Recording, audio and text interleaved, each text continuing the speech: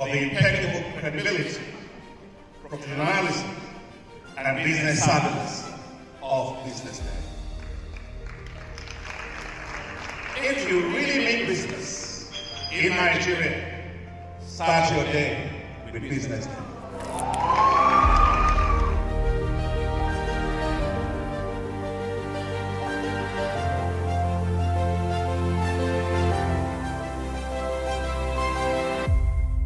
BusinessDay is West Africa's leading provider of business intelligence and information, delivering premium content across diversified media platforms, including online, mobile, and print. Since its inception in 2001 with a weekly newspaper production, BusinessDay has expanded its reach to provide exclusive content accessible through print, mobile, and online channels. Our premium offerings are further enriched with syndicated content from esteemed sources like the Financial Times, The Economist, and the Harvard Business Review. At BusinessDay, our mission is clear: to be the foremost provider of business and financial content, empowering readers to make informed decisions in Nigeria and Africa.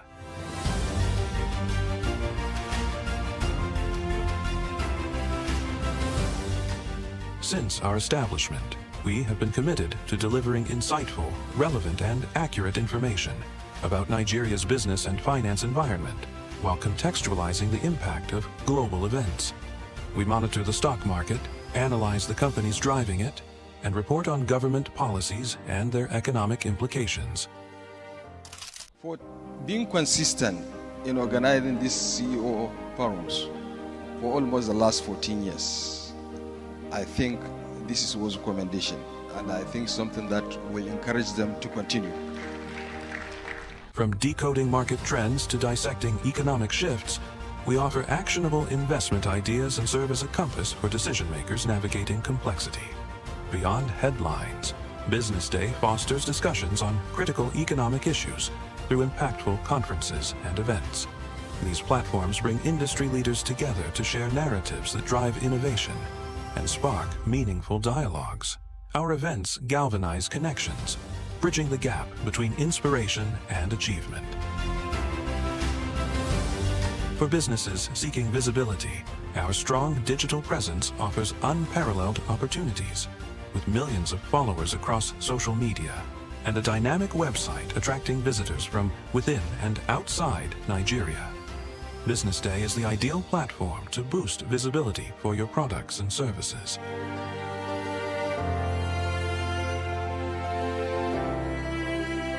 If you're looking for in-depth analysis and expert opinions on Nigeria and Africa's business landscape, BusinessDay is your guide.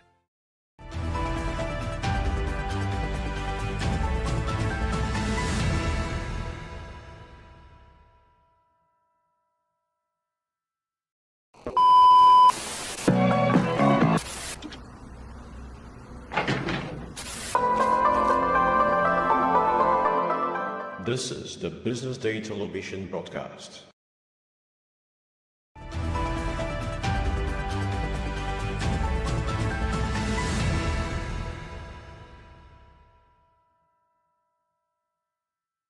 Good morning and welcome to the BDTV Breakfast Show. My name is Elizabeth Musa and it's a pleasure to have you start your week with us this morning. Let's see what's making headlines this morning.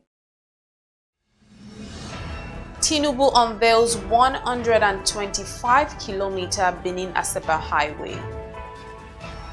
Elumelu Foundation grants $15 million to 3,000 African entrepreneurs.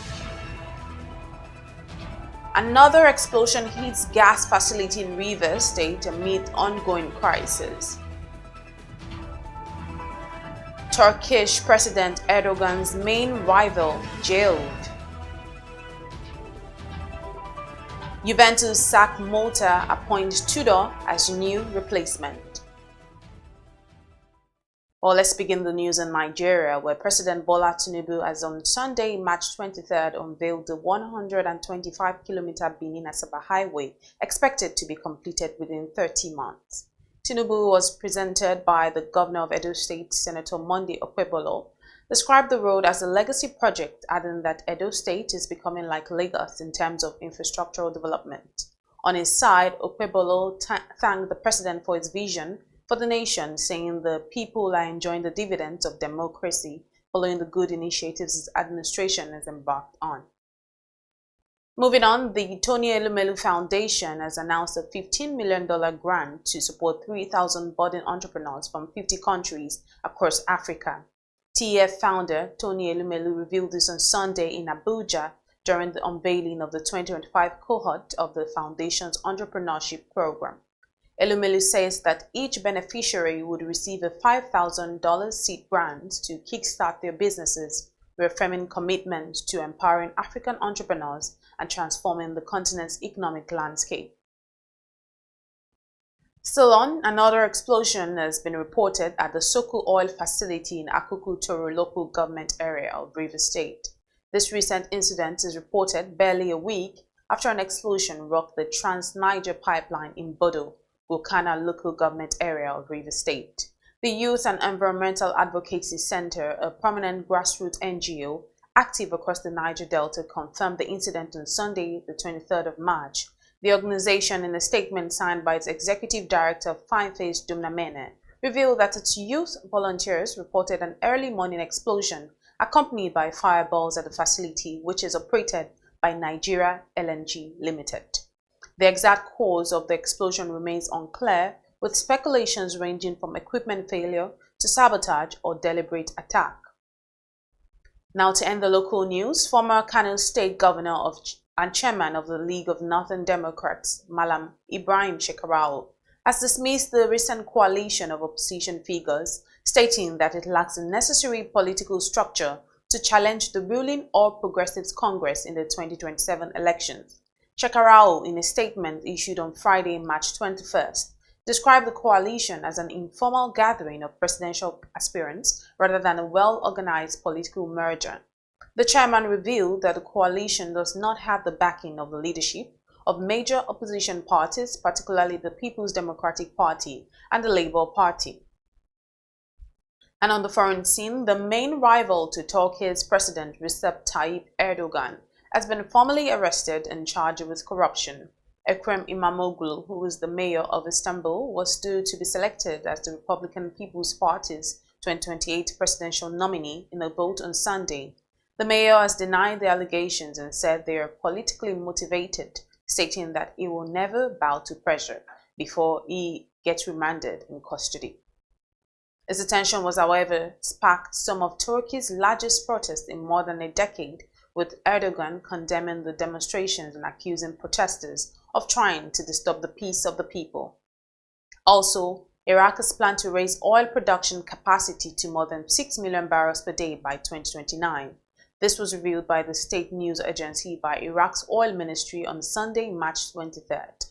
Oil Ministry Under-Secretary Bassem Mohammed told the agency that Iraq aims to achieve its target through oil exploration and nationwide drilling activity, pointing to a recent deal with oil major BP, opening a new tab to redevelop 4 Kirkuk oil and gas fields.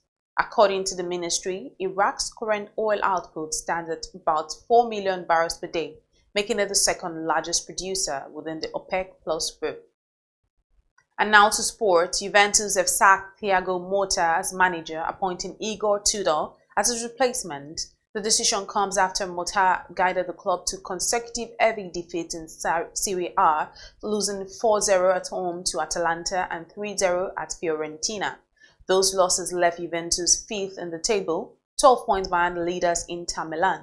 The 42-year-old side were also surprisingly knocked out of the Champions League in the playoff round by PSV Eindhoven in February, and also exited the Coppa Italia less than a week later. Now to end the news, Super Eagles captain William Truss Ekong and talisman Victor Osimhen have issued a stern warning to Zimbabwe ahead of a crucial 2026 World Cup qualifier scheduled for Tuesday at the Godswill Akpabio International Stadium in Uyo. Ekong, who was instrumental in Nigeria's 2-0 victory over Rwanda in Kigali on Friday, emphasized the hunger within the squad to reach football's biggest stage. The Eagles captain expressed satisfaction with the team's performance against Rwanda, describing it as a statement of intent in their World Cup qualification campaign. On his side, Osimhen revealed that the team is ready to fight to the finish, describing them as a war which they must win. Well, these are the top headlines this morning on the BDTV Breakfast News. My name is Elizabeth Musa. Up next is Newspaper Review. Stay with us.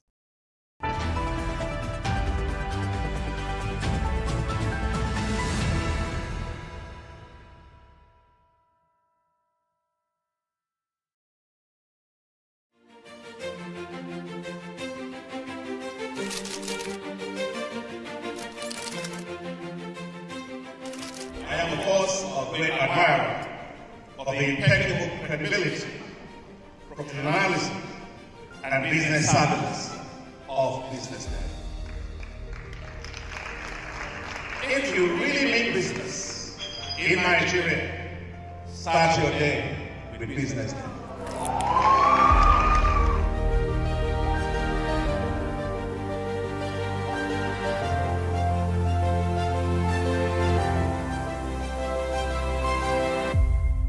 BusinessDay is West Africa's leading provider of business intelligence and information, delivering premium content across diversified media platforms, including online, mobile, and print.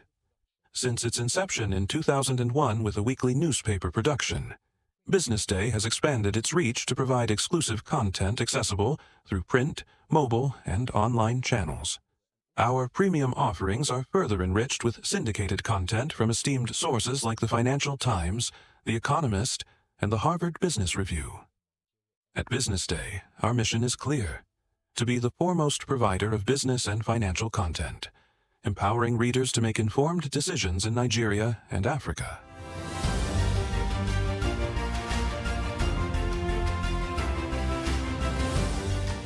Since our establishment, we have been committed to delivering insightful, relevant, and accurate information about Nigeria's business and finance environment, while contextualizing the impact of global events. We monitor the stock market, analyze the companies driving it, and report on government policies and their economic implications. For being consistent in organizing these CEO forums for almost the last 14 years, I think this was a commendation, and I think something that will encourage them to continue.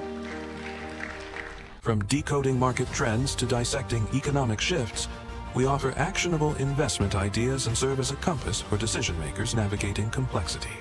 Beyond headlines, BusinessDay fosters discussions on critical economic issues through impactful conferences and events. These platforms bring industry leaders together to share narratives that drive innovation and spark meaningful dialogues. Our events galvanize connections, bridging the gap between inspiration and achievement. For businesses seeking visibility, our strong digital presence offers unparalleled opportunities, with millions of followers across social media and a dynamic website attracting visitors from within and outside Nigeria. BusinessDay is the ideal platform to boost visibility for your products and services.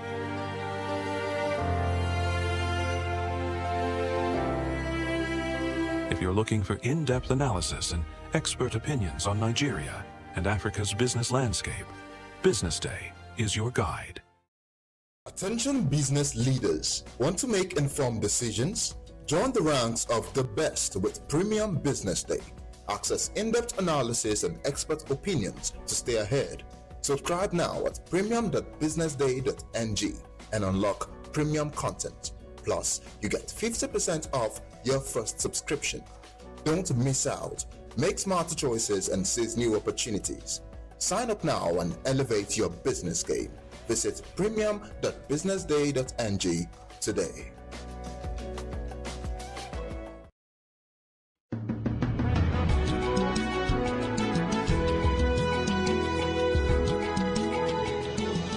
Hello, this is Bode Oshosami on Global Business Insights on BDTV, where we bring ideas and discussions on the business headlines.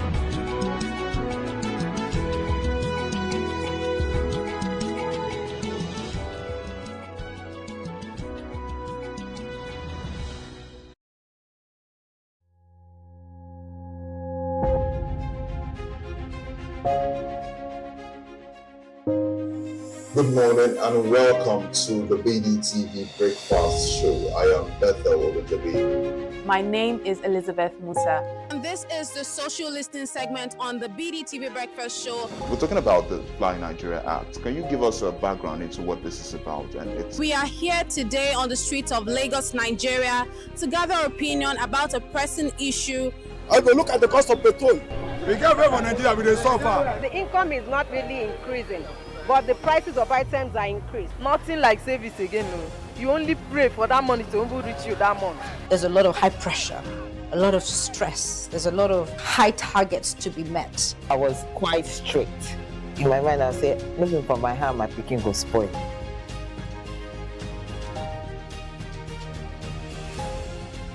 To allow all banks and all the players in the space. 15% inflation target achievable in 2025.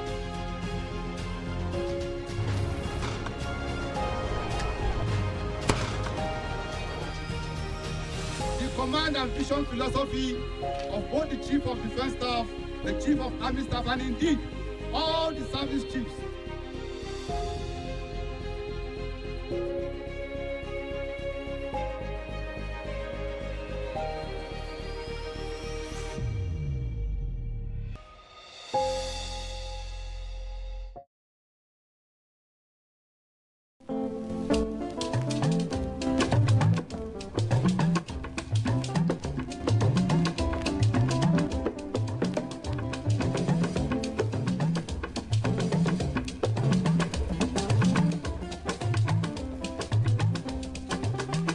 This is the Craftsmanship Chronicle series on Go Local, and on this episode, our focus is on wood, trees in our hood.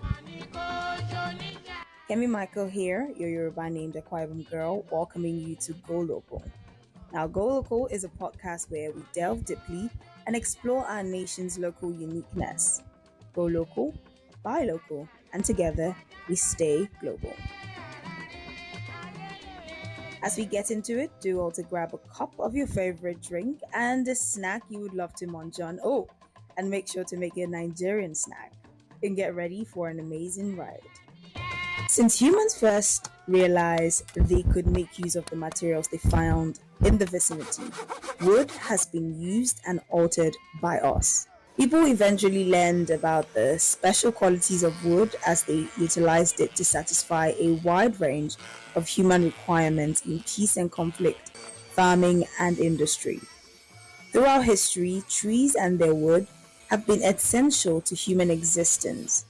Since ancient times, wood has been one of our most vital building elements, used for construction as well as for production of tools, weapons, and furniture.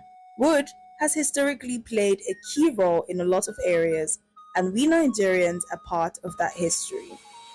For this episode, I went to the Itamaga sawmill in the Ikorodu area of Lagos State, where I was able to speak with the General Secretary of the sawmill. My name is Alhaji Kabiru Adegwega Ibrahim, and this is Sogidowo sawmill Itamaga. So I'm the secretary to the association, General Secretary to the association, Sogidowo Plant Marketers Association of Nigeria. Here in Nigeria and around the world, we have several uses of wood, such as agricultural purposes, for making musical instruments, for carving religious figurines, to create household furniture, for casket production, for fortification, as well as for source of energy supply, for example, our firewood and general logs for fireplaces. The wood production in Nigeria has specific process, and I will leave the explaining for the experts. The woods normally come in 2x6. That is for roofing. So when they buy to the, like the ones you are looking there now, and it's 2x6. So when they bring it here, if you want to saw it, you saw into 2x4, 2x3, 2x2. Those are the roofing planks. So we saw it to those sizes if you need it for roofing. So we take it from the shed down to the machine side. So we saw it there. If it is roofing, so it's all 2x4, 2x3, 2x2. So for facing board, that one is 1x12. 1 by 12 by 12. So now like the one that they are putting down there. So that is 1 by 12 by 12 for 15 boards. So after you roof to 15 boards, so you cover breeze or whatever. So that's what they use that one for. So to seal the roof with the ceiling. So that's what they use it for. Just like other industries, the wood industry sure has its challenges. The challenges we usually face is the problem of this marine police or guard or whatever. You know, they are extorting us too much. You know, Nigeria, that's Nigeria system, corruption. After we will have saw wood, process it, take the license, but they usually collect approval for wood, any wood cut. After that, if you pass through the water, if this marine police or whatever see you, they will still collect money as if you never collect any paper. So that's the Nigerian problem. So we face many challenges, yeah. At the same time, after they are coming from the river, the canoe bash, those the trucks that are coming into the sawmill, those are the policemen on the road trying to collect something, collect money. Those are the challenges we have. Vegetation of Nigeria can be broadly classified into two types, that is, forest and savanna. Now, according to Statista in 2021, Nigeria exported forest products amounting to nearly $109.7 million US. Most of these products were roundwood and sawnwood, amounting to roughly 52.4 million and 8.1 million US dollars, respectively. Other main exported forest products included paper and paperboard. The wood always come from Bayelsa State, Ondo State, Edo State, and from Oyo as well. But the one coming from Oyo, that's 1 by 12 by 12, and at times 2 by 12. But 2 by 6 wood for roofing normally come from Bayelsa, Edo State, Ondo State, and at the same time from Ogun State, Ogun Water side. The customer you have, if it is an old customer, you must have a relationship. He can call you on phone and place order. So you call transport for him. When you've concluded with him for the quotation of the wood, so if you help him process it, call transporter to transport it. So they will take it down to him. Or some do come inside to the market by themselves. So they will negotiate price, buy the wood, call a motor to pack it. Because the transporters, they have their own association as well. According to the United Nations, Nigeria has the highest deforestation rate in the world, with an estimated 3.7% of its forests lost every year. That's what I'm saying, our problem here. And these forestry people that are supposed to be handle that, Ministry of Agriculture. Wherever they cut timber, supposed to plant it back immediately. They don't do that. In a question of say 5 to 10 years now, there will be the issue of a wood scarcity. Those places that I'm talking the other time, that is do whatever. If you want to get wood now, it's very, very far to the upland, to the river itself, to the swamp itself, too far. That's why the wood is very hot now. This is a call to action to the Department of Forestry, Federal Ministry of Environment. We in Nigeria are losing our trees and we need a solution to this loss. When one tree is cut down, I believe 10 more should be planted in its stead. Wood in Nigeria plays a very vital role, and leaving our forests to chance of the trees growing on their own accord is very risky.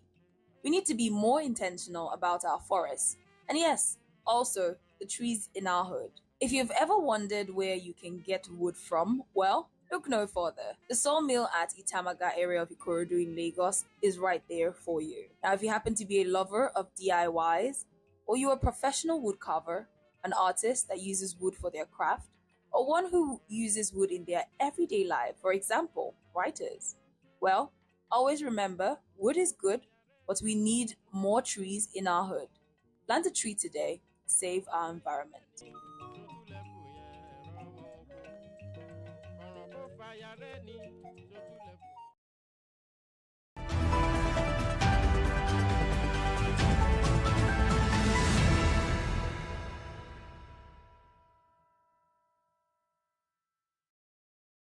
Someone like me, they say Jakpa and Jakpada.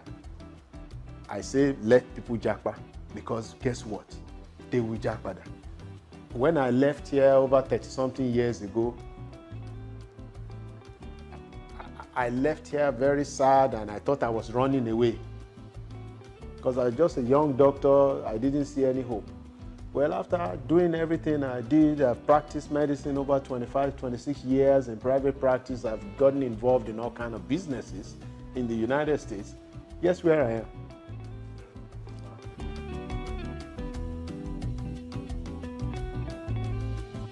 You know, Saglev is an electric vehicle manufacturer. We're actually a U.S. company. Our principals actually manufacture vehicles in the U.S., but the Saglev Electromobility Nigeria Limited is our Nigerian subsidiary, just like we have a subsidiary in Ghana, Cote d'Ivoire, and then soon in South Africa. All of these countries will have their own assembly plants. That's the plan, where we assemble in every of this market. Already, we've been testing vehicles in Nigeria and Ghana. We've been collecting data from rideshare drivers, fleet drivers. We've been literally paying drivers to submit their data to us. How much do you make? How much gas do you buy? We are tracking their vehicles, seeing the distance.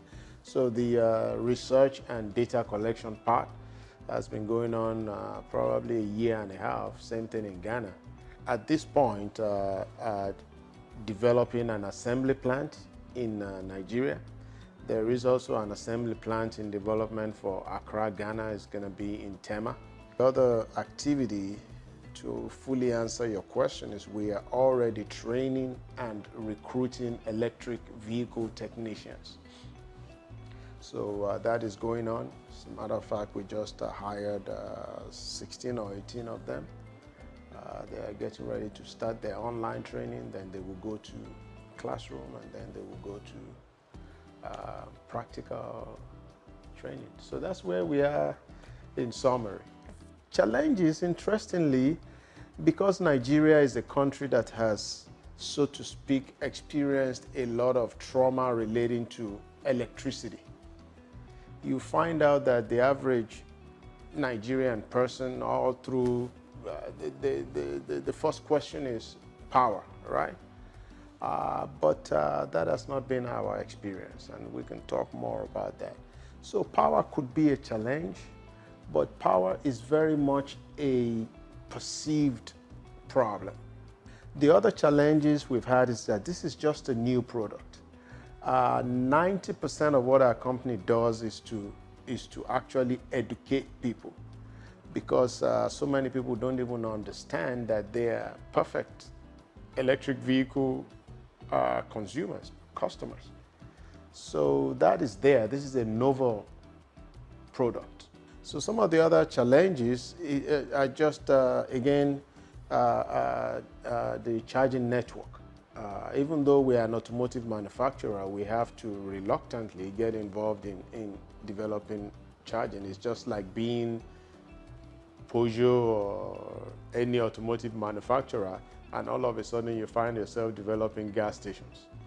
Foreign exchange rate, we find ourselves in a challenging economic condition. But the way I like to tell people is that Saglev is actually a solution to that.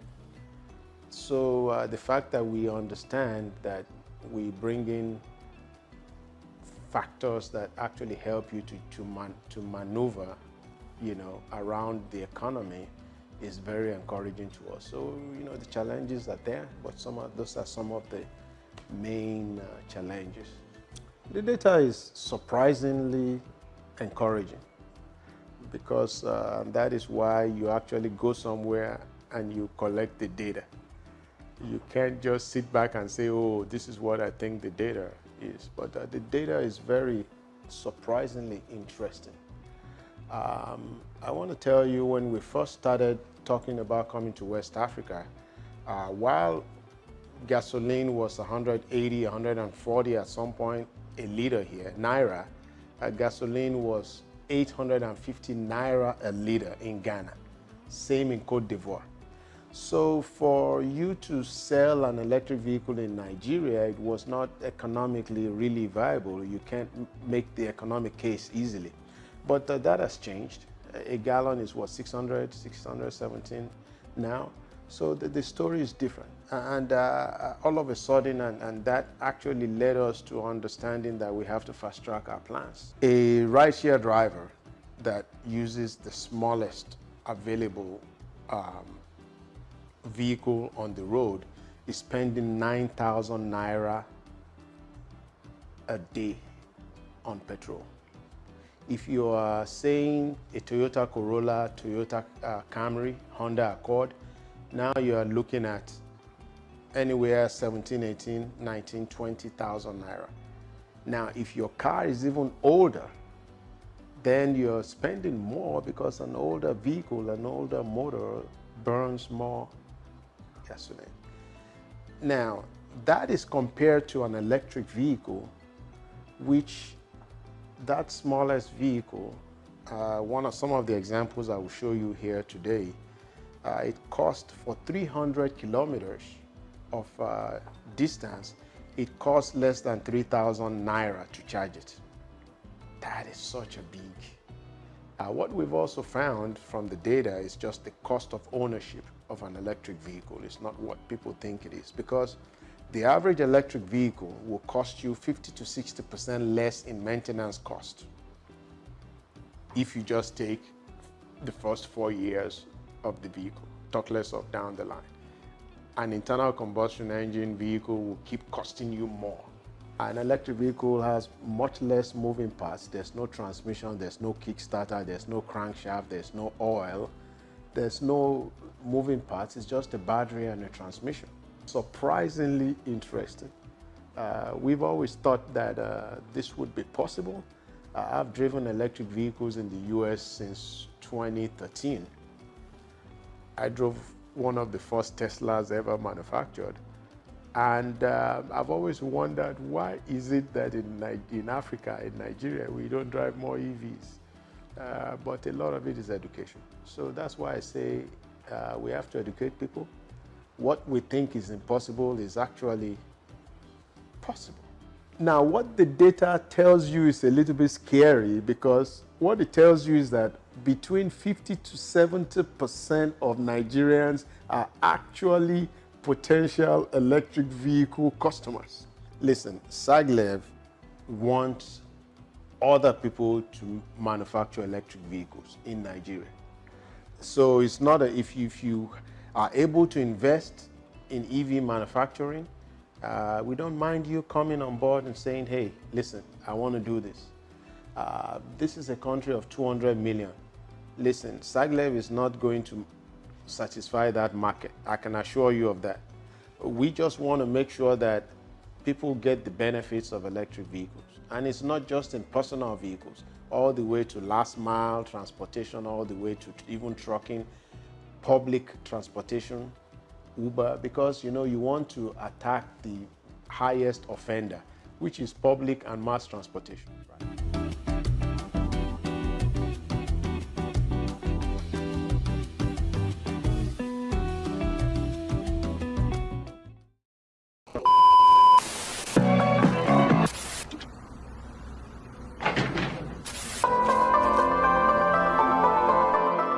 This is the Business Day television broadcast.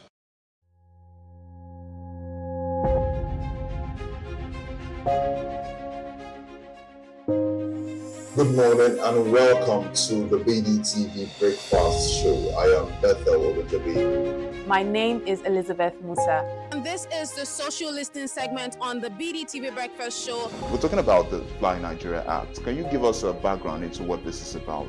We are here today on the streets of Lagos, Nigeria, to gather opinion about a pressing issue. I go look at the cost of petrol. We get very for Nigeria with the suffer. The income is not really increasing, but the prices of items are increased. Nothing like service again, no. you only pray for that money to even reach you that month.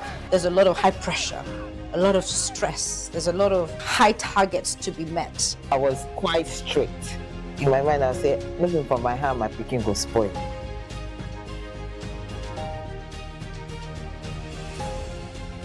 To allow all banks and all the players in the space 15% inflation target achievable in 2025.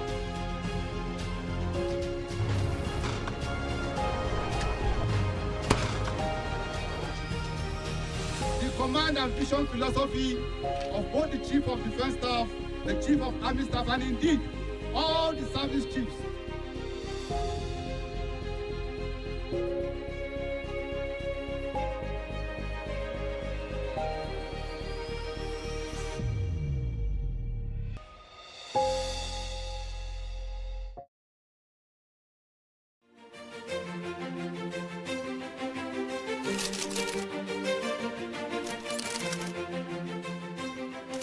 I am, of course, a great admirer of the impeccable credibility, professionalism, and business savviness of BusinessDay.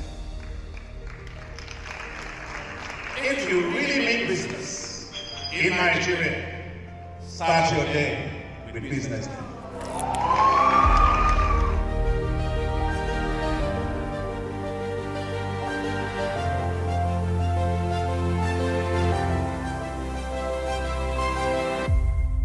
BusinessDay is West Africa's leading provider of business intelligence and information, delivering premium content across diversified media platforms, including online, mobile, and print. Since its inception in 2001 with a weekly newspaper production, BusinessDay has expanded its reach to provide exclusive content accessible through print, mobile, and online channels. Our premium offerings are further enriched with syndicated content from esteemed sources like the Financial Times, The Economist, and the Harvard Business Review. At BusinessDay, our mission is clear: to be the foremost provider of business and financial content, empowering readers to make informed decisions in Nigeria and Africa.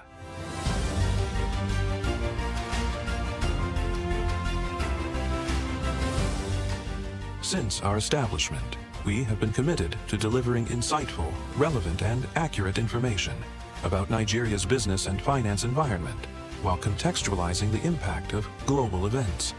We monitor the stock market, analyze the companies driving it, and report on government policies and their economic implications.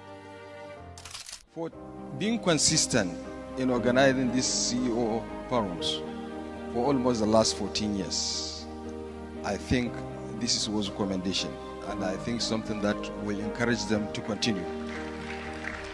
From decoding market trends to dissecting economic shifts, we offer actionable investment ideas and serve as a compass for decision makers navigating complexity. Beyond headlines, BusinessDay fosters discussions on critical economic issues through impactful conferences and events. These platforms bring industry leaders together to share narratives that drive innovation and spark meaningful dialogues. Our events galvanize connections, bridging the gap between inspiration and achievement. For businesses seeking visibility, our strong digital presence offers unparalleled opportunities, with millions of followers across social media and a dynamic website attracting visitors from within and outside Nigeria. BusinessDay is the ideal platform to boost visibility for your products and services.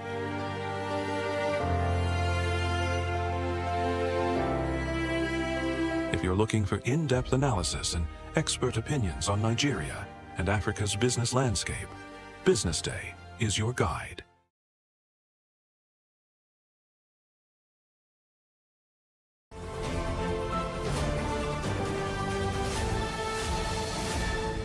You are watching Business Day Television.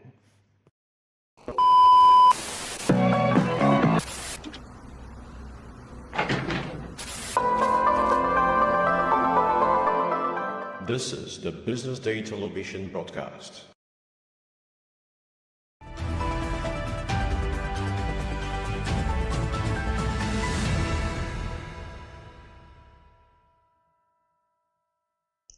Thank you for staying with us on the BDTV Breakfast Show. We are live now to see what we have on the front pages this morning. I've got, of course, in the studio with me, Mohammed Akonji. Mohammed, welcome to the show. Thank you very much, Elizabeth. Good morning. Good morning. How was your weekend? Oh, it was good.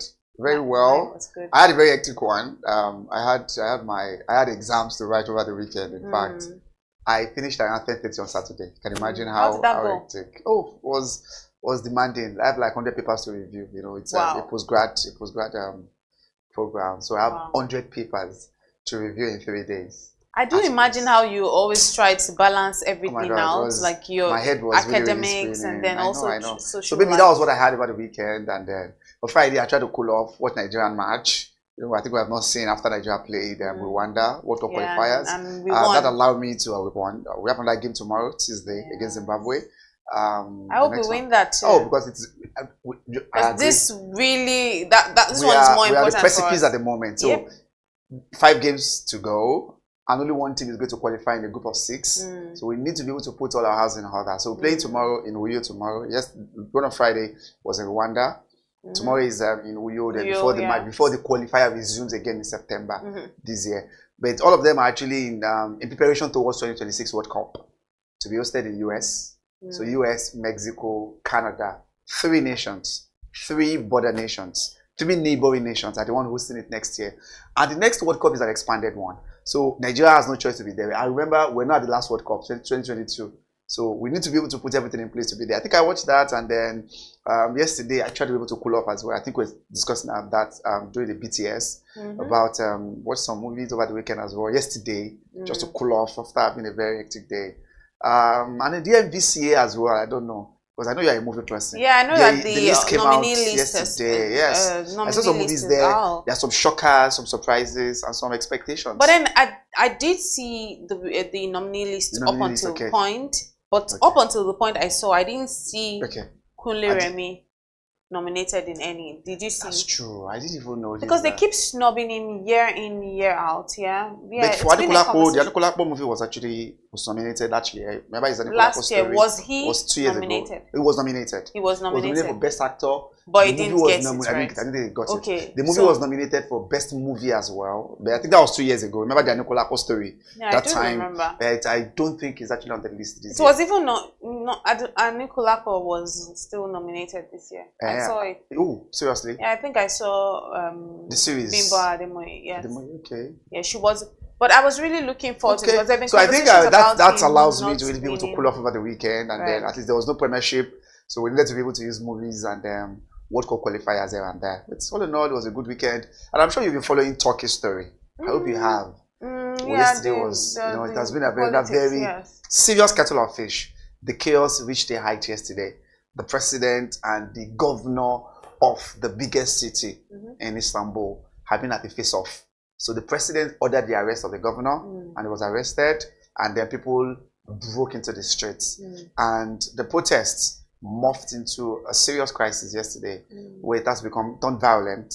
And then I'm sure the scenes were actually not befitting to see. If you're able to look at it.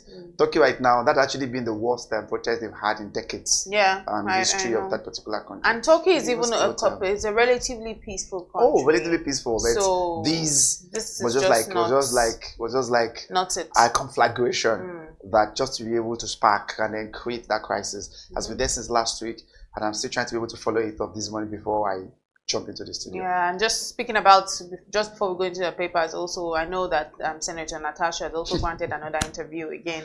Just bringing it back home, she had granted another interview. Thank you very much. Yes. And it's good to start from that point as a woman. I know you are really an advocate. You are really advocating for her. Where she of course spoke about, how nasty place, some of the things that politics. Mr. Godswill, Senate President Akpabio said, said that, oh, your waste movement, you seem like you know how to, you seem like you be good in bed, or like your waste movement. Did she say that? She said that. She revealed that. Okay. Yeah, she revealed that. He made such sexual suggestive remarks to her. Yes, I had said, the way you are, it seems like your waist, you know how to move. So she revealed that in the interview she granted to BBC. Economist. It's BBC? No, okay, they want to the BBC. Okay. Yeah, so that's just been, I'm just looking to see where this all goes at the end of the day. But one thing is for sure for Natasha is the fact that she's gotten truckload of support, especially from Nigerian women, just women around the world. She went from about 2,000 followers, now she's about 100 and something thousand. Whoa! Yeah. On social media. So there's rallying support for her. So I do see her as like a voice. Wherever this goes at the end of the day, I don't know. But eventually, she's going to be a voice for a generation. I think that's really important. No one does anything if truly the allegations, but remember, they are still within the realm of allegations. Right, the man has actually come out to deny everything blatantly, to say all these allegations were just as a result of remote allocation of seats.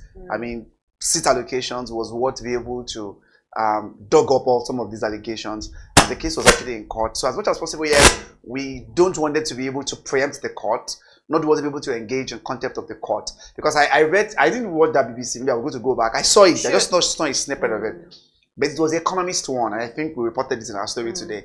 The Economist one that I think I read on Economist yesterday, and how he was painting the Nigerian political environment as being a nasty ground for women. Even though Senator Florence Itagiwa, I don't know whether you know her, she was one of the early senators, the woman then, who countered that position, that she never seen herself as one, and no one has actually been able to show those advances, you know. And one of the remarks that was actually made by someone, another senator there, which I actually found quite sexist, was the fact that she was actually a victim of her beauty. I don't expect somebody to be able to say that.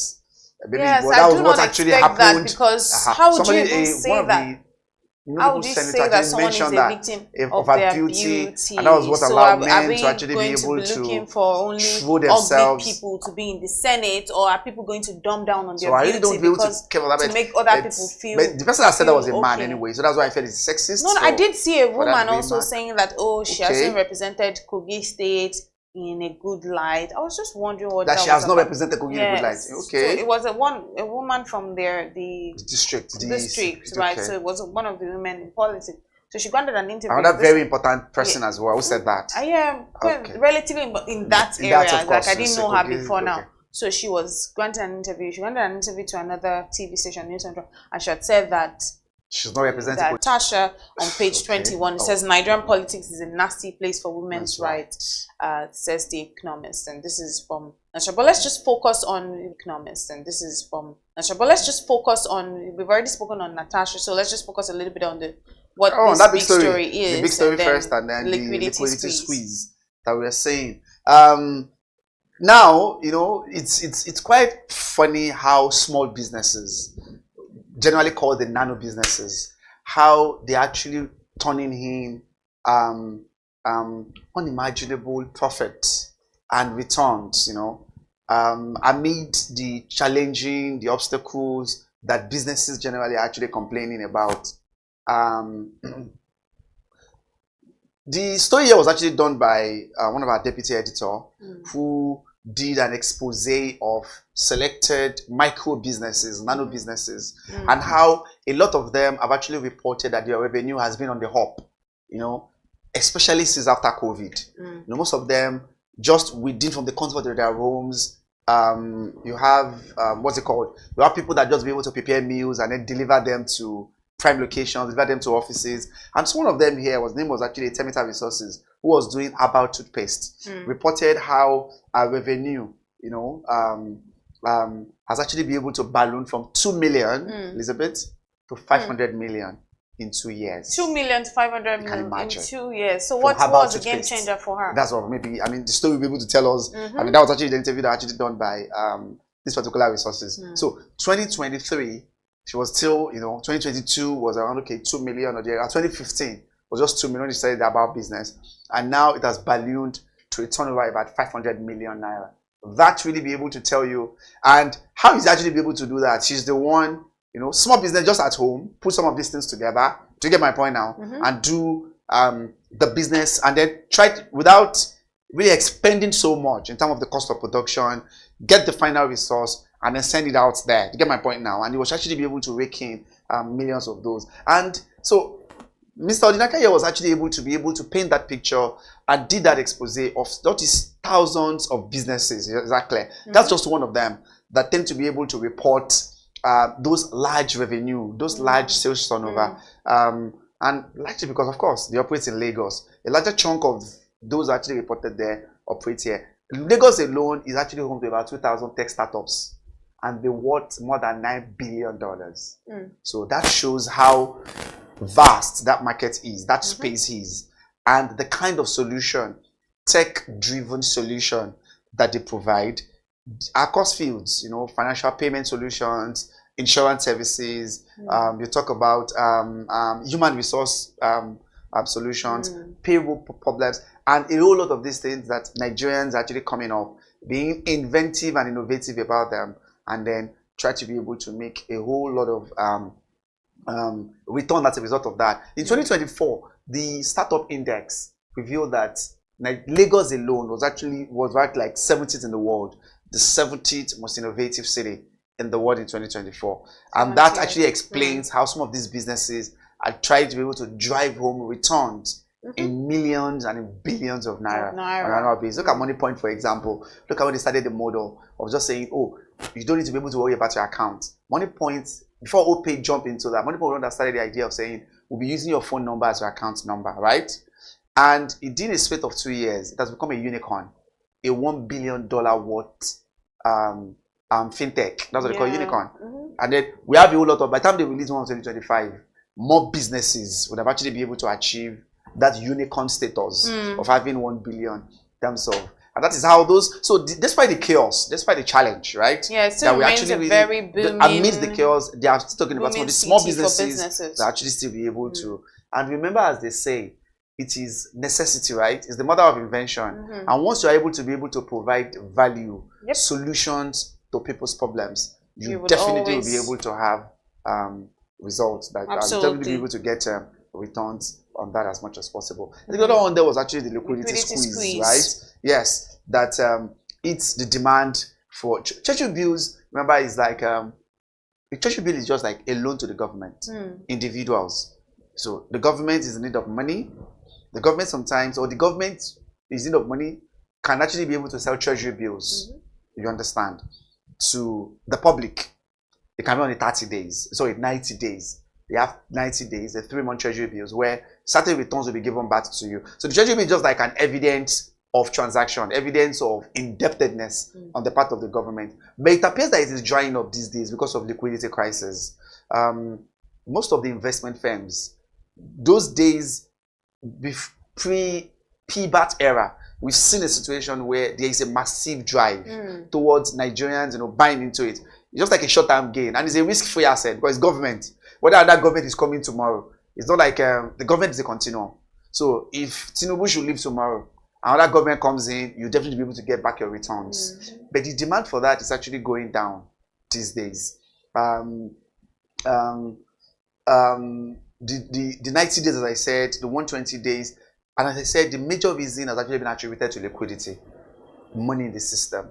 People the money that people have is actually to be able to meet some of their basic needs. So it's only when you have speculative money or leftover money that you can be able to decide, okay, let me just be able to invest these, these leftovers out of when I was able to have my expenses. But when people daily expenses have actually be able to eat deep into people's pockets, that they hardly would even be able to have anything left for savings. Not to even talk about, well, let me put some other things aside for investment. So I think that has actually impacted it, especially in the last 1 or in the last 2 years. The central bank is trying to be able to do everything possible to make it attractive, but that has actually not been able to yield the desired result. Let's see what we have on the Punch paper this morning, still on the Naira for crude deal. It says marketers fear price hike as federal government suspends sale to Dangote. This continues on page 35 of the Punch. By the way, you need to grab a copy of the Business Day paper to read in-depthly on the stories that we've spoken on, especially the small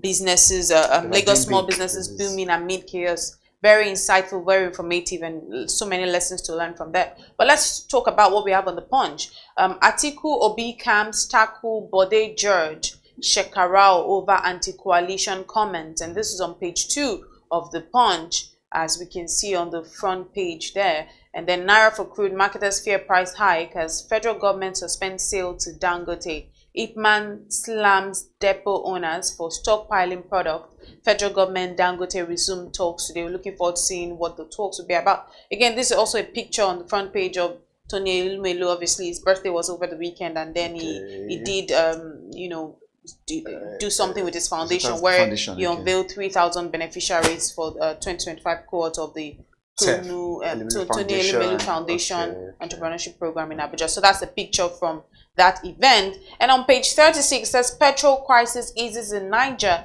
after Nigeria's bailout. Niger Republic. Niger, yes, yeah. Then on page 45, 2 US-based Nigerians accomplices face 62-year jail for $50 million fraud. We're not going to talk about that, but let's talk about Naira for crude. Of course, I mean that is the in thing or the important story at the moment right now, because countdown to March 31st has actually begun. Remember the Naira almost here next week Monday, right? Like it's next week Monday or thereabout.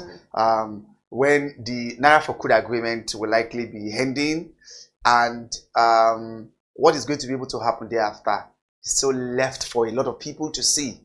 You know, permutations, suggestions, rumors have actually been swelling as to what might likely be able to happen. Yeah, the federal government, through the coordinating minister of the economy, said efforts are being made to ensure that the agreement is renewed.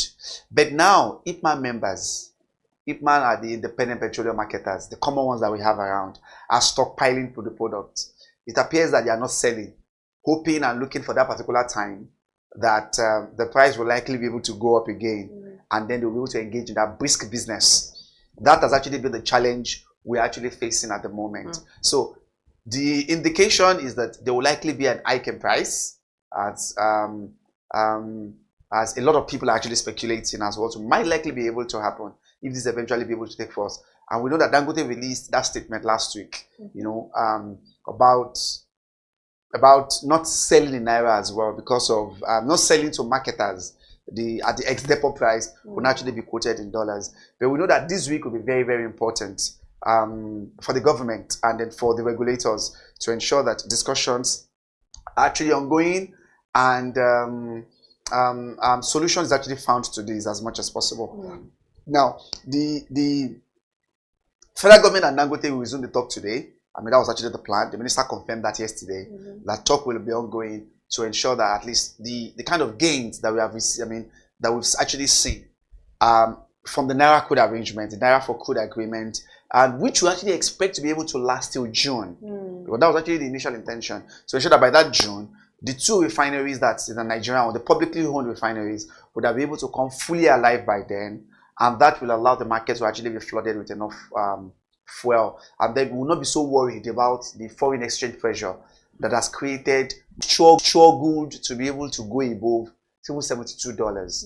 Despite all the effort, of course, US have actually played a very vital role in terms of oversupplying, the supply glut have created a problem. So, but the Nigerian government cannot be able to wait on that, because the challenging there is if you allow this to be able to, if you allow this to go as well, the implication, revenue to the government might be good, but the average man on the streets, Nigerians who are already reeling from the economic challenges that they are facing, will be one to actually be able to receive the biggest hand of the stick. So as we have to talk about there, the discussion has to be able to continue today for the 650,000 per day, 650,000 liters per day, barrel per day capacity refinery, to ensure that the stocks are actually supplied to them as and when due. And it's only by actually supplying that at least the calm, the calm that we have seen in that sector these days, that we will just be able to breeze in and breeze out. And then the regulator also need to be able to check the IPMAN members, the petroleum marketers, who are stockpiling the products now, and then trying to be able to arbitrage or speculating an increase in price where they can be able to do brisk business when this likely start next week. We hope that federal government and them will be able to get that resolved.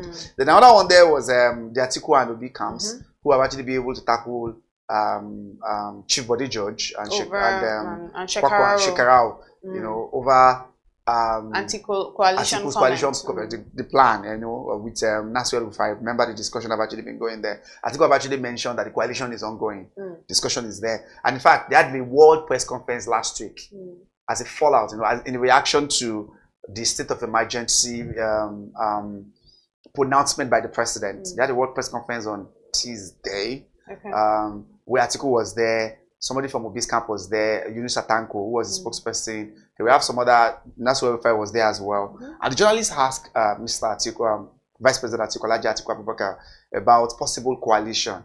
And he confirmed in the affirmative, yes, discussions are ongoing to ensure that they're going to be able to have something in the mode of what APC did in 2013. Remember that APC was actually the amalgamation, was actually a conglomeration of ACN then, Actual Congress of Nigeria, the CPC owned by Buhari, the CPC of Buhari, the AMPP, the splintered group of PDP, we call them new PDP then, and then APGA, some splintered group of APGAs will come together to form APC. And that makes them a very, very strong party in Nigeria today. So I think such discussion too is also ongoing. But I think we have mentioned that here, that the defection of, what's it called, Nasir El-Rufai is just the beginning of many alignments and political dynamics or political calculus that is likely going to be able to take place. And I think that's what we are seeing right now. Of course, some PDP members have actually been able to fire back that there will be no coalition. PDP is strong. Is strong as an opposition, as a lone opposition to APC. And that is what somebody like Barijo is actually talking about. Atiku Abubakar is a powerful force. He's an heavyweight. He's a political juggernaut, and he knew that you cannot defeat the APC. Right? Maybe by PDP alone, but only through such coalition or through such measure. But very quickly, let's also talk on the South governors and National Assembly planning to reconcile. Because in fact, for the first time, I think we saw Fubara in public for the first time yesterday. I mean, post the announcement of his suspension. Without seeing him, I think it was at the church service yesterday, and then a lot of cameras were actually in his face. Even though he refused to be able to speak to the journalists the day after, we saw him. But people were actually, there have been hues and cries about apprehension. People have actually been saying they're actually fearful or they are worried about his safety and other things. But we saw a man who was at the church service yesterday. But efforts are being made. Remember, it's a 6-month period to ensure that this is resolved, right? The face-off of that battle, the face-off or the fracas between him and the 27 lawmakers who are pro-Wike, as we used to call them, pro-Wike lawmakers, needed to be resolved. And that's what the president said. If they can be able to get the house in order within that 6 months, then everyone will be able to go back to their positions or to their offices or to the status quo that it was. But other than that, just like what we to read in Vanguard, another explosion again. And that's what the president is actually afraid of. Cases about blowing up the pipelines.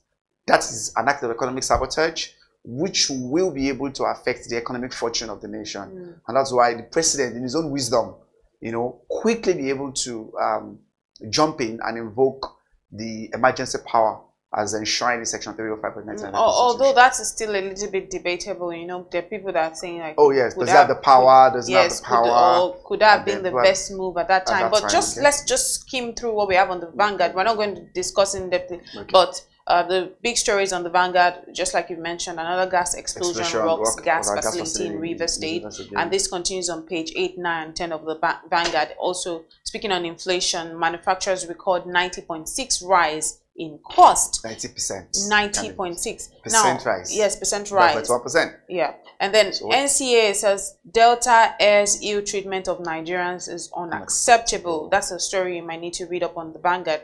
Lagos State has responded. Lagos State says our state is evolving, not smelling. Interesting one. And then State of the Nation up on the Vanguard. It says, I don't know when we will have peace again. This is from Ame Ebute.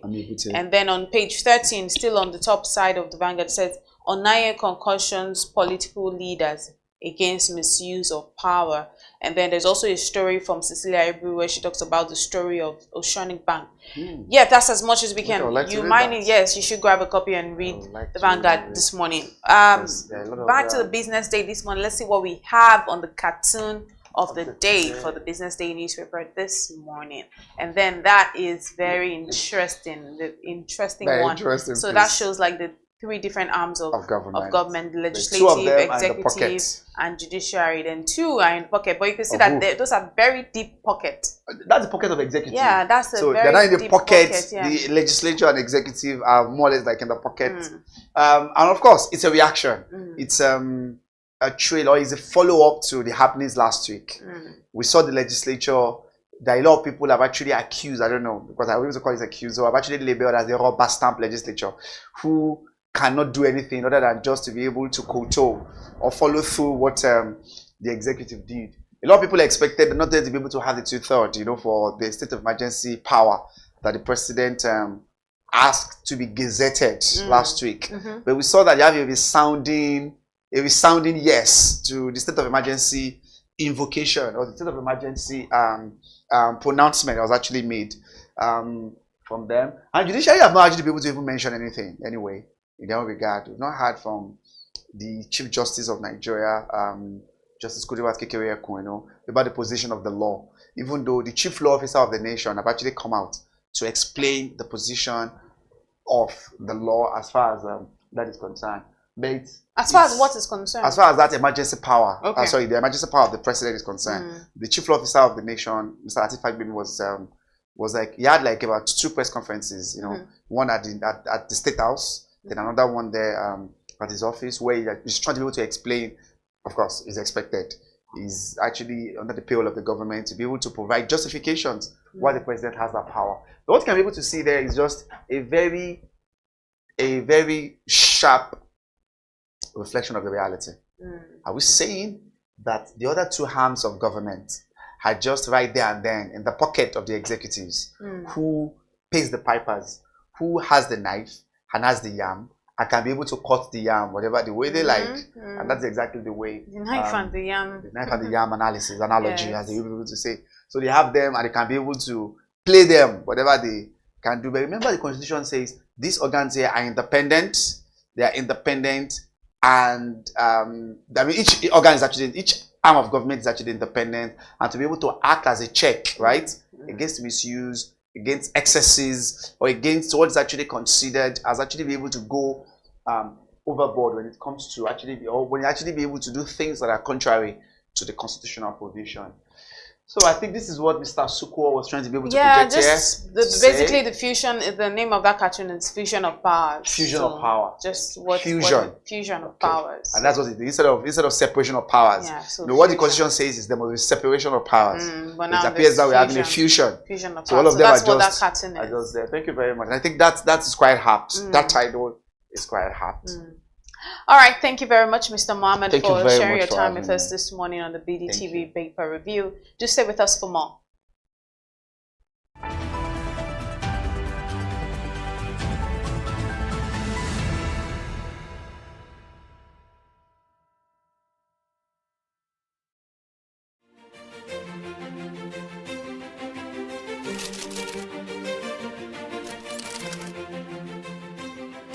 I am, of course, a great admirer of the impeccable credibility, professionalism, and business savviness of BusinessDay. If you really mean business in Nigeria, start your day with BusinessDay.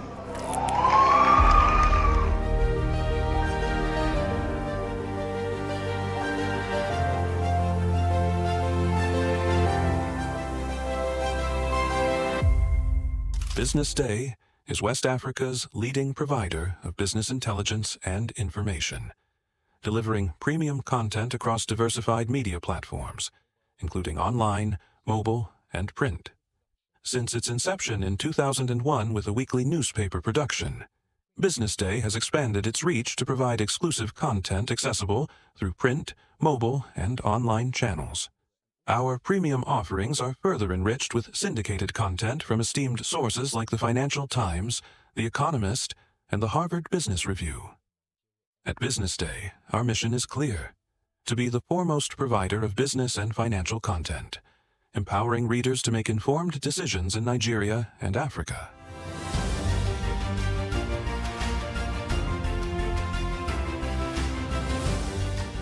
Since our establishment, we have been committed to delivering insightful, relevant, and accurate information about Nigeria's business and finance environment, while contextualizing the impact of global events. We monitor the stock market, analyze the companies driving it, and report on government policies and their economic implications. For being consistent in organizing these CEO forums for almost the last 14 years, I think this is a recommendation, and I think something that will encourage them to continue. From decoding market trends to dissecting economic shifts, we offer actionable investment ideas and serve as a compass for decision makers navigating complexity. Beyond headlines, Business Day fosters discussions on critical economic issues through impactful conferences and events. These platforms bring industry leaders together to share narratives that drive innovation and spark meaningful dialogues. Our events galvanize connections, bridging the gap between inspiration and achievement. For businesses seeking visibility, our strong digital presence offers unparalleled opportunities, with millions of followers across social media and a dynamic website attracting visitors from within and outside Nigeria. Business Day is the ideal platform to boost visibility for your products and services.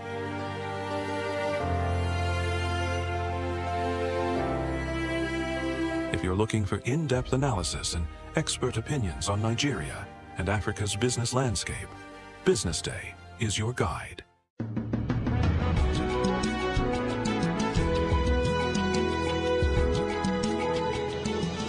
Hello, this is Bode Oshosami on Global Business Insights on BDTV, where we bring ideas and discussions on the business headlines.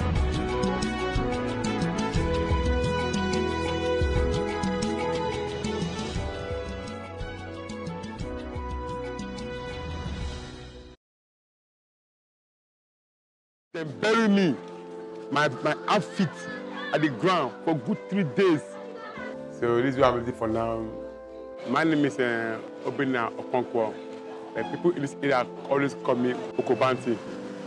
Based on what I do, I produce palm, sandal, both men and female. I'm not born like this. So when I was like 2 years old, when I got this accident, I sick. Then my mom took me to the hospital, but unfortunately, they gave me injection to the wrong side. Instead of to give me at the normal place, give me at my bone. It now weak me. My mom cannot back me with one wrapper. He used 3 wrapper to back me. Because she said I cannot be able to sit down again. I only, you know. So she has to do everything possible to make sure that I'm okay. So according to my mom, what she said, she took me to those people that do agbo. That's a native medicine. She said they bury me, my outfit at the ground for good 3 days. You know, then do some maintenance to make sure that I can be able to sit down. Because according to her, she said I cannot sit down. I don't, you know, because I'm weak all over. My mom tried everything possible to make sure that I'm okay. I don't like going back to my past because it do hurt me. Due to each time I go back on it, make me shed tears. But that one doesn't bring me down. I'm still pushing on. Based on, I believe that this is not the end of it. I still think that I'm alive and I'm still pushing forward. Sometimes I say, this boy cannot continue like this. No. Let me find one or two things and fix him. He asked me, boy, what would you like to learn? I say, radionic. And I decided, no, radionic cannot. I said, no, I want to learn cobbler. So now fix me in one at a Babish market. There's one man they call Mr. Water. But now this man is late. May he rest in peace. That's my boss. He taught me on how to beat palm. I learned my work for good 4 years, but no money to continue on my own, to start on my own. My boss said, okay, boy, and if I do your business with me, if you can sample your goods in my show glass, then anything, if customer come, if they choose your own, fine, they choose my own fast. So my boss is the only person that helped me that period for good 4 or 5 years. I'm married with a wife with 4 kids. This is what I'm doing. This is what I'm doing to feed them, to take care of, even pay their school fees. I know it's not really easy, but I don't have to give up. I said, I have to put myself together. I don't even look down on my condition that I'm on wheelchair. As you can see now from here, from here now, I can get to mainland. I will just go to bus stop, take a box, they'll carry me to mainland, where I do buy my materials. I don't have to give up to myself. You know, I know I'm a man. And I'm not seeing myself on this wheelchair. I don't look down myself. I believe that any woman that will come for me like this, she will take me where I am. And that's my wife. Our former president say the youth are lazy. Me, I say no, the youth are not lazy, no. If they can come outside and walk around the street, they will see people like me say, ah, no, this bros, man, you're not lazy. I'm not lazy. If I'm lazy, my woman will not accept me. My dad do everything possible to take good care of us. So when I lost him, I have no option. And I have to buckle myself and engage my hustle. Because this is what I'm doing. Not for the time.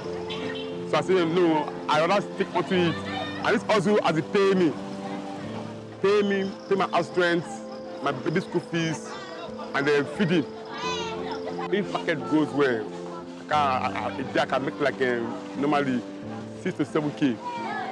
And then if it's like a month end, when people have got a salary, I can make like 16 to 17K. That month end, but it's per day, 7K, 6K. And due to the expensive, and I have to save to buy more materials. Normally, if I do just to build, it can be like 7 PS or 6 PS per day. If I do repairing, and I can do like 3 PS. 1 pair of shoe here, it contains 4K. Depends on the sole. If you want normal foreign sole, it's 4.5. Normal Nigeria sole is 3.5. One guy came to me here, meet me.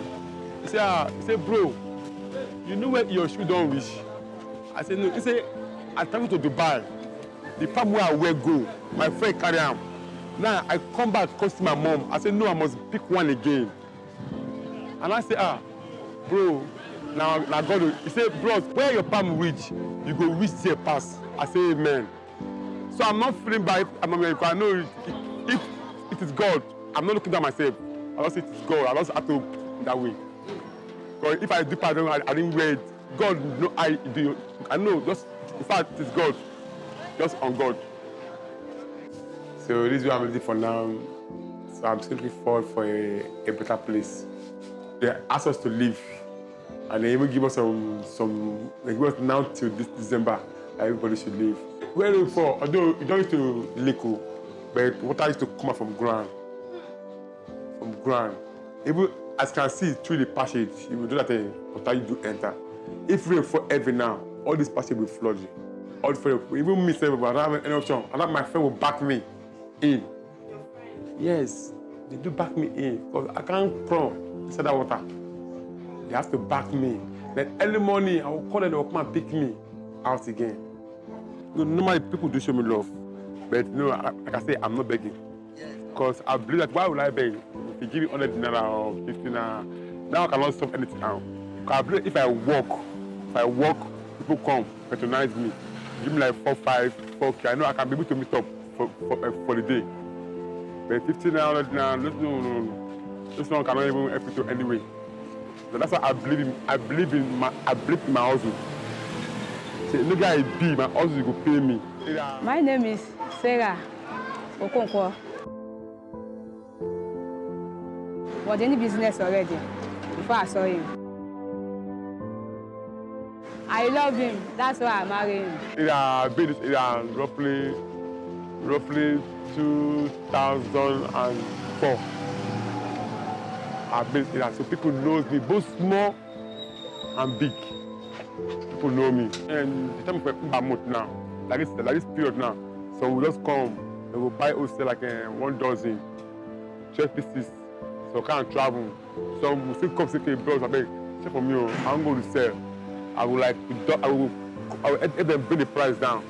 Instead of giving them 4.5, I will give them 3.5. 3.5. They actually, if they eat 1K or 5, you know bad. So on me, business they buy bunch, man. I don't go to feel am. So if I get like 1K on each palm I sell, I'm okay. Because the reason why I'm doing because I'm not paying for shop. But if I pay for shop, I will add money. I will sell it normally the way people other people selling it. My name is Obina Okonkwo, and people do call me Okobanti. Based on the way I'm doing my own thing, and then people say, upon this man on a wheelchair, still doing something. How much more them? Then they are okay. So my daily activity low, he encourage them. He say, if this man on a wheelchair can do something like this, how much more we can do more better than him?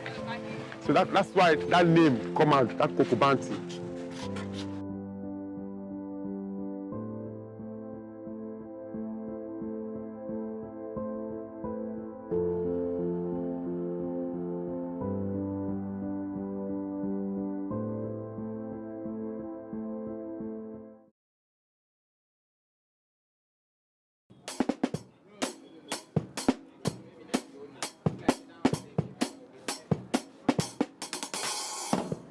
Music makes me happy. My name is Smith Austin Oyowe. I'm from Delta State. I was born like this. My daddy abandoned me. That cannot accept me.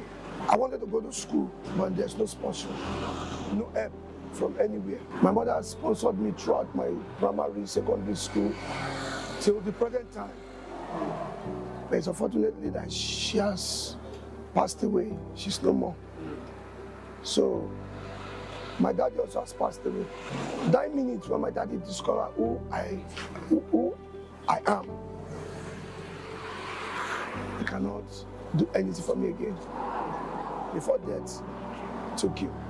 But all what I am today is the grace of my mommy and to Almighty God. Sometimes when I'm going out, I'll put my hand in my cloth, I will hide it, I'll be going. But after some time, I say, why am I hiding my hand? It's this hand that people used to look at, and somehow the hand used to attract people to me. And I stopped, I said, I will not be doing it again. And since then, anywhere I'm going to look, if I enter into any church, any gathering, when I come out like this, people will look at me.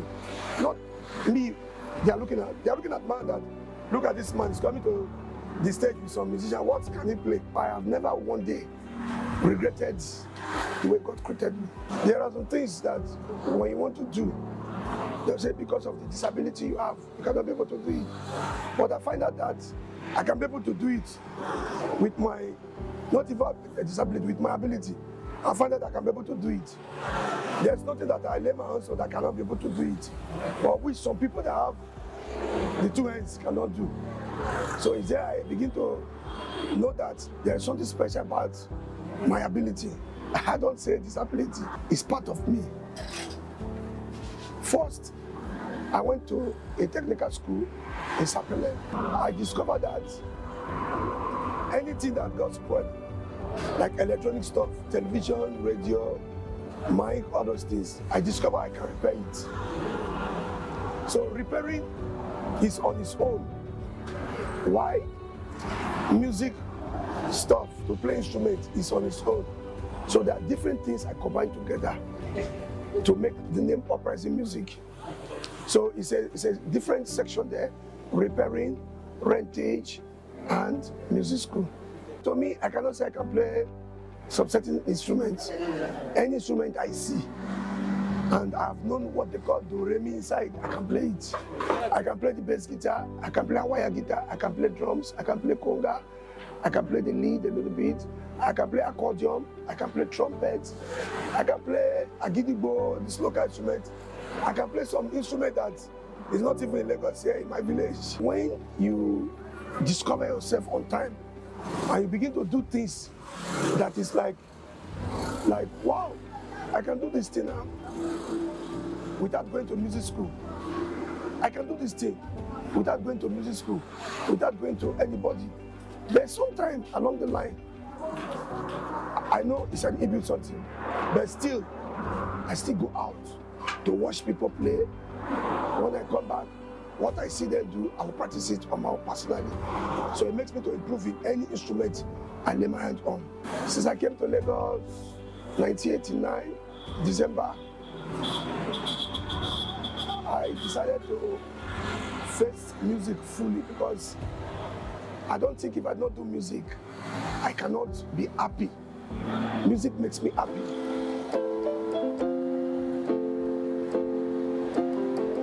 There's no sponsor anywhere. There's nobody that will sponsor you in anything you put your hand to do in Nigeria. It's only when you come out with something and some people discover you and they believe in you, it's there you can see sponsor. But when I started my own, there's no sponsor. What I did then is this. Because if God is with you, you have the whole world. I can repair. I want to buy this guitar. I don't have the money to buy guitar. I may go to shows. I told you I don't go to show again. I may go to shows with some big musicians. Maybe I play keyboard, I play drums. The money they paid me, I don't spend anyhow. I will save the money. When I save the money 2 to 3 times, I can be able to afford a guitar. The first guitar I bought in my life was 1,500. I was so happy doing it because I know that one day, God will raise me up. There is not much challenge. It's like what the Bible used to say, he that is in me is greater than he that is in the world. He that is in me doesn't need rehearsal. He that is in me, he doesn't need any help from human being. But sometimes we do need human help. There's no advice you can give to anybody because everybody is wise in Nigeria. Sometimes I have some blind in my school here. They can play drums, they play guitar. They brought them from disability home. They are still in my school here. I have their videos. Like my school have all their videos about all my students' performance. I have them. I have some special students here. Some time ago, I've removed some of them from the street. I call them. I can see you passing every time. Why can't you come and play one or two instruments? I will not even ask them for money because I have something in me that said, do it for them. But some along the line, when they started doing it, before you know, you never said they will jackpot. They will jackpot. So my advice to people out there, don't let yourself down. Don't look at yourself that you cannot make it. Don't look at yourself that you are nothing before somebody. The very moment you discover yourself, start doing something. You can make it. Jesus, all the sins are.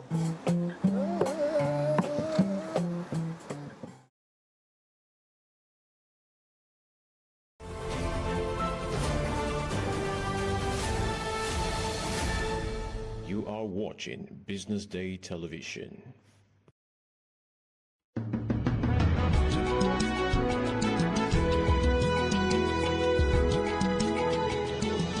Hello, this is Bode Oshosami on Global Business Insights on BDTV, where we bring ideas and discussions on the business headlines.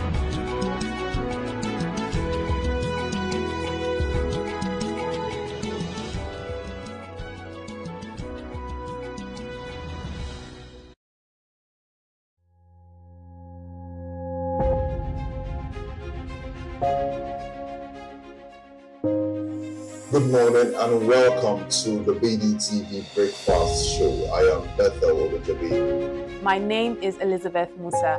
And this is the social listening segment on the BDTV Breakfast Show. We're talking about the Fly Nigeria Act. Can you give us a background into what this is about? We are here today on the streets of Lagos, Nigeria, to gather opinion about a pressing issue. I go look at the cost of petrol. We get very for Nigeria with the suffer. The income is not really increasing, but the prices of items are increased. Nothing like service again, no. You only pray for that money to reach you that month. There's a lot of high pressure, a lot of stress. There's a lot of high targets to be met. I was quite strict. In my mind, I said, looking for my hand, my picking will spoil.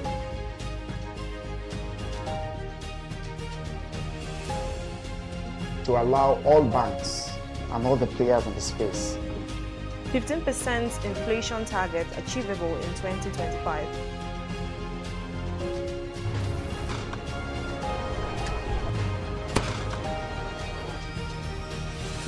command and vision philosophy of both the Chief of Defense Staff, the Chief of Army Staff, and indeed all the service chiefs.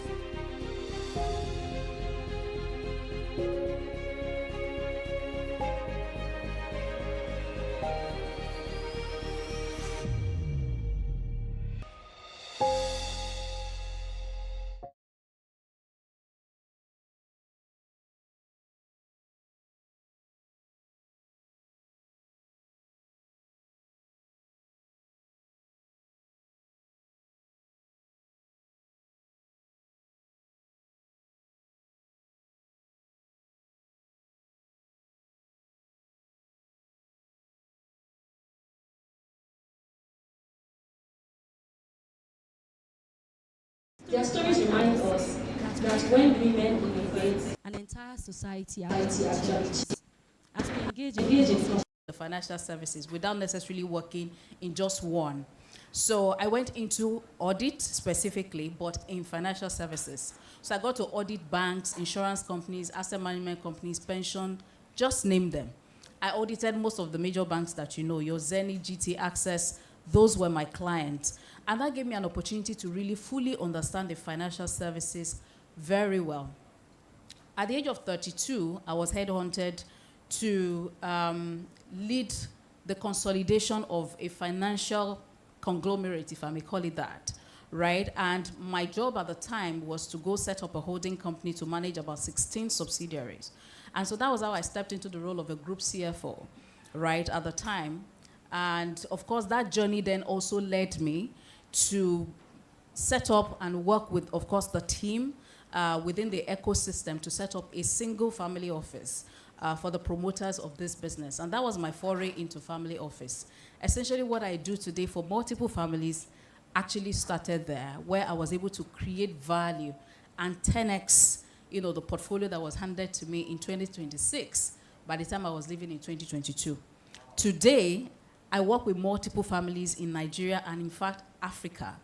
And what I do basically is I help them to grow their wealth, but not just grow their wealth, to preserve it and necessarily ensure that their wealth is multi-generational. Thank you very much.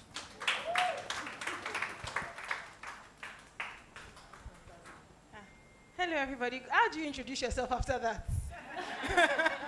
I was just like, keep talking, 10x, all of that. Good evening, everyone. My name is Dr. Gloria Edozian. My background, today, people know me as a LinkedIn visibility and thought leadership expert. My focus is on helping women to see themselves so that other people can see them and they can attract the opportunities they want. But it didn't always start out that way. I was someone who, believe it or not, I was someone who wasn't very confident, someone who, just despised her natural giftings. And I went through a process, I would say a process of pruning to actually see myself. And that made me convinced that women hold so many capabilities, but because of what the messages that the world gives you, you don't see yourself. And you constantly hate on yourself, you want to be like other people, and at the end of the day, you don't reach your true potential. And that's how I really started my business. My background initially is in real estate and environmental planning. So I actually have a PhD in that. I was doing that job when I was doing, because I went from first degree to second degree, first degree to master's to PhD in 9 years, with hardly a year's break in between. And honestly, by the time I was done with my PhD, the only thing I wanted to do was make money. So when people were saying, oh, go and become a research fellow, I said, God forbid. I want to go and make money. So I got this job, I was making good money, I was like my mates, but I was so unhappy. I'd never seen that kind of thing before, like somebody swore for me. You wanted PhD, you got the PhD, you now say you don't want to do research again, you want to go and make money. You went to make money, you're not happy. And I was doing the job, I was great at my job, but I just wasn't fulfilled. And I kept asking myself, is this it? So you just get up, go to school, make money, marry, have children, and die. Like, is this the trajectory of life? And so I started saying to myself, like, okay, let me find women that are doing things that are inspiring. This is how Inspired by Glory came about. I actually never wanted to have a business with my name in it because it sounded very boutique, like Chuka and Sons. I actually never wanted to have a business with my name in it.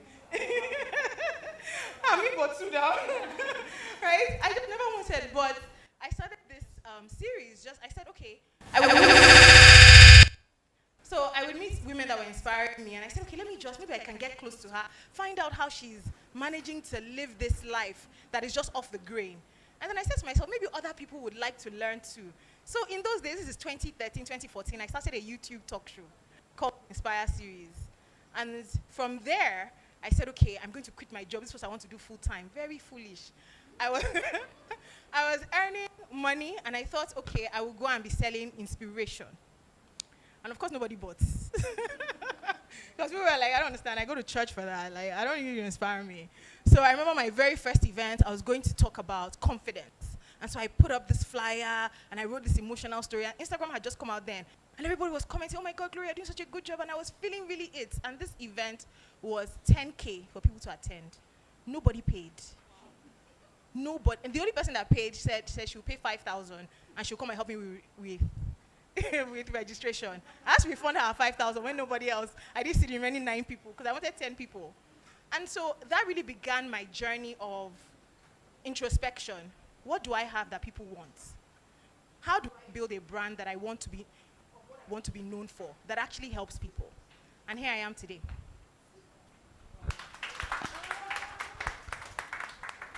Hello, everyone.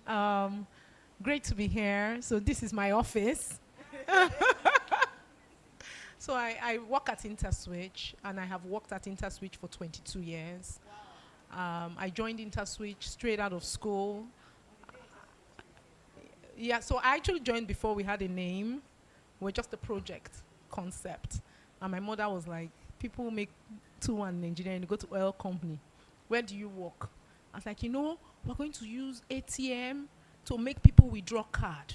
My mother looked at me. She now said, after your NYC, you will leave there, Abi? Because she was so sure this was not okay. And then I remember once I went for NYC CD when other coppers come. And people say, why are you serving UBA? Why are you serving MTN? MTN just came. Where are you serving? I said, InterSwitch. What's that? Hey, I said, God, my village people. I said, we're going to help people use ATM. Use card. So they can withdraw money. They looked at me and said, is it like a cyber cafe? Because I was already embarrassed. I just said, yes, it's a cyber cafe. I quickly collected my CD document and went with my shame. So I joined InterSwitch when it was very ambiguous. I mean, what were we trying to do? But what led me here was actually serendipity. So I graduated, everybody was I studied electrical and electronics, engineering. Everybody in engineering is looking for Shell, Chevron, Schlum. I didn't want to be a number. I wanted to make impact. And so I said, you know what, let me look for. So then someone had met someone, told me to one fair man that happened to Mitchell. And I said, okay, so they're starting a project. Why not talk to him? That's how I got. And I served. I started as an engineer, did implementation. Remember when UBA's first ATM went live? It was like, my gosh, we had gone to the moon, come back. It was a big deal. There was newspaper. I don't know if it was BusinessDay at the time, but there were newspaper saying ATM, So I did implementation for a while, moved on. I oversaw operations at the time were just 3 people. It's not like what we have in the building 6. So InterSwitch is on this street, if you didn't know. This is one of our buildings. We have, I think, 10 buildings on this street. One of the buildings is operations. At the time, it was just 2 people in operations. So I oversaw that for a bit. I started training in InterSwitch. We have a training arm now that's a full business. I was the first country manager for Verve when we wanted to start Verve as a proper card scheme. Then we just had 5% market share. Today we are the leading domestic card brand in Nigeria. And for us, Verve is not just a card. Verve is a statement that Africans can. Verve is a statement that Africans must solve their own problems. There were already card schemes out there that had deeper pockets than we did in currencies that we could not even touch. But there is always a place for real innovation in Africa. And that for us is why InterSwitch is. After that, I did operations, but right now, I'm overseeing customer experience. Yep. So happy to be here today and happy to share and happy to learn. Dr. Glory, we'll talk of her later. But I think most of us have been her students, so it's great to be on this panel. Thanks.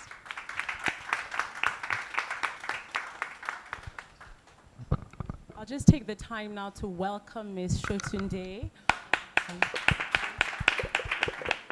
And we started off by me asking each of the panelists to please just give an introduction to herself, sharing a little bit about your professional background, your areas of expertise and interest, and your current position, please. Thank you.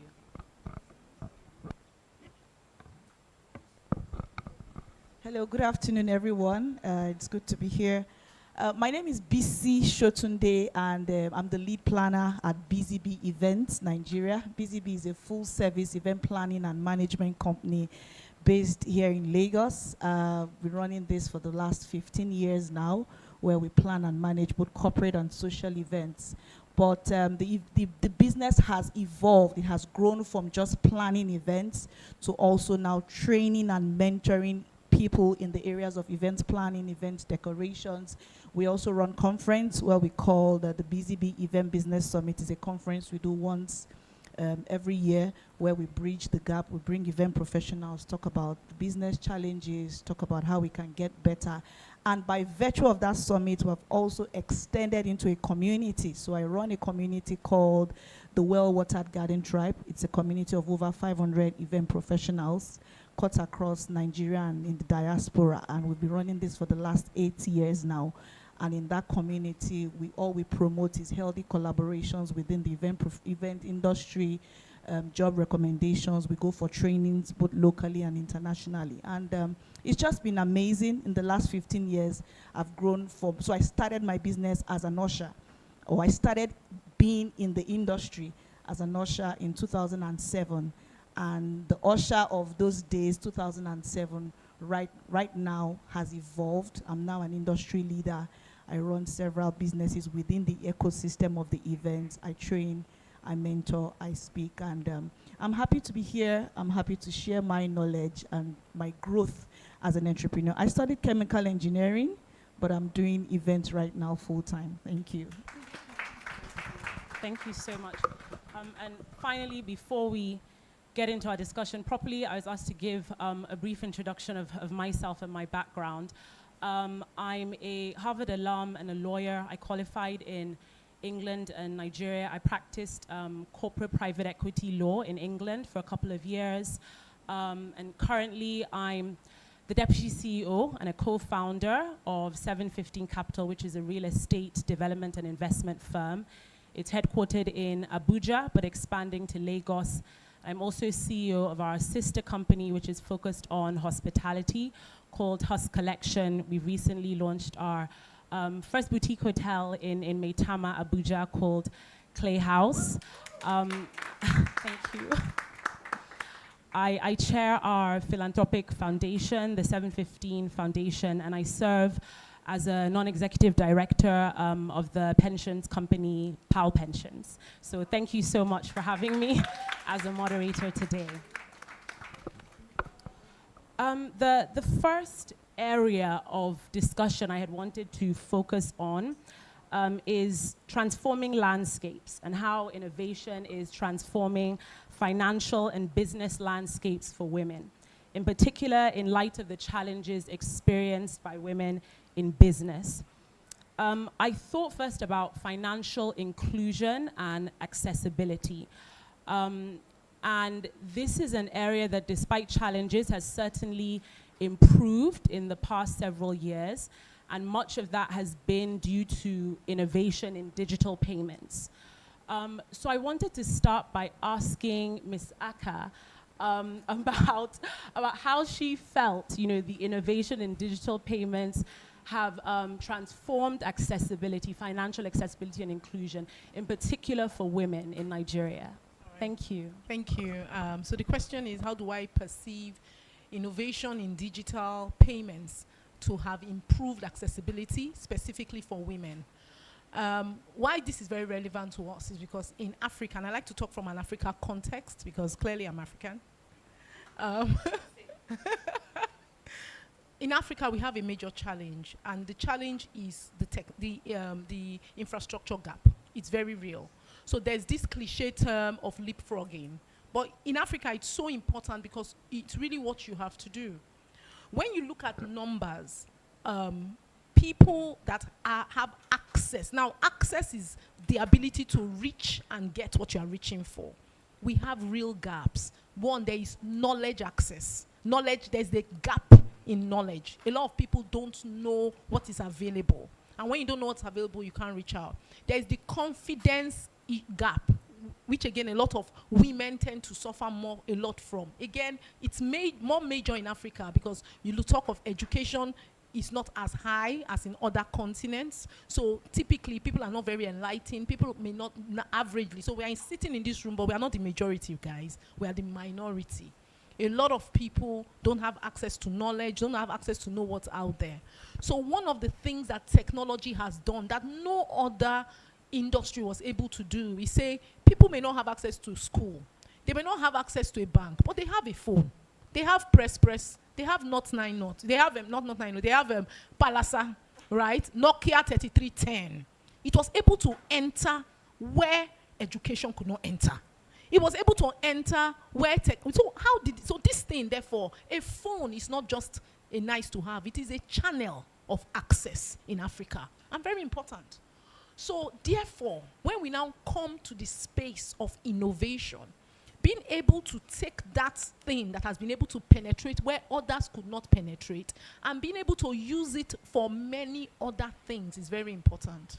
And that is why when it comes to payments, if you are discussing payments, again, looking at the social economic pyramid, the way you will talk of payments to a high net worth individual, your customers that are dealing in media, it's not the same way you talk to it for the people at the bottom of the pyramid.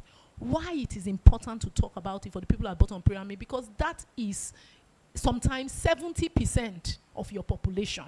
So it becomes very important so that you can not just have a few customers that are profitable, but you can really solve problems. Again, I'm going back, InterSwitch, our purpose is to inspire Africa to greatness. So if we are not doing anything that is scaling or that is meeting people at every sector, we are not doing well. So I'll summarize by saying I see technology as being that thing, that tool that has been able to penetrate where others couldn't. So now we are able to reach people and give one information. There are people offering micro loans, right? Secluded, she's a friend, and I see what they are doing. And I mean, someone is able, in my church, a lady was able to access ₦1 million, and even though her interest was close to what the banks were doing, no bank was ready to give it to her. Go and bring your father's house, go and bring your dead uncle's finger as a collateral. But she was able to get it from Secluded. How did she know? Because she was able, technology has now made it, information was able to reach her. She knows, she was able to take the loan, she can do more. So that is what innovation has done. It has brought access to where we couldn't get to before. It's doing a lot for children. And when I talk of children, I'm talking of female children as well, that some places they can't go to school. But now there are places where you can see education curricula be delivered on those press, Palasa phones, and people are reading, people are learning. So there is so much that has happened. There's so much more that can happen. We have our work cut out for us, guys, in Africa. So much to do, but technology has definitely paved the way. I hope I responded properly. Thank you so much for that, Ms. Aka. Ms. Shotunde, I wanted to turn to another area of business, so the events management industry. We've heard now from Ms. Aka about the impact in the sort of digital payment space, with financial accessibility and inclusion. Have you seen any developments due to innovation in the events management industry or an impact for events professionals? Has there been some sort of impact in the growth of the industry or helping to solve certain challenges, perhaps? Okay, so yes. So first of all, I like the angle which she came from in terms of the use of mobile phone. And in events these days, especially for event planners, decorators, your mobile phone is the fastest or the easiest device to use to get information. So a client is looking for a planner or a decorator, and just on Instagram, she just put a hashtag, event planner in Lagos, event planner in Nigeria. Immediately, some things pops up. So I would say, first of all, that for us in the event industry, having to leverage social media platform, it's actually a plus. In fact, these days, they tell you your gallery is your Instagram or your TikTok page. So you have to follow the trend. Gone are the days where, yes, referrals come into play, word of mouth come into play, but leveraging the social media has actually helped. I just finished the presentation, before coming here now. One thing that has helped us as an industry is using the AI. So for us, we do a lot of mood boards, we do a lot of we do a lot of presentations, and so leveraging tools like Meta AI, ChatGPT, we use that to generate the pictures, the inspiration. So rather than you thinking, okay, this person wants this stage to be like this, or I want to transform this space, once you just give the prompt, to AI, it gives you an image depending on the exact prompt. Like the presentation I just finished now was on culture and tradition and leveraging event experience, and the pictures was exactly what wowed the client, because the prompt we gave it was generate an image that depicts culture in so states, whereby they can appreciate, the ambience and all of that. So it is a gradual process. 2 years ago, my conference, Busy Bison, we did the theme was tech in event business. So we are not where we are supposed to be if you're comparing to our international counterparts, but it's a work in progress. So yes, it has helped us in terms of knowledge, in terms of visibility, in terms of embracing the trend, as well as trying to match up with our international counterparts. Thank you. And just to pick up from that, would you say that the top trends or tools that you've noticed currently are AI, and then sort of social media platforms like TikTok, Instagram, Twitter, formerly Twitter, now X? Okay, so we have a lot of tools that has helped us. Of course, Canva is part of the tools that we use when we want to generate this what we call mood board. Mood board is the pictorial inspiration.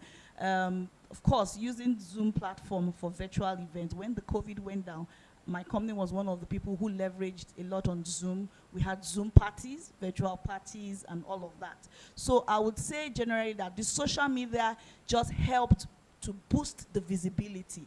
So now a client, calls and says, I want to plan this, and they say, can I see your work? And the first thing they ask is, what's your Instagram page? In fact, sometimes it's so bad that the clients judge you by the number of followers.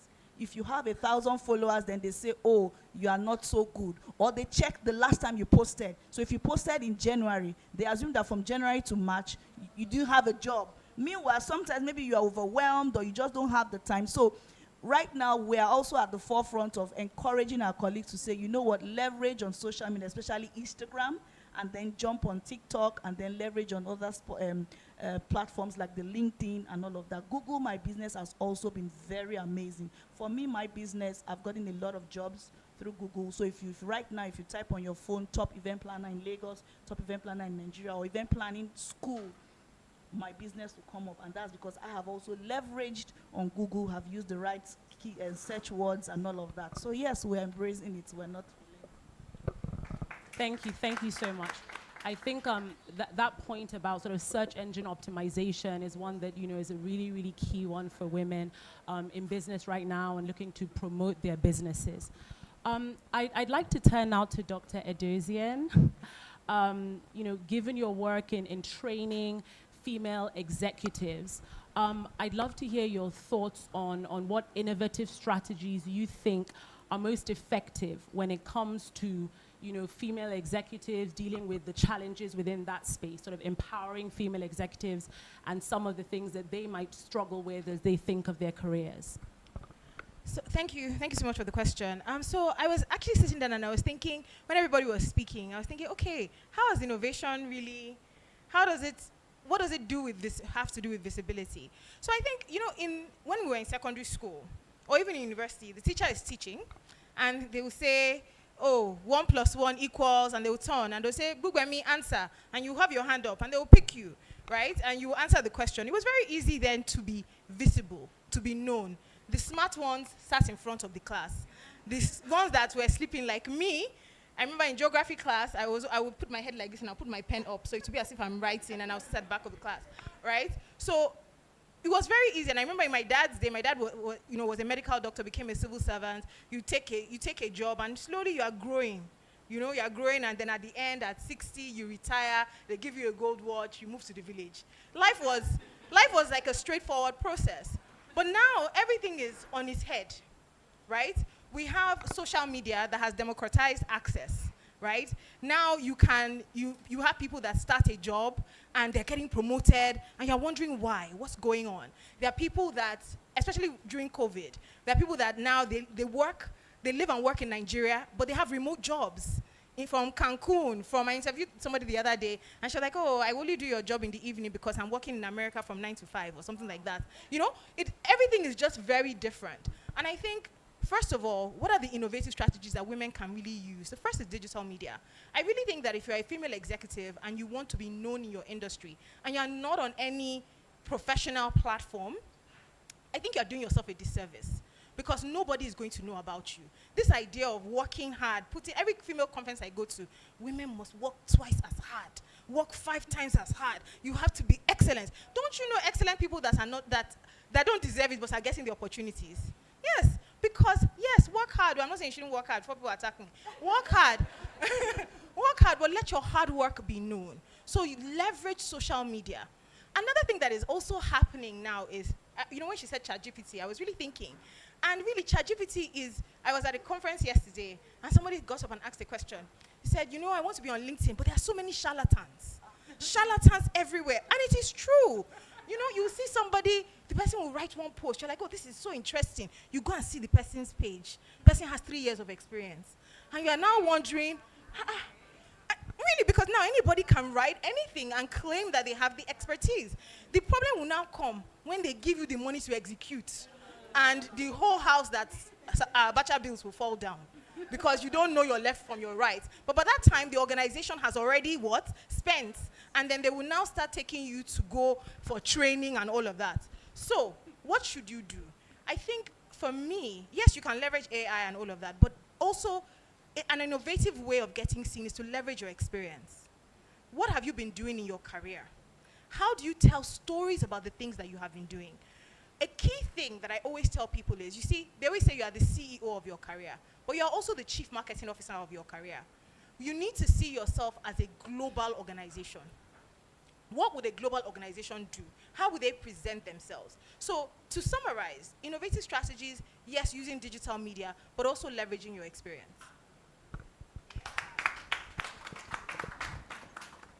Thank you so much for that. Mr. Dediro, you deal with wealth management and creation, and retention. And despite what we said and celebrated about, female MDs and various females now in key leadership positions, I think we're all clear that there's still that wealth gap when it comes to, women and men in our country. Are there ways in which you think we can be better using innovation to close this gap, perhaps, through better financial literacy and other things that we can offer to women to help in this way? Absolutely. So, interestingly, my work is focused on the top 1%, but I also have a mission, right, especially for women,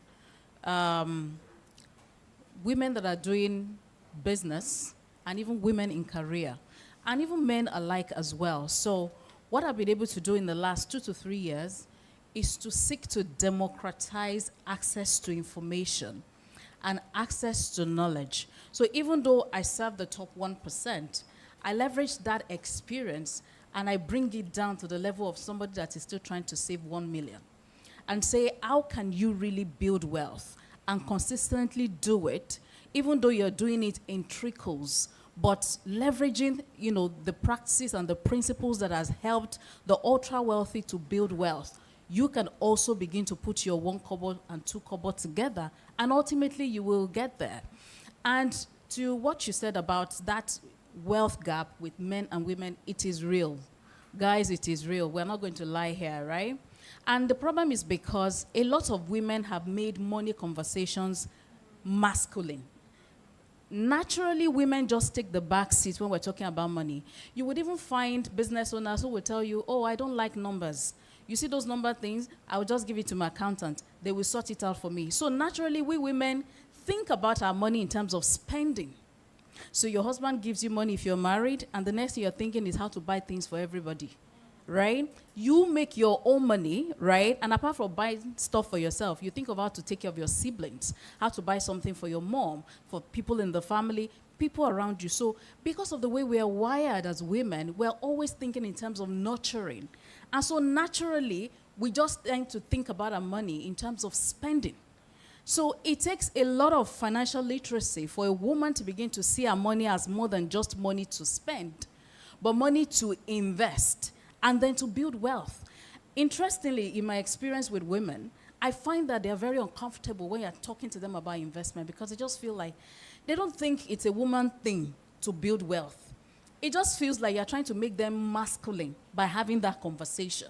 Because we've been wired, we've been socialized a certain type of way where we feel like, oh, it's the man of the house that should be worried about money, that should take care of money matters. But you and I know that there have been women that their husbands, just out of the blues, died or lost their jobs or their source of income.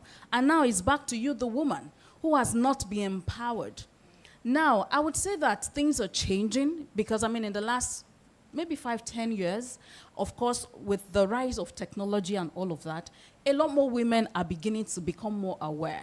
And I would say that we're still on a journey, we're not yet there, because now, even me, I have taken it upon myself. It's now a personal mission. I just finished a 21 days wealth building challenge. And a lot of the people there were not wealthy people. They are people that are interested in building wealth, but need to understand how. Right? So it's now my personal mission to leverage education to get people to change their mindset. Interestingly, I had a session with a couple of them that have been part of a program, today, just to understand what their feedback has been. What I kept hearing was, oh my God, it was an awakening. It was a mindset change. It was a this, it was a that. So it just goes back to tell me that, yes, there is innovation that is happening because people now have...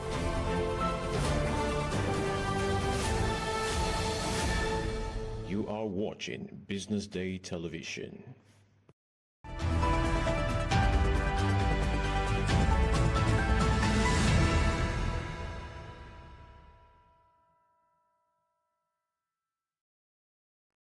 Welcome to the morning market brief. We start off with a breakdown of the market in the week ending March 21st, 2025. The market declined by 0.94% week on week last week as the all-share index closed at 104,962.96 points. In March, the market has been on a bearish run and is down by 2.95% this month.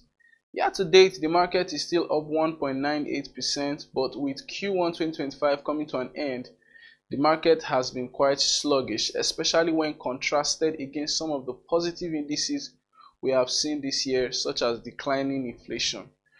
Some of the gainers and losers during the week. Our top gainer was Nimet International Pharmaceuticals, which appreciated by 20.48% during the week. Nimet was followed by Linkage Assurance with a 13.49% gain. Northern Nigeria Flour Mills gained 9.99% during the week. Academy Press gained 9.92% during the week. Mutual Benefit Assurance gained 9.84% during the week to complete the top 5 gainers during the week.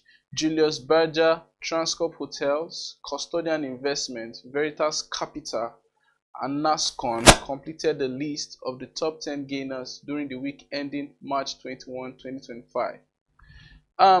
In terms of the losers, eTransact was the highest decliner during the week as it lost 26.15%. Livestock feeds, after weeks of a bullish run, experienced a decline of 17.55% as investors swooped in to take profits. We saw Red Star Express down by 16.90%. Universal Insurance went down by 13.33%, while Caverton went down by 13% to complete the top 5 losers of the week. Secure Electronic Technology, Boa Cement with a 9.99% decline, Len Africa, Sovereign Trust Insurance, and Royal Exchange. These were the top 10 decliners for the week. Then apart from the all share index, we saw decline in almost all the indices that make up the market. The NGX 30 fell by 0.85%. The banking index fell by 2.55% as a week of profit taking on banking stocks saw declines in some of our listed banking stocks. Also, continued profit taking on insurance stocks. These insurance stocks made significant gain in 2024. We saw the insurance index decline by 2.87% during the week. Oil and gas stocks were not left out as declines in MRS oil and Owando saw the NGX oil and gas index fall by 1.08%. BUA was the major driving force in the decline of the industrial goods index, which declined by 3.39% during this past week. As trading is about to begin this week, we're going to be spotlighting some of the stocks that are on our radar. One of which is Living Trust Mortgage Bank. So there's been a couple of corporate actions that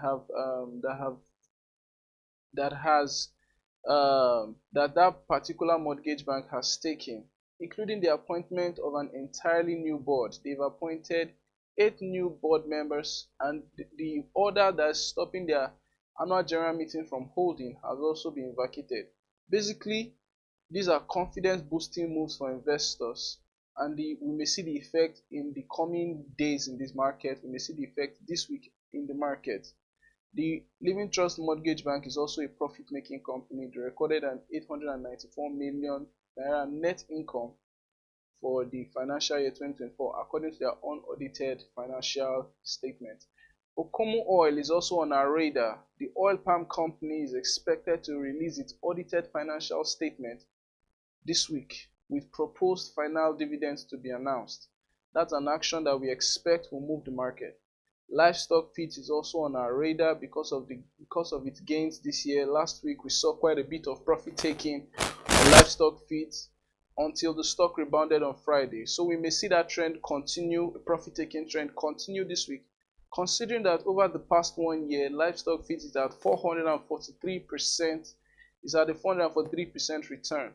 GTCO is also on track to release its audited financial statement this week. If it does, it will be the first tier 1 bank to release its 2024 financials. That puts that stock, GTCO, on our radar. Since listing its rights issue shares, GTCO has been on quite a downward, and it's not unexpected because there's been an increase in liquidity for GTCO. However, we would like to see what the bank has in store for investors and even the newer investors who just came in through the public offer. So we are trying to see what their dividends is going to be and the dividends payout ratio is going to be like. So finally, we have Owando. The stock is down by 22.7% this year as profit takers have swooped in on Owando.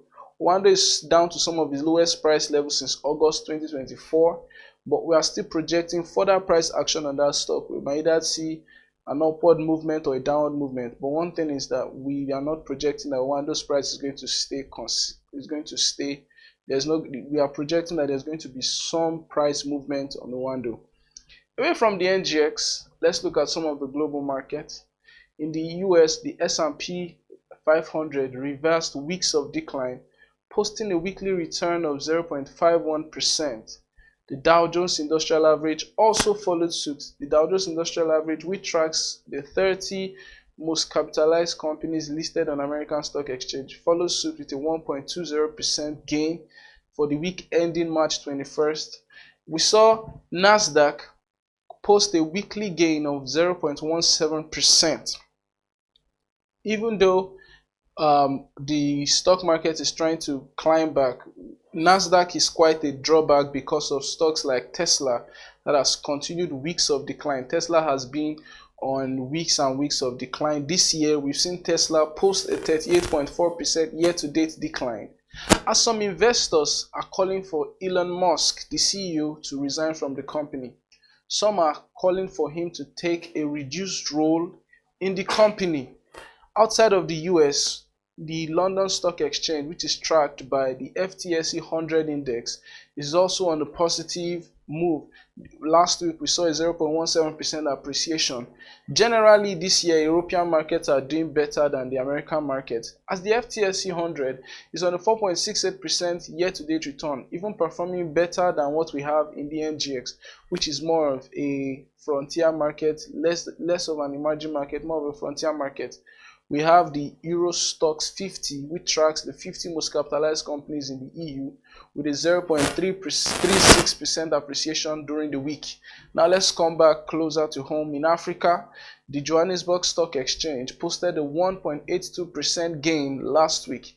We also saw the Ghana Stock Exchange post a 1.14% during the week. And that's all we have for our morning market brief. See you again tomorrow. Thank you.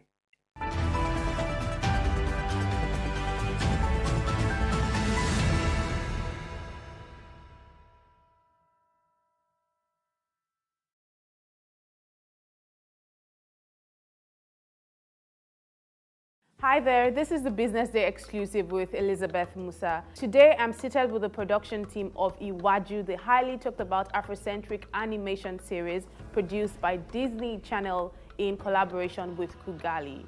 Very lovely to meet you, gentlemen. Actually, kind of cute. So Iwaju is a series that, of course, portrays a futuristic Lagos. Can you tell us about what this futuristic Lagos is? What does it depict? Iwaju depicts what Lagos might look like in the future, and we wanted to ensure that we were not just throwing science fiction elements around and slapping them onto Lagos, but we were trying to imagine if all the features, the main features of Lagos as we know it today, if they continue for the next 100 years or so, what would that look like? So we didn't take out anything that people know Lagos for. People know Lagos for traffic, people know Lagos for erratic power supply, people know Lagos for audacity, all those things, we made sure we kept them. We just exaggerated them by saying this is 100 years later. Things have gotten even worse in this direction. So I'll give a few examples. Lagos is overpopulated, largest city in Africa by population. If people keep coming into Lagos for the next 100 years, it's going to be even more overpopulated than it is now. So we designed the mainland in Iwaju to have these huge towers that can house many people, because the mainland would take most of the population, seeing as most people won't be able to afford to stay on the island. And when we designed these towers, we made it look like, you know how in Lagos, you see a bus and you know that this thing should not still be moving, it should not be walking, but somehow they forced it to still be, it's a moving corpse maybe, because it's like, well, how come this thing still works? They patched it together. So imagine they build these towers and the first like 10 floors of the towers are just containers, shipping containers, because Lagos is a port city. And they've slapped these containers together to form a building.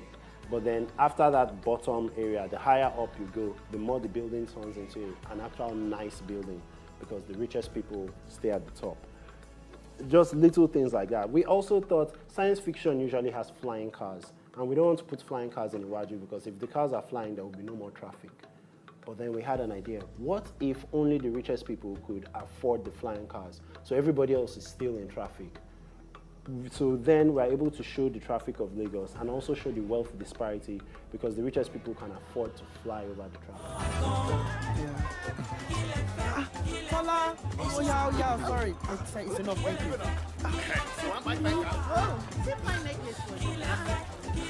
Okay, so Ziki and I are childhood friends. We met when I was 11 and Ziki was 9 in our first year in secondary school. And we connected because of our love for comic books, animation, and video games. And we've stayed friends ever since. So by the time we were in our early 20s, and Ziki had relocated to the UK, but we're still in touch with each other. We just talking about animation and such things, we realized that, wait, we grew up watching these things from the US and Japan. Is anybody in Africa creating something like what we enjoy consuming? So we set out on a mission to discover the best African visual storytellers. And we started a podcast to help the rest of the world discover these creators. So we were talking about comic books, animation, video games on our podcast. After about a year and a half of podcasting, we had reached the point where we could transition into publishing. So not just promoting these creators, but empowering them to get their stories out there. We started with what we call the Kigali magazine, a short collection of comic books from different African countries. Issue 0 before the magazine. Kigali magazine issue 0, because we were not sure if there would ever be an issue 1. Issue 0 was 40 pages, black and white. We printed it with money from our pockets. But then as we kept pushing, we were able to go further and get to the point where we had the Kigali anthology. By this time, Hamid had discovered us because we had a similar vision that aligned with ours, and I'll let him talk about how that played out. Yeah, so from my end, my story was slightly different in that I reached out to Tolu and Zeki. I think I found them from the podcasting, and then when I joined in, it was just before the launch of Issue 0, because I remember we did the launch in London very much. And I remember during that launch, it was a very eye-opening experience, because at that time, I was still looking at Kigali as something I was doing on the side, in that it was something I was doing for Africa on the side, because my main job there was working in, I thought it was in Hollywood, so I was working in films and so on. And I thought, okay, I'm comfortable here. And then there were 2 hits. The first hit was when we launched the Issue 0 one, which I don't know if Ziki told you this. I kept and I was like, there's no, what is this? Why are we launching this? Because I saw some of the artwork. Some of the artwork was done in color, but we actually printed it out in black and white, and the color version just looked better. It's just a budget issue. But people were excited about the black and white, like tiny book version, which did not look good. And it was that thing, that was one of the first moments where like, okay, there's something, if people are excited of this, they are really starving for something. If this thing, which I didn't think was, the quality was good enough, if this is capturing people's attention, what if we do something of high quality? So that's around the time I joined up with Tolu and Ziki, and then we registered Kigali as a company from there. So I came from the film world, and I wanted to do something for back home. That was, I reached out to a few creators, because I believe in working with other people versus trying to do something by yourself. And that's how I discovered Tolu and Ziki, and the rest is history.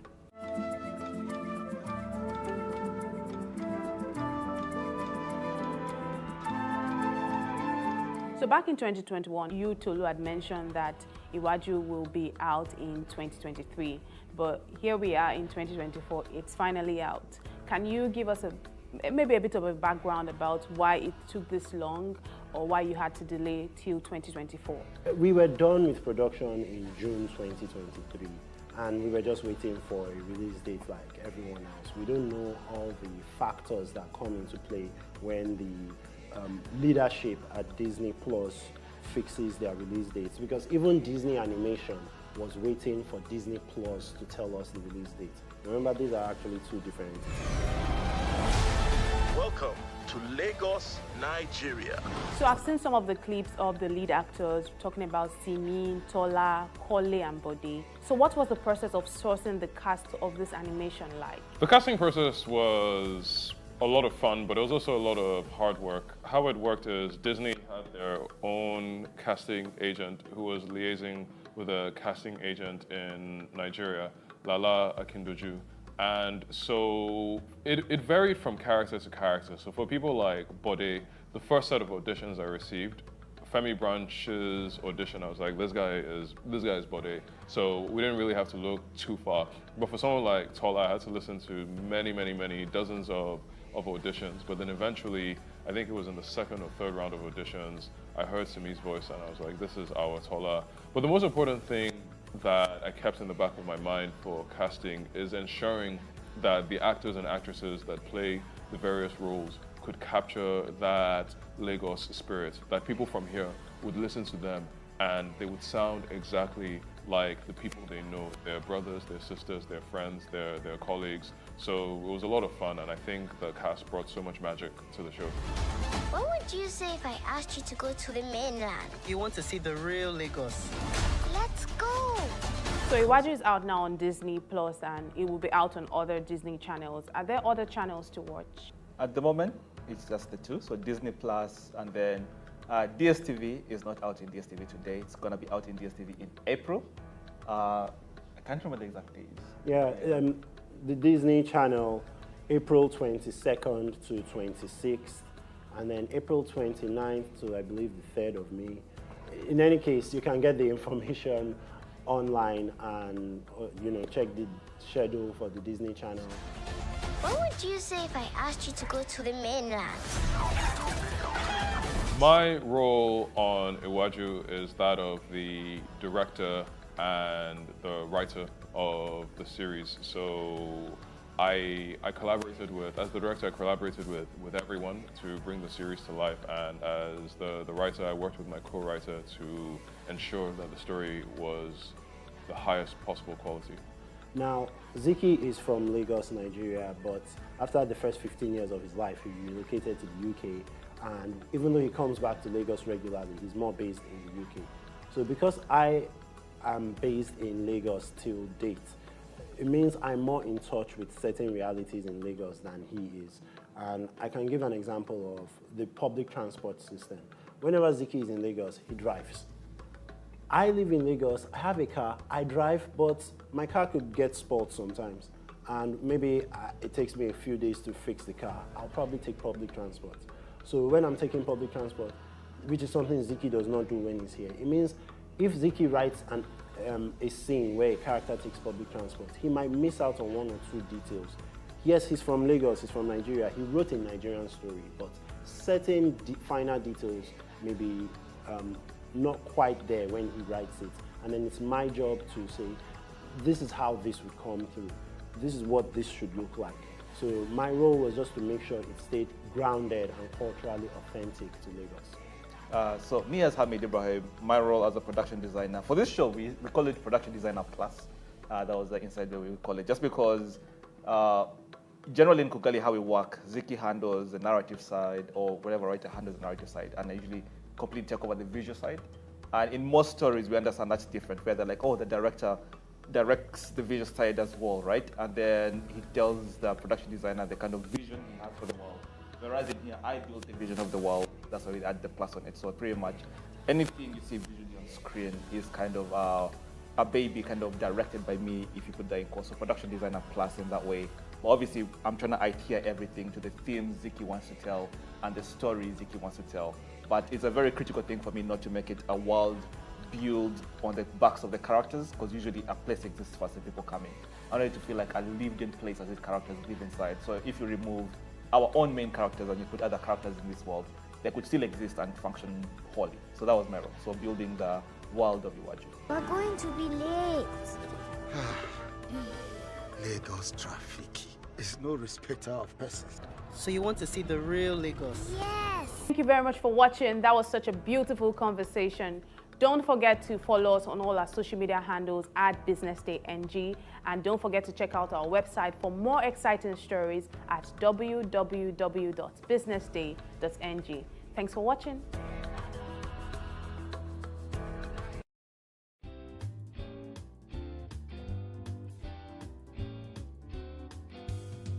Nigeria's strides in board diversity is at approximately 30% female representation among top companies, and that demonstrates the impact of collective effort. It can be done. So with intentionality, we can replicate this across all sectors and all levels. Please let us continue to champion gender equality and women's empowerment for national and global prosperity. Just like the keynote speaker Funke Opeke said today, that when you start on a journey, you never really know where it's going to take you to. Yeah, so you have an idea. We had a plan. We're very intentional. There was clarity around the vision, clarity around our model, and we took it in stages. And as we've gone along, new ideas have come in from the advisory board members, from all the volunteers that have come in. The important thing is that the core principle is, in line with the vision, is to develop women to build a better nation. And we're focused on building leadership capacity through structured mentorship, and also the advocacy part of our work to try and ensure that the right policies, the right laws are promulgated, and that where policies and guidelines already exist, that they're reviewed if they're not fit for purpose, to ensure that every human being, male and female, has an equal opportunity to actualize themselves and to, achieve their aspirations. Well, what I'd like them to take away is that, first of all, it's a mentoring book. It's a reference point. It's a guide. What we've done here as Whisker is to chronicle, the path that we have trodden in terms of mentorship for the last 16 years. So it's very, very rich in terms of evidence-based, in terms of, a track record of a model and a methodology that actually works.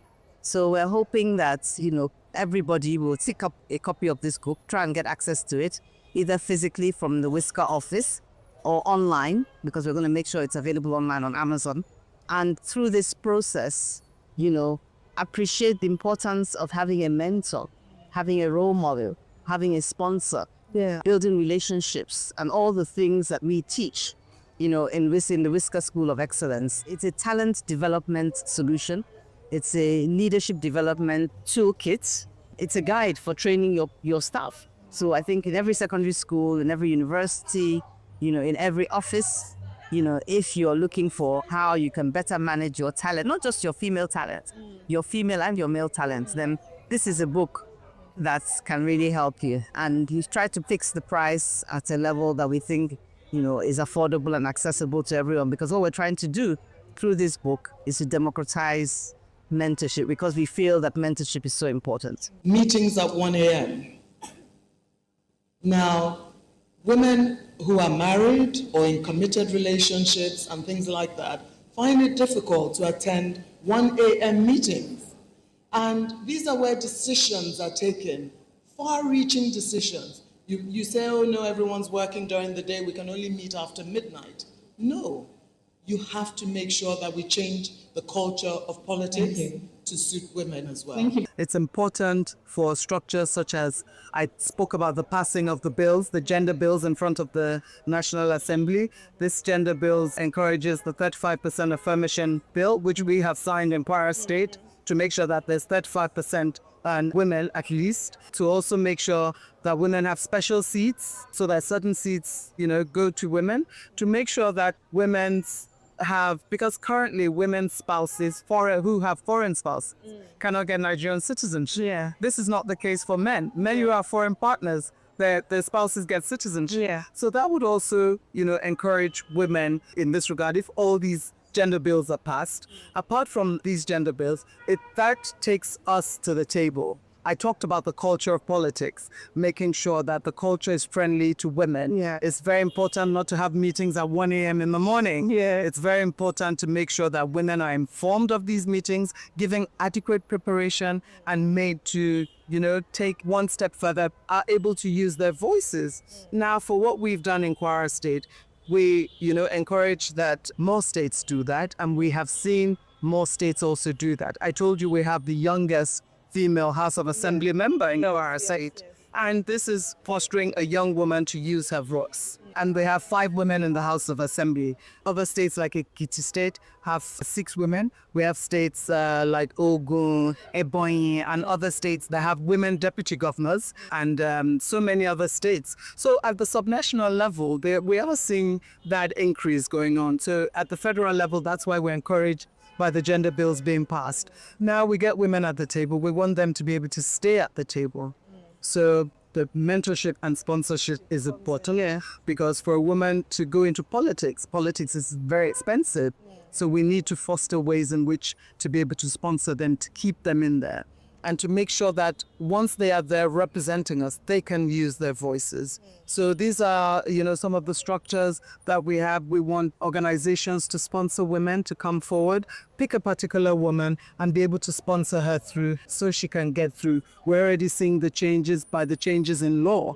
We need laws to be changed, and the changes are coming in law. Then we need to change the norms, and culture. Yeah. So I talked about transforming norms. We had a conference in Abuja where we invited traditional rulers to come and talk to us about their role in transforming norms. In certain places, women can't do certain things. So the more we are able to mainstream that women can participate in certain things. And you see, we also need to shape perception. Men have to be made to see that women being transformed is not a threat to men. Yeah. Because currently you have one hand tied behind your back. Almost 50% of the population is not getting the fair chances that they need. So the society is not at its utmost best. But men should understand that promoting women means that the society is better even for them. it's not a threat to them. So these are some of the things that we can deploy to make sure that women stay in power. Well, I'd just like to say that they should keep their dream alive. I decided around the age of 6, I told my dad I wanted to follow him. I wanted to go into the foreign service, and I kept that up. So believe in yourself and believe in your dreams. And then we encourage people now to have several streams of employment. Inquirer, I teach women skills acquisition programs, makeup and makeover, confectionery, sewing, tailoring, design, smelting, all kinds of things, drone technology for farming. We want women to go into farming, and do all these things. So have a separate stream of income as well to support yourself. And, the sky is just the beginning. You will get there. So just believe in yourself. Have mentors, have sponsors, and have a separate stream of income. And just stick to your dream. Don't get discouraged. We had about 77% of girls, upon starting our program, felt that STEM are careers for men. And this is in today's world. And you're wondering how. But then you start to see that with mentorship, with exposure to training, and then they start to build that confidence. And they think, you know what, I can do this. So you are demystifying what seems to be very complicated and complex. So WTech runs training programs, mentorship programs, and also research. Our training programs include after-school clubs in Lagos, Kwara State, and Ondo State. And then also we have the STEM residential camp for teenage girls, so girls in secondary school. And then we also have a mentorship program. So once the girls have this...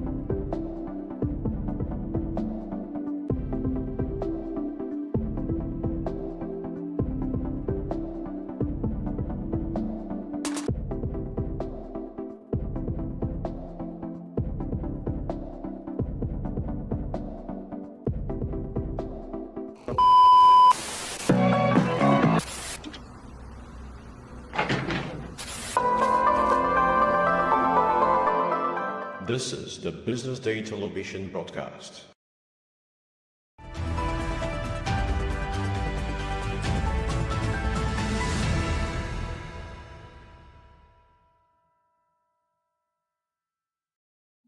Welcome back. This is the social listening segment here on the BDTV Breakfast Show. My name is Elizabeth Musa. Let's see what we have on the top trends today. Very interesting stories, I must tell you, but I'm not doing this alone this morning. I'm doing this alongside Stephen Oyekwelu, our in-house analyst. Always a pleasure to have you in the studio. Yeah, thank you. I appreciate the opportunity. How was your weekend? It was fine. It was family time mostly for me last weekend. Tried to rest after a very hectic week. Then so it was time for me. So you had a hectic week and then a restful weekend. That's always a very good balance, if you like. Right. I don't know that my week was hectic. My weekend was a little bit relaxing, but just like you're making money the weekend or something. No, not this weekend. But I had quite a lot to just get off my table. But I did try to get some rest. So yeah, I think it was a good weekend. It's usually helpful to rest a little. Just to help you ease into a new week. If not, it just looks like you're still on that steady ride. But like when you have that balance, you feel like you're starting something fresh. But let's see what we have on social listening today. Let's start off with interesting news from Namibia. Today is the 35th anniversary of Namibia's independence, and Netumbo Nandi Ndaitwah will be sworn in officially as the 5th president of Namibia, having won the November 2024 presidential elections for the Southwest Africa People's Organization, SWAPO, which has governed since independence in 1990. Now, this has sparked reactions on social media, as many people now see it as a new wave of change in the country, having the female president for the first time. Now, NNN, as she's widely called, will become only the 3rd woman to serve as executive head of an African government after Liberia's Ellen John Sirleaf. You know, that was like the first person, and Tanzania's president Samia Suluhu Hassan, which was like more recently. And then there's NNN now, Namibia's president, who is now taking on that position. Now she's the first, Namibia is now the first country to have a female president, alongside a vice president that she has now appointed Lucia Wheatboy as vice president. So that's interesting news, especially for women this morning, you know. It didn't come out this morning, it was about 3 days ago, but it's a very, very, very interesting story there, because I mean, she did appoint a lady as the vice president again. So that makes it very interesting. So like for in the case of Samia Suluhu, she doesn't have a female vice president. No. She does have a male vice president, but this time around it's like history in the making. Yes. And then the third time this is happening, like in the world.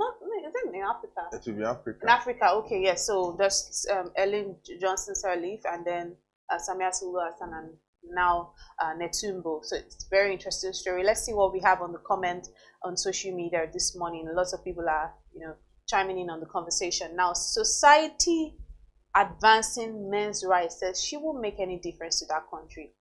Her inauguration is based purely on gender politics. Now, that's what some people have to say. Some people think it's a gender politic thing, you know, like just trying to put a woman or fix a woman there. But I don't know what I would just like to hear your thoughts after all of this. Owulo Jonah says, historic moment for Namibia. Congratulations to President Netumbo Nandi-Ndaitwah on this milestone. Wishing us success in driving economic growth and creating opportunities for the people.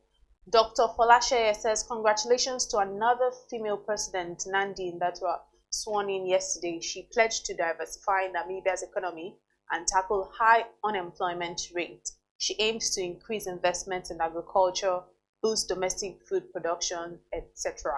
Those are some of the comments you can see on social media. But let me hear what you have to say to this story. It's interesting. Namibia itself is an interesting country. You know, there is this. It's similar to. It's a very clean country. Yeah, it is. Yeah, one of the cleanest capitals in Africa. Maybe after. I don't know. They'll have to determine that.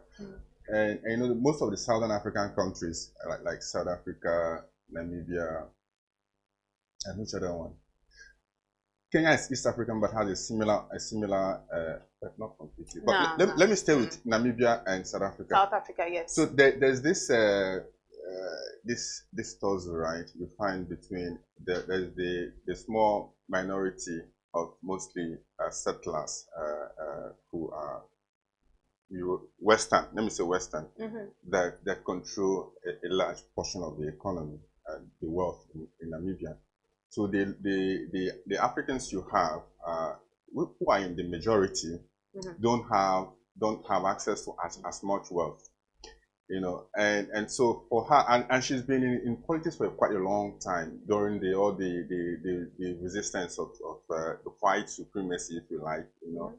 And so her victory for me is less a gender thing and more of the indigenous people taking possession of their country, or because there was probably the opponent who maybe had more wealth, but again he was representing Western interests. The man there, I can't remember his name, but he was a Caucasian, right? Who you call whites, right? White. And, so there's that power tussle between, and you know, politics is a way of it's the way you distribute resources, and who controls who gets what is important in a country. So for me, it's victory for the Namibian people, and we'll see how she performs. But it's important that she won this election. And again, I say it's not gender politics. Again, you may see it as gender politics. But however you see it, I think it's victory for the Namibians and that majority to determine who gets what in the country. Now you see what's his name is doing in South Africa. This is land policy thing, yeah, and they want to redistribute land, which is causing a lot of raising a lot of dust. It's similar to Namibia too. I think the white Caucasian you were speaking about, I think could that be Yeah, I can't remember his name. Sure. Okay. Yeah. Like he had some policies that he was going to send the Chinese out. He was claiming foreign dominance. But if you look at it, there's power imbalance in Namibia. There's the wealth distribution is uneven, very unequal among the whites and the blacks, and so there's this struggle. It's historical. Why do you think this is the fifth president of Namibia when most African countries got independence in the 60s, but Namibia got independence only recently? I don't want to hear the history of Germany. What do you mean recently? It's the 35th anniversary today. Is that recent? That's recent. If you compare it to those African countries that got independence in the 60s or in the 50s. I actually find it really interesting that this is the 5th president that they've had so far. Yeah, so that's why. That's a lot. That's why. If you look at the history of Germany in that country, you will weep. So there are people that have been oppressed for a very long time, and so it's good that they are taking back their country. That's the way I would put it. Like Trump doing America first and sending people away. That's the way I see it. Anyway. Wow. Well, congratulations to I think I'm particularly just excited for what she will do. I don't know much about her policies, but I would certainly have to read up and just see some of the things she has done in the past. But I know that she's been there. She's been there. In administration is always really great, especially a grounded woman. So I think that she will do great alongside our vice president. Yeah, I look forward to that too. Yeah, she will do definitely well. She understands the history of the country. Yes, and it's coming with clarity. Exciting times, and it's also really interesting to know that she was actually the vice president before. She was actually the vice president. I think before now, last year. She used to be the vice president. Yeah. I believe so. Yeah, she's been around in the Namibian politics. Women do well, and when they want to. So when they want to. Okay, let's move on now to another story where Nigerian content creator and TikTok streamer Habib Amzad, popularly known or professionally known as Pella, has announced the arrival of his brand new Mercedes-Benz Coupe. Now, the viral sensation who recently won the Influencer of the Year award at Silverbird shared the joy with his fans online and has sparked reactions online as celebrities and well-wishers trooped to the comment section to congratulate him. Even though his content actually comes under attack on social media, the 18-year-old has constantly been on the rise since becoming famous, and he has gone on to be crowned with different awards. I was speaking about him earlier today that I think he's quite an interesting young man. I think he's a very interesting young man. I think he has a likable personality, and whatever it is, he had something that people liked, and he stuck by it. But there's also something I always say, like, because there are lots of young people that are also doing interesting things like that. I think there are a number of them, but there's just always that, the grace that some people just have, and I think Pella has that. It just has that and is latching on it, and having a Mercedes-Benz at 18. Some people on social media are saying you're not 18, you're 22. They're contesting his age for him. Some people say they're 22. Maybe it makes them feel better that he's older, or it makes them feel better that, how people, I just feel like people should just focus on their own, lanes and just leave him. I'm very excited for him. I'm happy for him that he's able to buy a car. I just, trust that he has a good management that will also be helping him, because that's also really important. There are young people that are doing amazing things out there, but if you have a good management and then people that just keep you grounded, it will go a long way, because if not, it could just be something that, just for this one, and then tomorrow we're asking for is this person. But I believe that would not be the case. I'm just very, very happy for him. Just being able to live the life that he wanted. He said he's always wanted to drive that car. So what model of Mercedes is this? It's a Mercedes-Benz Coupe. Coupe. Of what year now?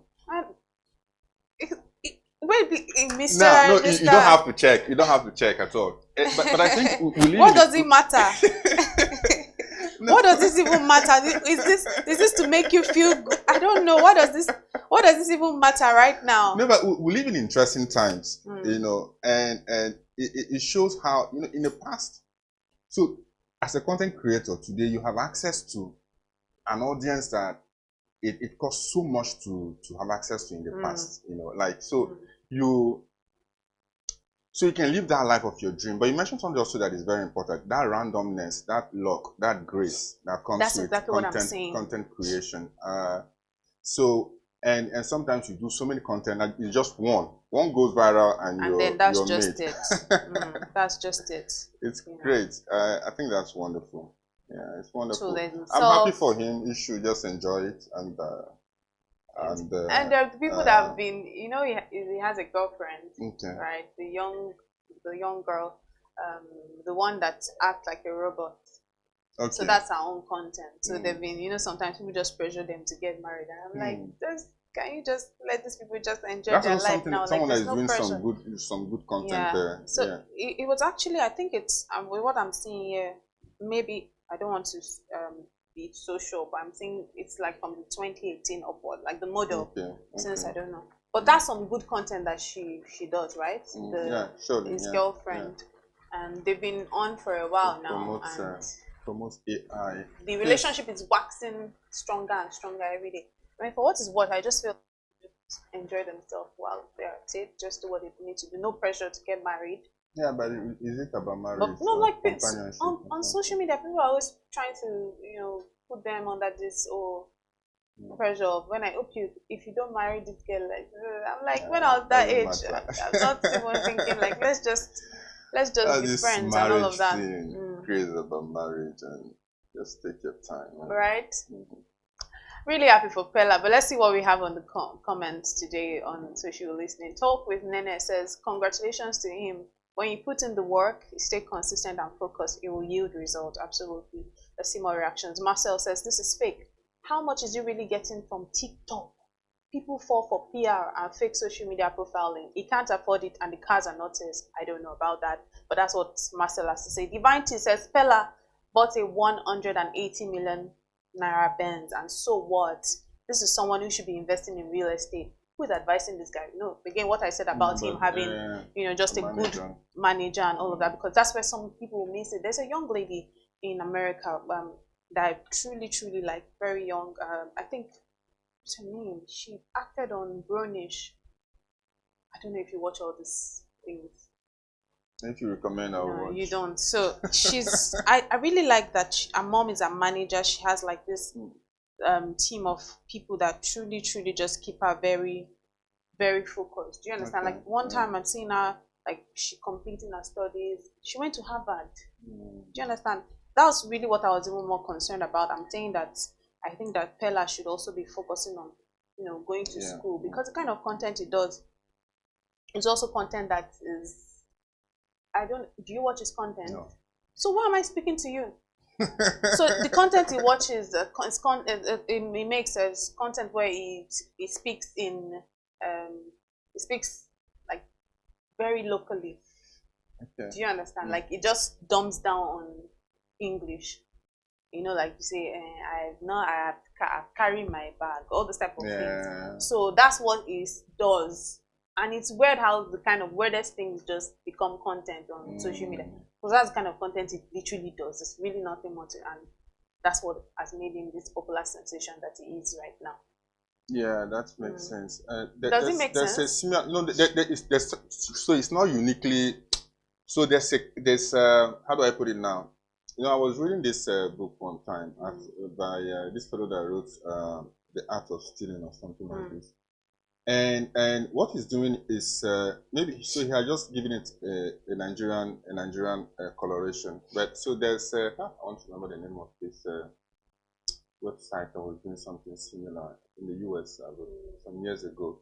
So the aim is to spell a word or to just what you're saying. So do it wrongly, right? And then it went viral to this website. I can't remember the name. So, but then he has given it a Nigerian, a local context or content. And the interesting thing about content creators is like you never can just tell like what will be the one that would catch on or the people will catch on, because there's also Kabilin who doesn't see anything. It's also really young. The TikTok creator also is French. Is the dark-skinned guy that just doesn't say anything. He just does something. So he looks for something and looks for a simpler way it could have been done. and then it just shows it, Yeah. and then just Okay. so what it just does it. So for instance, you're pouring water in a cup and you probably put it. I'm just trying to think Yeah, of I get, yeah. Then it shows in a simpler way Yeah, and just does this like is this. done. Why not just Like do it it just does like it doesn't say in word. And I think as at last year or the years back, it was actually the highest. Like it was earning really like one of the top earning What's the name? creators. Kabilim. Yeah, so you should actually look out for him. So the I young will. lady I was talking about was Yara Shahidi. So she's young, she's acts and does all of these things. But I just really like how just focused. She's gone to Harvard. She's done like a couple of. Just can be carried away. Yeah, Oh, you because think you have 200 just million, really then know that's she's a just big like deal. a very, very. I think that those are the kind of people that I would think that many people should look out for. You get. I mean, she does, but I feel like those are the kind of people that young people should actually be putting on as people that they should look out for as role models. Pella is doing amazing, but people can get very distracted. It's possible he has invested in real estate. It's too, possible. And so this we don't know. For Yeah, sure. we don't know that for sure. So, but really happy for him again. Excited. Maybe you want him to also announce, oh, I just bought, don't know what. A house. Eco Atlantic. Book. That's what people want him City. to do, They just want that a little bit of. But at that point, it's not really. I don't understand how at that point you're not really thinking of. You might not be thinking of the house. Like you probably have a house, but you're not really thinking you should invest. But that's why if you have people that are your like good management, that's what Thames has. Yeah, Right. If you have good it's still working management, for her. they will always guide you because when that money is coming, there's something my mentor used to tell me that when that money is coming, it's the time for you to find everything very useful things to do with the money. Like your wants, fine. Your wants are the things like the Mercedes-Benz Coupe and all, but like every other thing in terms of investment, that's the time to just plug everything. Yes. So that because he used to say that there's going to be a time where it doesn't sound good to hear, but really there's going to be a time where it's not coming in a stream. Yeah. Like that. So you can lose it. You can see this thing called discipline. It's when you have money that you find out whether you're disciplined or not. All right. Thank you so much, Mr. Stephen, for spending your time this morning with us on Social Listening. Truly enjoyed this conversation with you. Congratulations to all of the people that we mentioned today. Congratulations to Pella on his new whip. Also, congratulations to the it's about achievements president. today. Yeah, congratulations to the president of Namibia, NNN, as she's called, on becoming the 5th president of Namibia. So congratulations to everybody and congratulations to you too for seeing today. That's how we would wrap it up today on Social Listening segment. My name is Elizabeth Musa. Keep watching BDTV.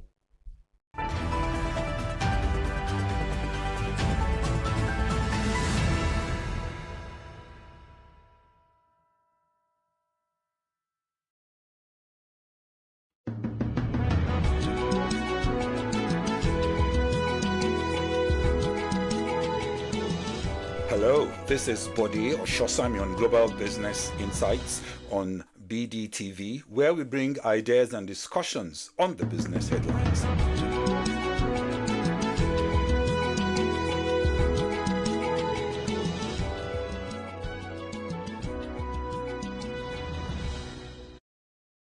Attention business leaders. Want to make informed decisions? Join the ranks of the best with Premium Business Day. Access in-depth analysis and expert opinions to stay ahead. Subscribe now at premium.businessday.ng and unlock premium content. Plus, you get 50% off your first subscription. Don't miss out. Make smarter choices and seize new opportunities. Sign up now and elevate your business game. Visit premium.businessday.ng today.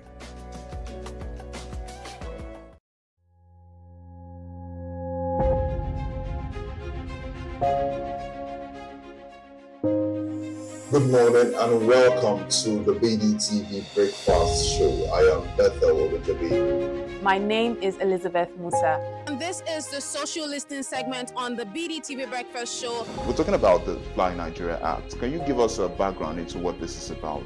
We are here today on the streets of Lagos, Nigeria, to gather opinion about a pressing issue. I go look at the cost of petrol. We get very Nigeria with the suffer. The income is not really increasing. but the prices of items are increased. Nothing like savings again, no. You only pray for that money to reach you that month. There's a lot of high pressure, a lot of stress. There's a lot of high targets to be met. I was quite strict. In my mind, I said, looking for my hand, my picking go spoil.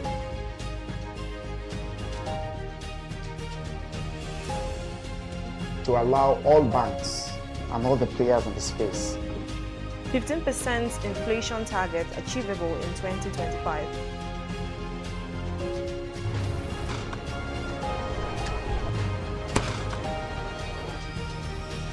The command and vision philosophy of both the Chief of Defense Staff, the Chief of Army Staff, and indeed all the service chiefs.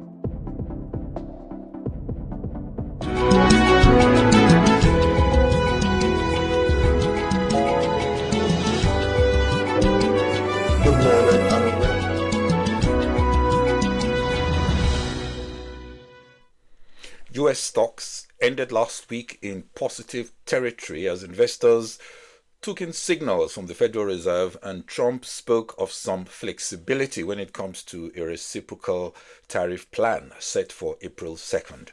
The S&P 500 and Nasdaq, both of which entered correction territory in a downbeat kickoff to 2025, have now snapped 4-week losing streaks. On tariffs, analysts report that international car makers are rushing to ship vehicles and core components to the US ahead of the next round of higher duties. In response to requests, more than usual car-carrying vessels have been dispatched to Asia and Europe amid plans to carry thousands more vehicles to the US. And Transparency International has written against corruption in a letter to the UN climate change body UNFCCC and the Brazilian COP30 presidency. Hello, welcome to Global Business Insights, where we analyze the main business stories. Tesla shares have been plunging since mid-December after an all-time high fueled by optimism from the Republican election victory. All that has vanished as the stock retreated more than 50% since its December record. But the deep buying opportunity has opened the floodgates for a group of dedicated investors who strongly believe in the future of the company and Elon Musk's abilities.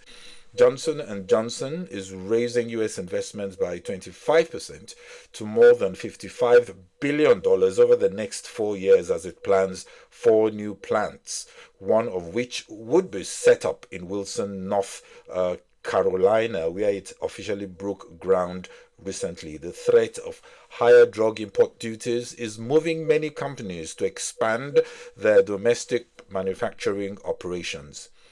They are calling it an end of fiscal conservatism as Germany's upper house of parliament on Friday approved plans for a 500 billion euro fund to spend on infrastructure, and it eases strict borrowing rules to allow higher spending on defense.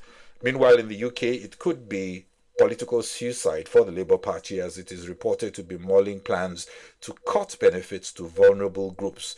Tougher eligibility for personal independence payments and incapacity benefits implies people who would have received £15,000 a year, excluding housing support, will instead receive about £5,400, a drop of 64%. Chancellor Reeves also said over the weekend, "I'm confident that we can reduce civil service numbers by 10,000.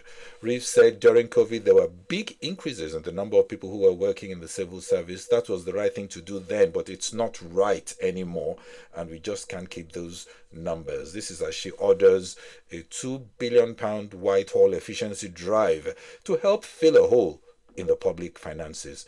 Maybe they could borrow Elon Musk for a few months to help out. US investors and TikTok's owner, ByteDance, are working with software giant Oracle to assure the US administration that the viral video app is free of Chinese control. Under the plan, backers of ByteDance, including General Atlantic, will seek to acquire additional stakes in a spun-off TikTok US business. It's also reported that Oracle could also take a small holding in the business and secure the US app's data. Kenya's annual earnings from goods sold to key African countries fell for the first time in 6 years due to the competitiveness of the manufacturing sector in the continent and the strength of the Kenyan shilling. Traders earned 421.3 billion shillings in 2024 from 429.7 billion shillings, breaking a trend of sustained growth since 2019.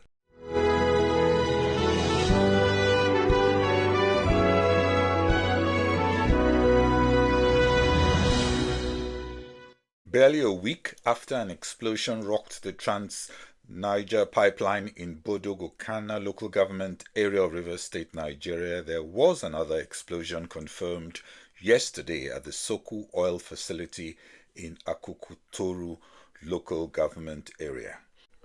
And in Nigeria, analysts are concerned that the economic consequences of a state of emergency declared in oil-producing Rivers State could mean a heavy toll on the nation's economy. The risk of another shutdown of vital oil production facilities, renewed pipeline sabotage, illegal oil bunkering, and militant activities could send the economy nosediving at a time when the economy is seeing a fragile recovery. Heightened concerns about security for investors in the region comes also at a cost that weighs on returns. The president had explained that the declaration was needed to restore stability and peace to the state, and he could not just fold his hands as the state degenerates further into an uncontrollable situation. Section 305 of Nigeria's 1999 constitution allows the president to intervene in cases of severe crisis, security threats, or governance failures under specific circumstances such as war or imminent danger of war, breakdown of public order and safety, natural disasters, or other public dangers. The implications include suspension of normal governance, restriction of normal rights such as freedom of movement, deployment of military and paramilitary forces to maintain law and order, businesses and economic activities disruptions, and negative perceptions and heightened public distrust and apathetic or even turned off investors. In the absence of investment and confidence, there is little or no innovation, only a steady stagnation. One, without being the expert on security, hopes we understand the full implications of these types of interventions and how they drain societies of hope. The shorter the period of this state of emergency, surely the better it has to be, as a combination of lower oil prices, inertia and lifting of oil production volumes are already headwinds to revival. Also at a time when Nigerians are seeking relief from pains associated with high inflation and borrowing costs. This development, which could further lead to tighter fiscal purse with lower oil revenues, could not have chosen a worse timing. Transparency International sent an open letter signed by over 250 groups, organizations, and influential bodies and individuals last week to the UN climate change body UNFCCC and the Brazilian COP30 presidency. The letter conveyed a broad coalition of global and national actors seeking urgent reforms to confront the corrupt influence of fossil fuel interests and other high-polluting industries on global climate negotiations. The letter warns that high-polluting actors are obstructing real solutions and ambitious action, prioritizing their own agendas over the urgent need for change. The letter asks for key measures to be implemented. 1, a conflict of interest policy to exclude fossil fuel and polluting industry lobbyists from state delegations. 2, transparency standards to ensure full public disclosure of all affiliations by COP participants and lobbyists. Revised host country agreements and COP presidency standards to end partnerships with polluting industries at COP30 and beyond. And then a reformed COP presidency selection process to ensure future hosts demonstrate real progress on climate action and human rights. The advocates of this move say there are examples already existing in the UN system, such as the World Health Organization Framework Convention on Tobacco Control, which excludes participation from the tobacco industry. And such examples justify excluding the fossil fuel industry and its lobbyists from climate discussions. Transparency International is presenting the need for improved climate governance, ensuring it is transparent, accountable, and free from corrupt influences, arguing that the next COP30 UN climate change conference in Brazil is a unique opportunity to reset global climate diplomacy and build a future where transparency, accountability, and integrity are at the heart of decision-making for climate action. Needless to say, the fossil fuel lobby headed by oil producers and their organizations have always insisted that they must be carried along and their analytics cannot be disregarded to avoid chaos in markets that can only lead to shocks. Other major interests like the new US administration just want cheap energy today, which means using all energy sources available in a way that minimizes costs to citizens and boosts their narrow economic interests. Poorer Africa and third world producers of energy with vast gaps in access to energy compared to Western developers only see a widening disadvantage without the needed technology transfer and major financial aid. Many African economies like Nigeria just beginning to celebrate not having to import refined petrol will definitely balk at being told now to import electric batteries. So who wants faster climate action, perhaps apart from a wealthier Europe and the Chinese, who produce, we understand, most of the electric batteries and solar panels? All sides of the debate have to evolve the optimum win-win trajectory to a safer and prosperous planet, where none are left behind, otherwise it becomes academic. Transparency on governance over subsidies and aid for climate actions have to also be in place. This cannot be politicized. Still, Transparency International does have a point in that the heavy PR wallets of fossil fuel lobbyists should not be allowed to distort the narrative. Canada's Prime Minister, former Bank of England Governor Mark Carney, has called for a snap election as he moves to dissolve Parliament, saying he needs a strong mandate to deal with the threat posed by the United States. His party, the governing Liberals, are expected to win the vote on the 28th of April. Chinese top officials are reassuring foreign corporate chiefs of the country's business potential in meetings with companies including Apple, Pfizer, MasterCard, and others. Chinese Prime Minister Li Qiang also told foreign business leaders at the China Development Forum on Sunday that China's philosophy, unlike America's, was to open up markets and share their resources more. He added that China was bracing for unexpected shocks from the intensifying trade war with America. Oil prices were lower as investors assessed the outlook for ceasefire talks aimed at ending the Russia-Ukraine war, which could lead to more supply of oil to global markets. Brent just under $72 a barrel in early morning trade. China Petroleum and Chemical Corporation, Sinopec, reported a 16.8% decline in 2024 net profit. This was due to lower crude oil prices and acceleration of the new energy vehicle industry. Just in, we got Germany and Eurozone Purchasing Managers Index, the first flash data for March.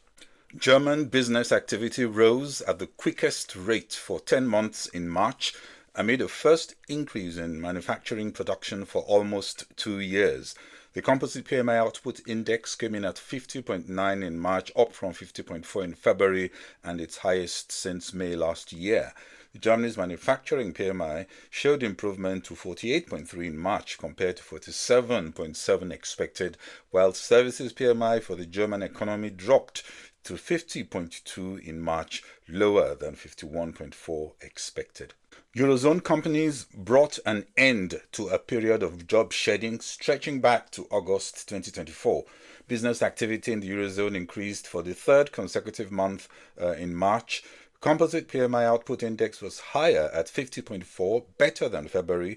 Eurozone services PMI, however, slipped to 50.4, lower than February's 50.6, while the flash manufacturing PMI output was at 50.7 as manufacturing returns to growth, also a 34-month high, better than 48.9 in February.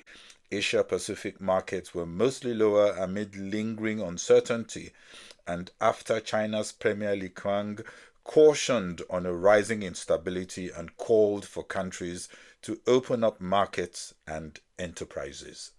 Looking ahead for the week, in the US, we will get a reading of the Fed's preferred inflation gauge, that's the Personal Consumption Expenditure Index, PCEI. We also get updates on PMI activity in the manufacturing and services sector, consumer confidence, and a final reading of US fourth quarter GDP. Well, that's all on this episode of Global Business Insights. Thanks for watching. This is Bode Oshosami. Bye-bye.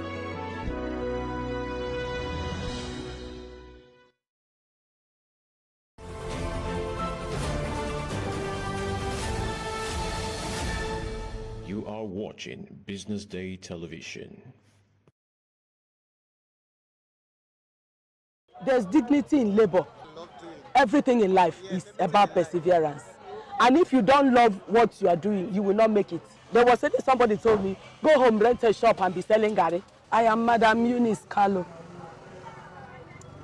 I'm a bus Korokwe driver. By the grace of God, I'm 60. I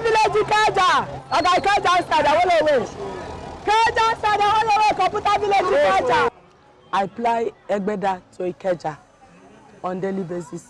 I worked for some time, then I stopped. I opened the shop. At the end of the day, the shop closed. When I do take money from home to go to the shop, and it's the money I take from home that will take me home back. So the shop was not moving. After some time, it's my younger brother that now asked me if I can do this. I said yes, instead of being a liability. Because when I stopped the shop, because it was not adding, it was reducing my finance. He now asked me if I can do this. I said yes. So that's how he bought it for me. I started this in April 2021, and it's my boss that I used to learn. From 2021 till date is what I've been doing, which is 2 years. It depends on the money somebody is expecting on a daily basis. But for me now, the work now, I think last year it was fair. But this year is nothing to write home about. Since the fuel increase, it's nothing to write home about. But at least, at all, now it was. Sometimes I get 3,000, sometimes I get 5,000. My family is very, very supportive. When I just come out in the morning, when I go home, I just bath and eat, no disturbance.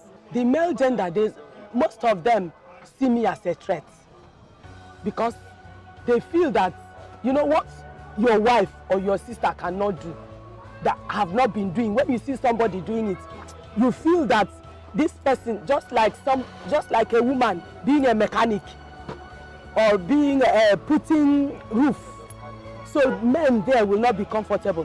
Sometimes when I overtake some men, they will look at me through the mirror. They say, this grandma, they want to take over. And when they want to take over, when I come here, they will not allow me to go. So I just give them chance. No special treatment. The only people that have not held me on the road is task force and police. Last month have held me once.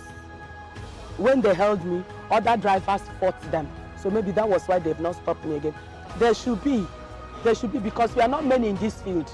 Apart from being many in this field, I'm the oldest. I'm the oldest among all the drivers I've been seeing. By the grace of God, I'm 60. By the grace of God, I'm having my NCE. I'm an NCE holder. So when there is no work, I have to look for a way of putting my body and soul together. I'm not too good in begging. I find it difficult. For me to be a liability, I find it difficult. Like if I come to your house today, you will give me. You have your own responsibilities. If I come today, tomorrow, you will give me. I will feel bad. Deep down you will not be happy. But because of the kind of relationship we have and the kind of person I am, you say, okay, please take this. And before you give me that, it will take you some time. It now become a serious competition among men. Like where we are here, when we have two routes, Guinness and General. So each time she is going to General, and while most of the men are avoiding that General and always going to Guinness. So, and what they do say is because she is mama, nobody will challenge her. And we are always avoiding General route. Though it's fun, she's very, very fun to do, very agile. She doesn't back down. Here what they just called her, Madam Ikeja. She doesn't back down. As a human being, I feel bad at my age doing this.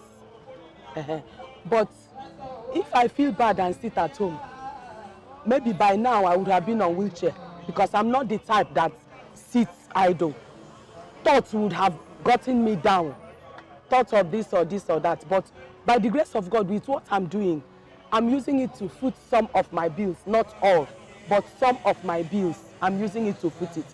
There's one thing in life, determination is very, very important. When you are determined on what you want to do, you will have challenges. If my mind is not made up that I'm doing this work, I would have been frustrated out of it. Drivers, they talk anyhow. Passengers, some will tell you, why are you doing this? Why not? There was somebody told me, go home, rent a shop and be selling gari. They have called me COVID. You know that time was the period of COVID-19. They have called me a COVID-19 driver. Somebody said, if you think it's good for you, why are you doing this work at this age? So things like that. Passengers will say so many things. It will enter from this ear and go away from the other ear. Because if I put it in my mind, I will not come out the following day. Everything in life is about perseverance. And if you don't love what you are doing, you will not make it. My challenge in this work now is agbero and fuel. Today I've not worked. The money I used to buy fuel now is the one I worked yesterday. I pay Lagos State, all the money agbero pay, I pay. And I don't work in the night. From now I'm going home. So since I was unable to work in the morning, my going there now, everybody will want to collect all their money. So it's of no use. The advice I have for women, both young and old, begging is not the best. Number one, begging, people look down on you, number one. Number two, when you are begging, you are not sure of what you will get the following day. That is two. Then number three, there's dignity in labor. There's dignity in labor. Like when you come out with your hard-earned money, you know this is the money I earn. You know how to spend it. But if you go out begging, you say by tomorrow, if you're able to get 5,000 today, you say tomorrow I'll get 10,000. What if you go tomorrow, you get 1,000? It will not be able to solve your problem. Apart from that, some women use their body to get what they want. I've been in a situation where somebody asked me, are you not a woman? I say, yes, I'm a woman. But by the grace of God, I can't. I can't. I have my integrity. I feel those people that beg, they put themselves low. Because the person you are going to beg, some will just look at you and say anything they like about you. And that dignity will not be there.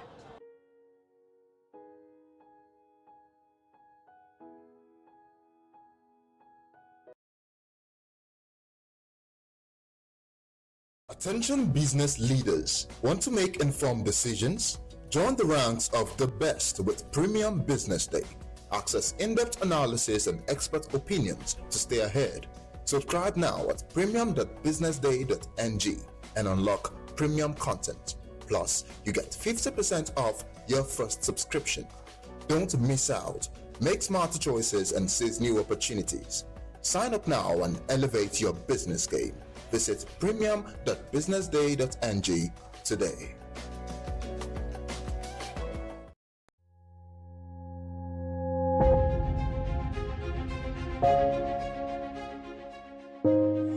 Good morning and welcome to the BDTV Breakfast Show. I am Bethel Obajabi. My name is Elizabeth Musa. And this is the social listening segment on the BDTV Breakfast Show. We're talking about the Fly Nigeria Act. Can you give us a background into what this is about? We are here today on the streets of Lagos, Nigeria, to gather opinion about a pressing issue. I go look at the cost of petrol. We get very Nigeria with the suffer. The income is not really increasing, but the prices of items are increased. Nothing like service again, no. You only pray for that money to reach you that month. There's a lot of high pressure, a lot of stress. There's a lot of high targets to be met. I was quite strict. In my mind, I say, moving from my hand, my picking will spoil.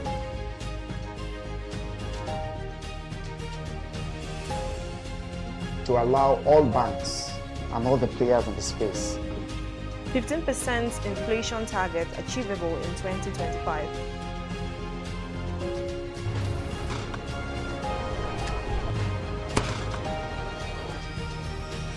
The command and vision philosophy of both the Chief of Defense Staff, the Chief of Army Staff, and indeed all the service chiefs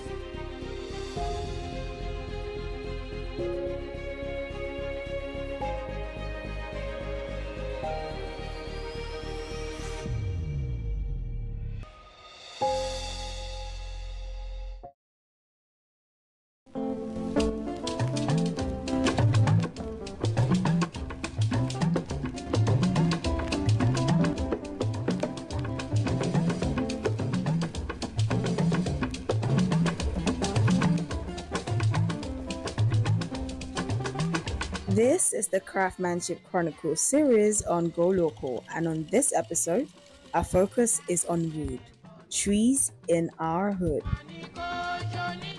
Kemi Michael here, your Yoruba named Akwa Ibom girl, welcoming you to Go Local. Now, Go Local is a podcast where we delve deeply and explore our nation's local uniqueness. Go local, buy local, and together we stay global. As we get into it, do also grab a cup of your favorite drink and a snack you would love to munch on. Oh, and make sure to make it a Nigerian snack and get ready for an amazing ride. Since humans first realized they could make use of the materials they found in the vicinity, wood has been used and altered by us. People eventually learned about the special qualities of wood as they utilized it to satisfy a wide range of human requirements in peace and conflict, farming, and industry. Throughout history, trees and their wood have been essential to human existence. Since ancient times, wood has been one of our most vital building elements, used for construction as well as for production of tools, weapons, and furniture. Wood has historically played a key role in a lot of areas, and we Nigerians are part of that history.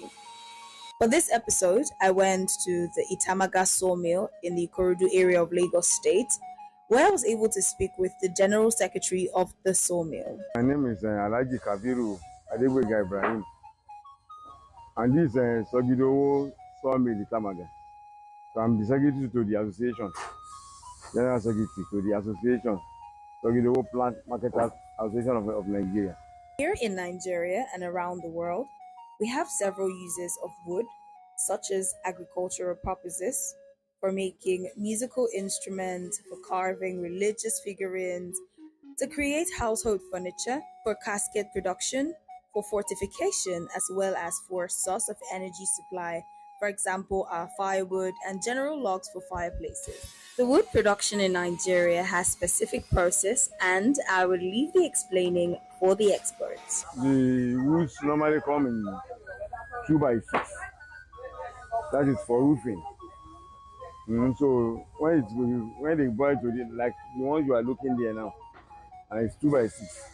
So when they bring it here, so if you want to saw it, you saw into 2x4, 2x3, 2x2. Those are the roofing planks.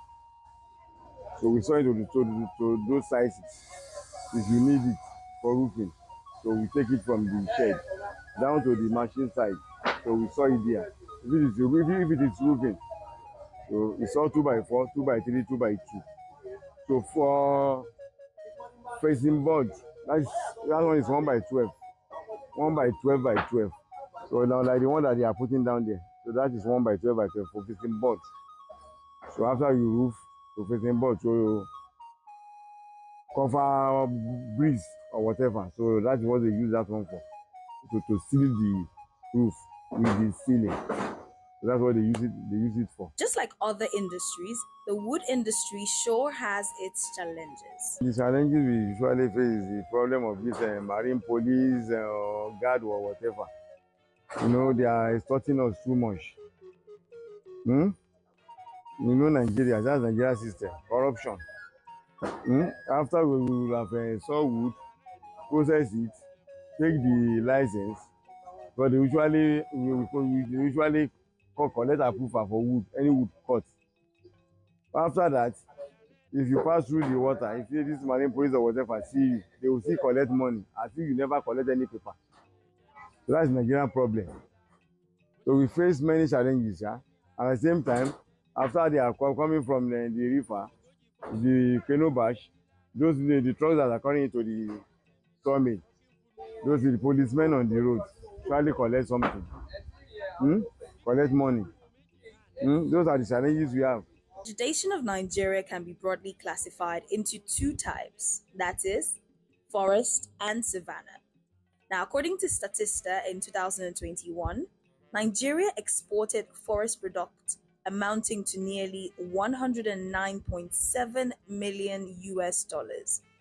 Most of these products were roundwood and sawnwood, amounting to roughly $52.4 million and $8.1 million, respectively. Other main exported forest products included paper and paperboard. The wood always come from Bayelsa State, Ondo State, Edo State, and from Oyo as well. But the one coming from Oyo, that's 1 by 12 by 12, and at times 2 by 12. But 2 by 6 wood for roofing normally come from Bayelsa, Edo State, Ondo State, and at the same time from Ogun State, Ogun Water side. The customer you have, if it is an old customer, you must have a relationship. He can call you on phone and place order. So you call transport for him. When you've concluded with him for the quotation of the wood, so if you help him process it, you call transporter to transport it. So they will take it down to him. Or some do come inside to the market by themselves. So they will negotiate price, buy the wood, call a motor to pack it. Because the transporters they have their own association as well. According to the United Nations, Nigeria has the highest deforestation rate in the world, with an estimated 3.7% of its forests lost every year. That's what I'm saying, our problem here. And these forestry people that are supposed to be handled at Ministry of Agriculture. Wherever they cut timber, supposed to plant it back immediately. They don't do that. In a question of say 5 to 10 years now, there will be the issue of a wood scarcity. Those places that I'm talking the other time, Bayelsa, Edo, whatever. If you want to get wood now, it's very, very far to the upland, to the river itself, to the swamp itself, too far. That's why the wood is very hot now. This is a call to action to the Department of Forestry, Federal Ministry of Environment. We in Nigeria are losing our trees, and we need a solution to this loss. When one tree is cut down, I believe 10 more should be planted in its stead. Wood in Nigeria plays a very vital role, and leaving our forests to chance of the trees growing on their own accord is very risky. We need to be more intentional about our forests, and yes, also the trees in our hood. If you've ever wondered where you can get wood from, well, look no further. The sawmill at Itamaga area of Ikorodu in Lagos is right there for you. Now, if you happen to be a lover of DIYs, or you're a professional wood carver, an artist that uses wood for their craft, or one who uses wood in their everyday life, for example, writers, well, always remember, wood is good, but we need more trees in our hood. Plant a tree today, save our environment.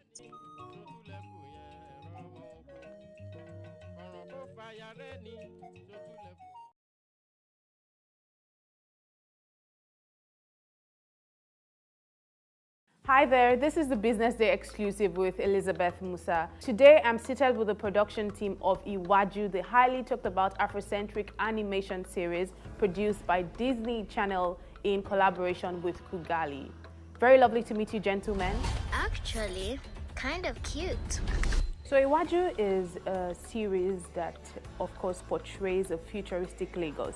Can you tell us about what this futuristic Lagos is? What does it depict?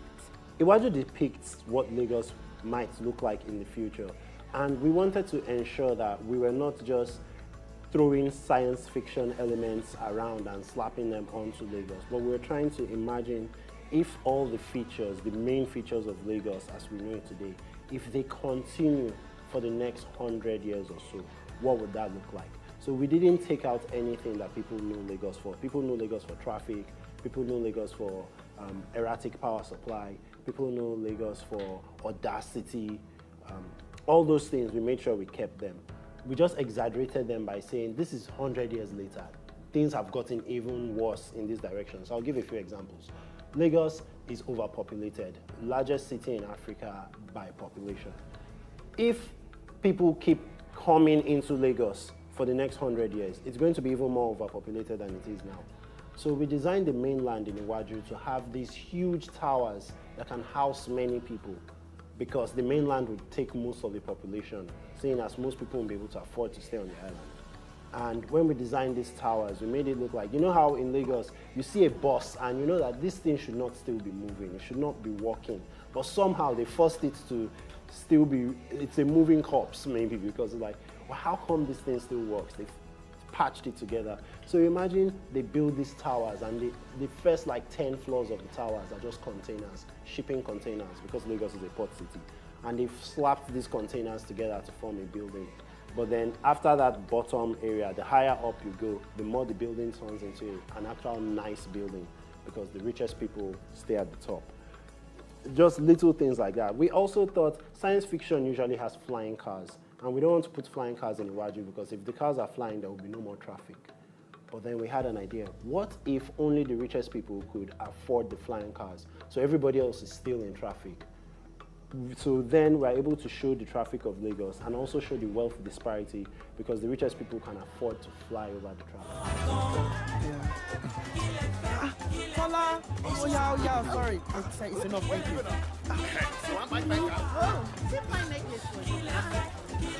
Okay, so Ziki and I are childhood friends. We met when I was 11 and Ziki was 9 in our first year in secondary school. And we connected because of our love for comic books, animation, and video games. And we've stayed friends ever since. So by the time we were in our early 20s, and Ziki had relocated to the UK, but we're still in touch with each other. We just talking about animation and such things, we realized that, wait, we grew up watching these things from the US and Japan. Is anybody in Africa creating something like what we enjoy consuming? So we set out on a mission to discover the best African visual storytellers. And we started a podcast to help the rest of the world discover these creators. So we were talking about comic books, animation, video games on our podcast. After about 1.5 years of podcasting, we had reached the point where we could transition into publishing. So not just promoting these creators, but empowering them to get their stories out there. We started with what we call the Kugali magazine, a short collection of comic books from different African countries. Kugali magazine issue 0, because we were not sure if there would ever be an issue 1. Issue 0 was 40 pages, black and white. We printed it with money from our pockets. But then as we kept pushing, we were able to go further and get to the point where we had the Kugali anthology. By this time, Hamid had discovered us because he had a similar vision that aligned with ours, and I'll let him talk about how that played out. Yeah, so from my end, my story was slightly different in that I reached out to Tolu and Zeki. I think I found them from the podcasting, and then when I joined in, it was just before the launch of Issue 0, because I remember we did the launch in London very much. And I remember during that launch, it was a very eye-opening experience, because at that time, I was still looking at Kugali as something I was doing on the side, in that it was something I was doing for Africa on the side, because my main job there was working in, I thought it was in Hollywood, so I was working in films and so on. And I thought, okay, I'm comfortable here. And then there were 2 hits. The first hit was when we launched the Issue 0 one, which I don't know if Ziki told you this. I kept on, I was like, what is this? Why are we launching this? Because I saw some of the artwork. Some of the artwork was done in color, but we actually printed it out in black and white, and the color version just looked better. It's just a budget issue. But people were excited about the black and white, like tiny book version, which did not look good. And it was that was one of the first moments where like, okay, there's something, if people are excited of this, they are really starving for something. If this thing, which I didn't think was, the quality was good enough, if this is capturing people's attention, what if we do something of high quality? So that's around the time I joined up with Tolu and Ziki, and then we registered Kugali as a company from there. So I came from the film world, and I wanted to do something for back home. That was, I reached out to a few creators, because I believe in working with other people versus trying to do something by yourself. And that's how I discovered Tolu and Ziki, and the rest is history.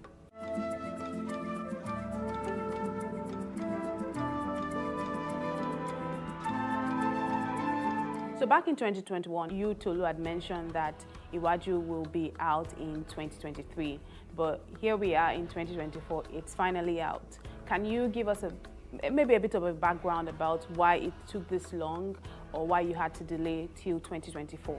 We were done with production in June 2023, and we were just waiting for a release date like everyone else. We don't know all the factors that come into play when the leadership at Disney Plus fixes their release dates, because even Disney Animation was waiting for Disney Plus to tell us the release date. Remember, these are actually two different. Welcome to Lagos, Nigeria. So I've seen some of the clips of the lead actors talking about Simi, Tola, Kole and Bode. So what was the process of sourcing the cast of this animation like? The casting process was a lot of fun, but it was also a lot of hard work. How it worked is Disney had their own casting agent who was liaising with a casting agent in Nigeria, Lala Akindoju. And so it varied from character to character. So for people like Bode, the first set of auditions I received, Femi Branch's audition, I was like, this guy is Bode. So we didn't really have to look too far. But for someone like Tola, I had to listen to many dozens of auditions. But then eventually, I think it was in the second or third round of auditions, I heard Simi's voice and I was like, this is our Tola. But the most important thing that I kept in the back of my mind for casting is ensuring that the actors and actresses that play the various roles could capture that Lagos spirit, that people from here would listen to them and they would sound exactly like the people they know, their brothers, their sisters, their friends, their colleagues. So it was a lot of fun, and I think the cast brought so much magic to the show. What would you say if I asked you to go to the mainland? You want to see the real Lagos? Let's go! So Iwaju is out now on Disney Plus and it will be out on other Disney channels. Are there other channels to watch? At the moment, it's just the two, so Disney Plus, and then DSTV is not out in DSTV today. It's going to be out in DSTV in April. I can't remember the exact days. Yeah, the Disney Channel, April 22nd to 26th, and then April 29th to, I believe, the 3rd of May. In any case, you can get the information online and check the schedule for the Disney Channel. What would you say if I asked you to go to the mainland? My role on Iwaju is that of the director and the writer of the series. So I collaborated with, as the director, I collaborated with everyone to bring the series to life, and as the writer, I worked with my co-writer to ensure that the story was the highest possible quality. Now, Ziki is from Lagos, Nigeria, but after the first 15 years of his life, he relocated to the UK, and even though he comes back to Lagos regularly, he's more based in the UK. So because I am based in Lagos till date, it means I'm more in touch with certain realities in Lagos than he is. And I can give an example of the public transport system. Whenever Ziki is in Lagos, he drives. I live in Lagos, I have a car, I drive, but my car could get spoiled sometimes. And maybe it takes me a few days to fix the car. I'll probably take public transport. So when I'm taking public transport, which is something Ziki does not do when he's here, it means if Ziki writes a scene where a character takes public transport, he might miss out on one or two details. Yes, he's from Lagos, he's from Nigeria, he wrote a Nigerian story, but certain finer details may be not quite there when he writes it. And then it's my job to say, this is how this would come through. This is what this should look like. So my role was just to make sure it stayed grounded and culturally authentic to Lagos. So me as Hamid Ibrahim, my role as a production designer. For this show, we call it Production Designer Plus. That was the inside way we call it. Just because generally in Kugali how we work, Ziki handles the narrative side, or whatever writer handles the narrative side, and I usually completely take over the visual side. And in most stories, we understand that's different, where they're like, oh, the director directs the visual side as well, right? And then he tells the production designer the kind of vision he has for the world. Whereas in here, I build the vision of the world. That's why we add the plus on it. So pretty much anything you see visually on screen is kind of a baby kind of directed by me, if you put that in quotes. So production designer plus in that way. But obviously, I'm trying to idea everything to the theme Ziki wants to tell and the story Ziki wants to tell. But it's a very critical thing for me not to make it a world build on the backs of the characters, because usually a place exists for the people coming. I want it to feel like a lived-in place as the characters live inside. So if you remove our own main characters and you put other characters in this world, they could still exist and function wholly. So that was my role. So building the world of Iwaju. We're going to be late. Lagos traffic is no respecter of persons. So you want to see the real Lagos? Yes. Thank you very much for watching. That was such a beautiful conversation. Don't forget to follow us on all our social media handles at BusinessDayNG. And don't forget to check out our website for more exciting stories at www.businessday.ng. Thanks for watching.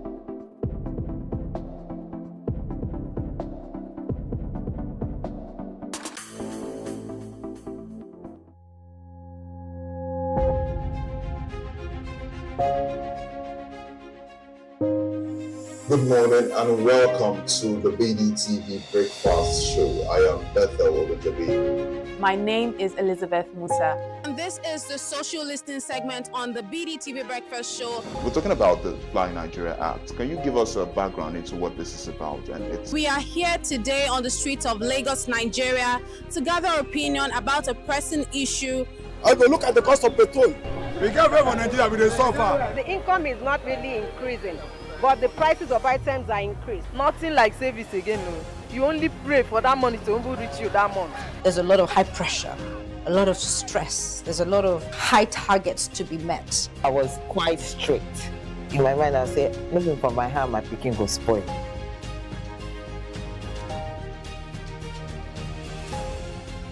To allow all banks and all the players in the space 15% inflation target achievable in 2025.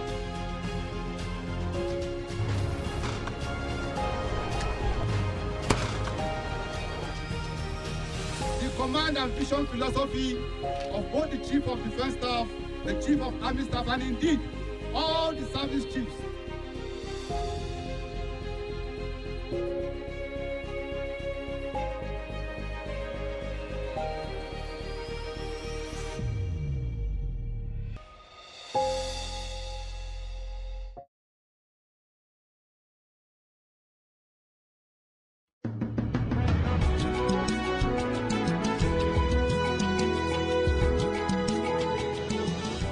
Hello, this is Bode Oshosami on Global Business Insights on BDTV, where we bring ideas and discussions on the business headlines.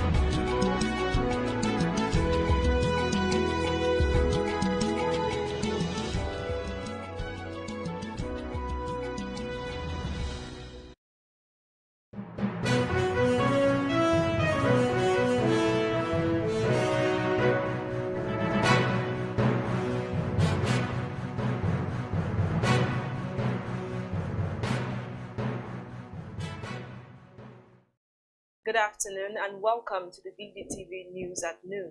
I am Norma Obona. Let's see what's making headlines this afternoon. I have no links to militants, says Ubara.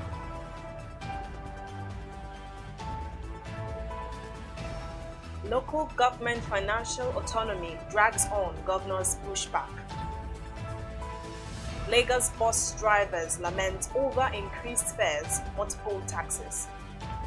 South Korea court reinstates PM as acting leader. Cristiano Ronaldo bags Guinness World Record for most international wins.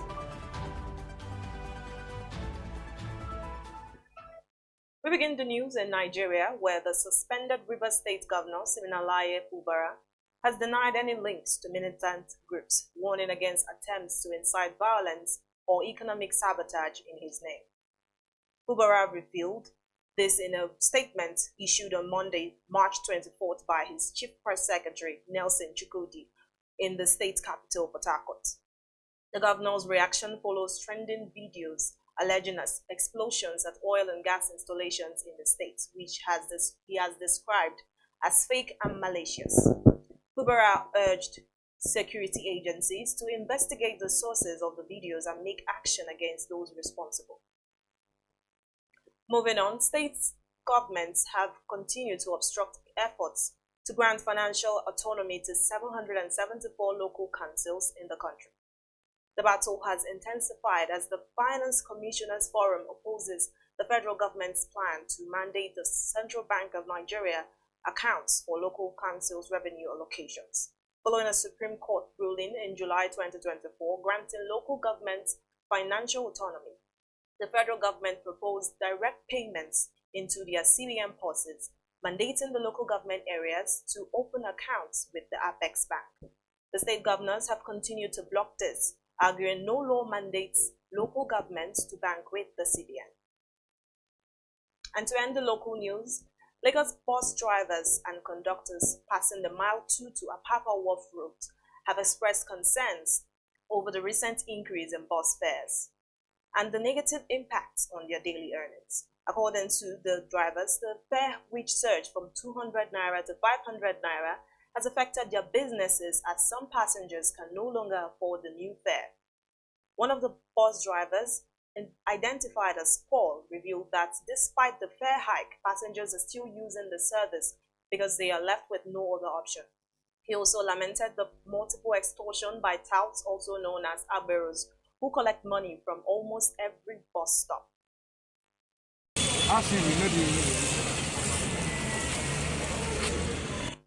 Okay, from here to Apapa. Yes. 500.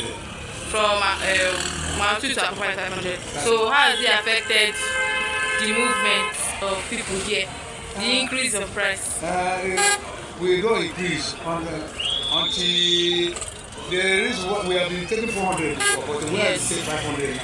Because of all these students, they block some areas. The train is blocking areas, how? All this way they are dealing with. They block our entrance here. So they go far away to go and turn to reach here. That is why we don't frequently come here every minute. Okay, please, what's the current transport fare from here to work? From my 2 years to work is 500 naira. Oh, what was it before? 200. Okay, so how has it affected your business?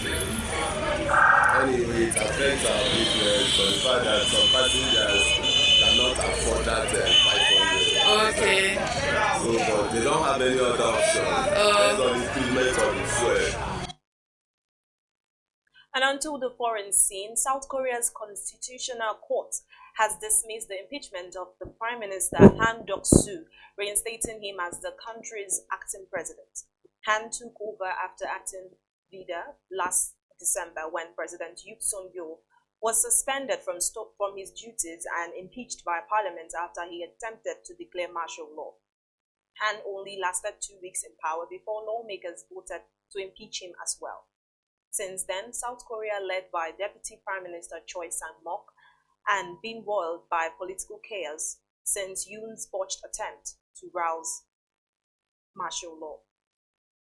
And to end the news, Portuguese star Cristiano Ronaldo has been honored with a Guinness World Record after achieving 132 international victories, with being the most player in the history of football.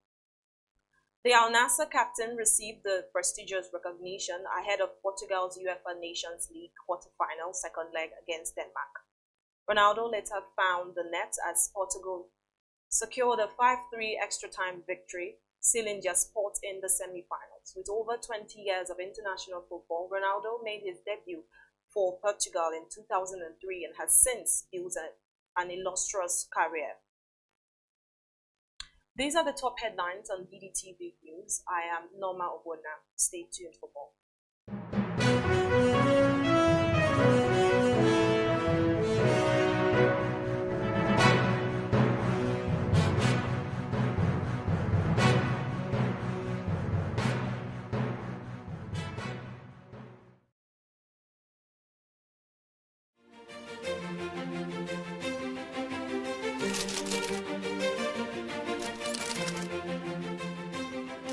I am, of course, a great admirer of the impeccable credibility, professionalism, and business savviness of BusinessDay. If you really mean business in Nigeria, start your day with BusinessDay.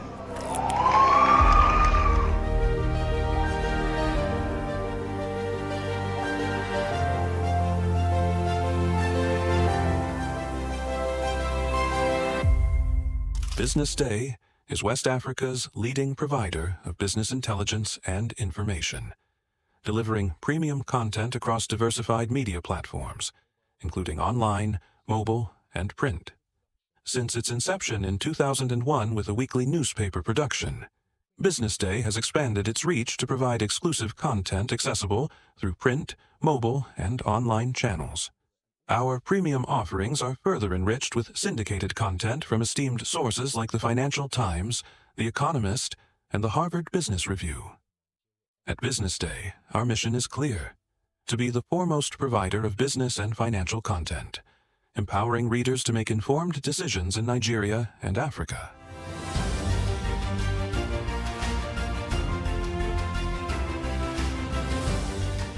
Since our establishment, we have been committed to delivering insightful, relevant, and accurate information about Nigeria's business and finance environment, while contextualizing the impact of global events.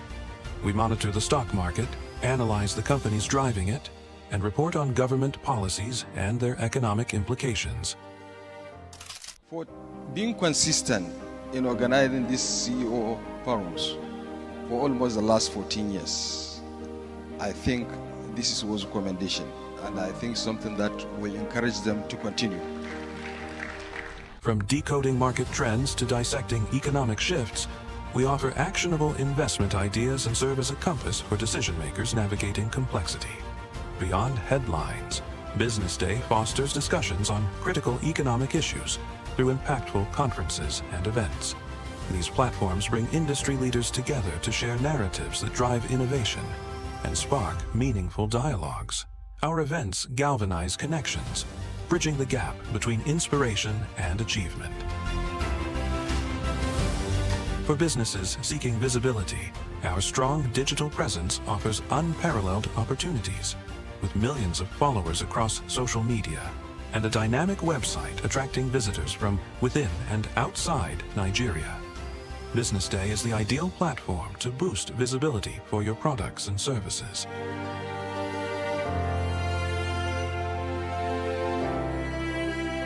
If you're looking for in-depth analysis and expert opinions on Nigeria and Africa's business landscape, Business Day is your guide.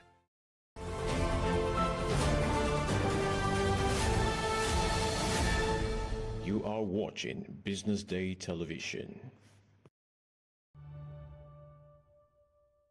My name is Elizabeth Musa, and today we're focusing on politics, and we're exploring the ongoing political crisis in Rivers State, which led to the declaration of a state of emergency in the state. We'll take a look at the implications, the effect on Rivers State economy, and what it means for democracy in Nigeria.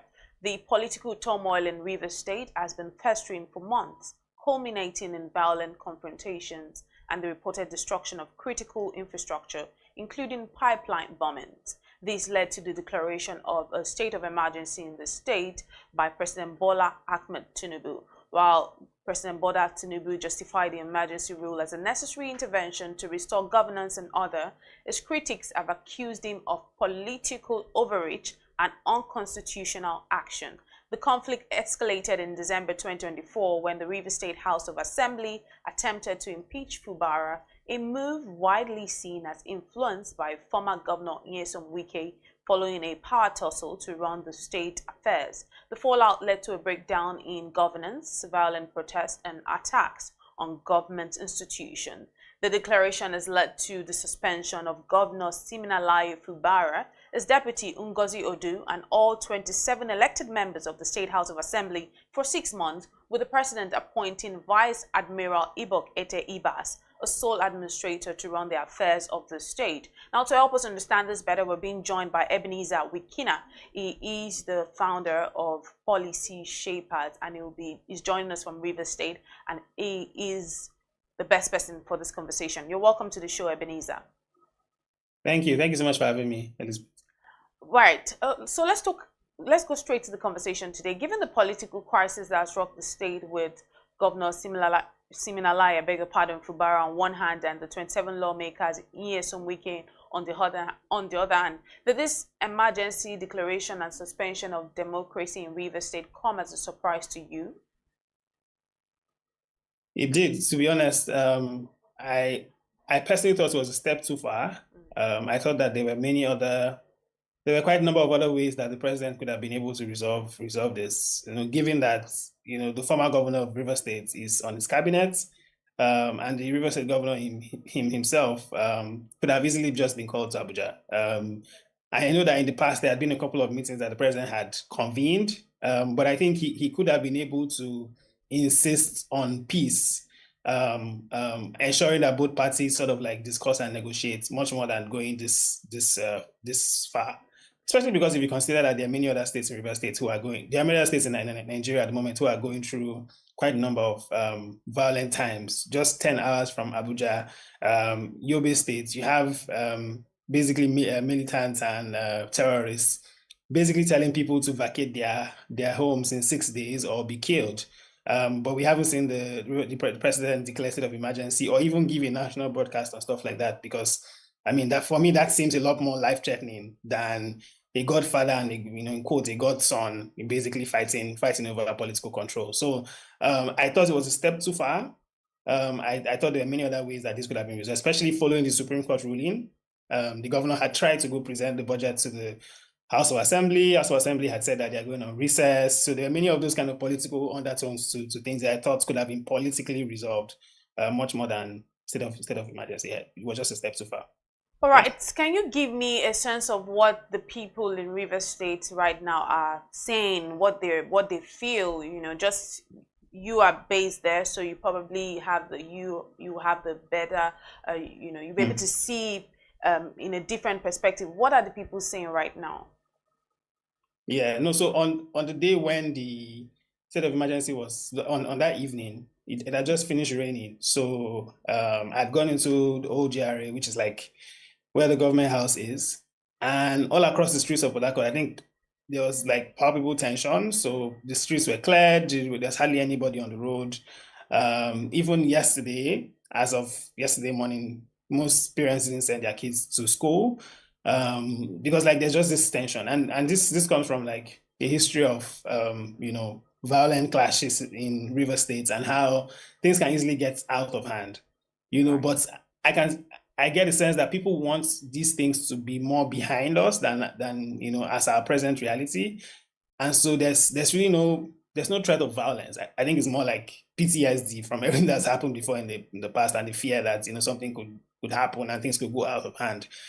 So I get the sense that people want things to be more to move faster, and so even though the president has said that the sole administrator will be there for 6 months, I think it's the wish, and it's my personal wish as well, that this resolves much more faster than 6 months, because I think if it's left to go long and fester for a very long time, it gets harder to resolve things. It's almost like when in the family, if mother and the father are fighting, like if they don't resolve things faster, it's almost like the things become harder the longer things go. So I expect the president to be able to find ways to resolve this much more faster than keeping this on for Are there limitations to the exercise of this power by the president? Yeah, I mean, the NBA had come out to speak. There are many thoughts and legal interpretations everywhere about how far he can go and how far he can't go. The general consensus is that he really shouldn't have the power to take out an elected governor and elected House of Assembly members. Some people say that the only way a governor can be taken out of office is in Section 188, which speaks about either the governor dying, that's natural cause, or the governor being impeached. So so I mean, there's a lot of conversation. I think there's so much noise out there.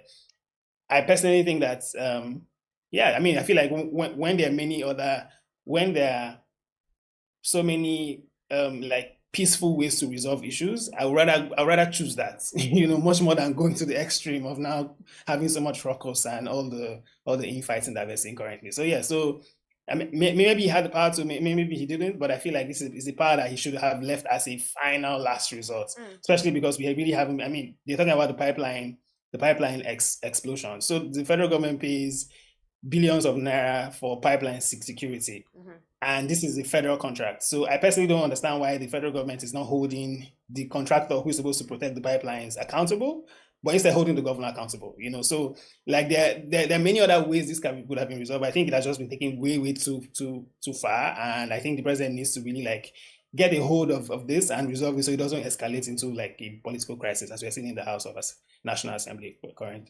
And speaking on the National Assembly itself, let's talk about the nature of the swearing in. Now, the sole administrator, Ibok Eteibas, a retired Navy general, was sworn in already before the National Assembly even began deliberations on this matter.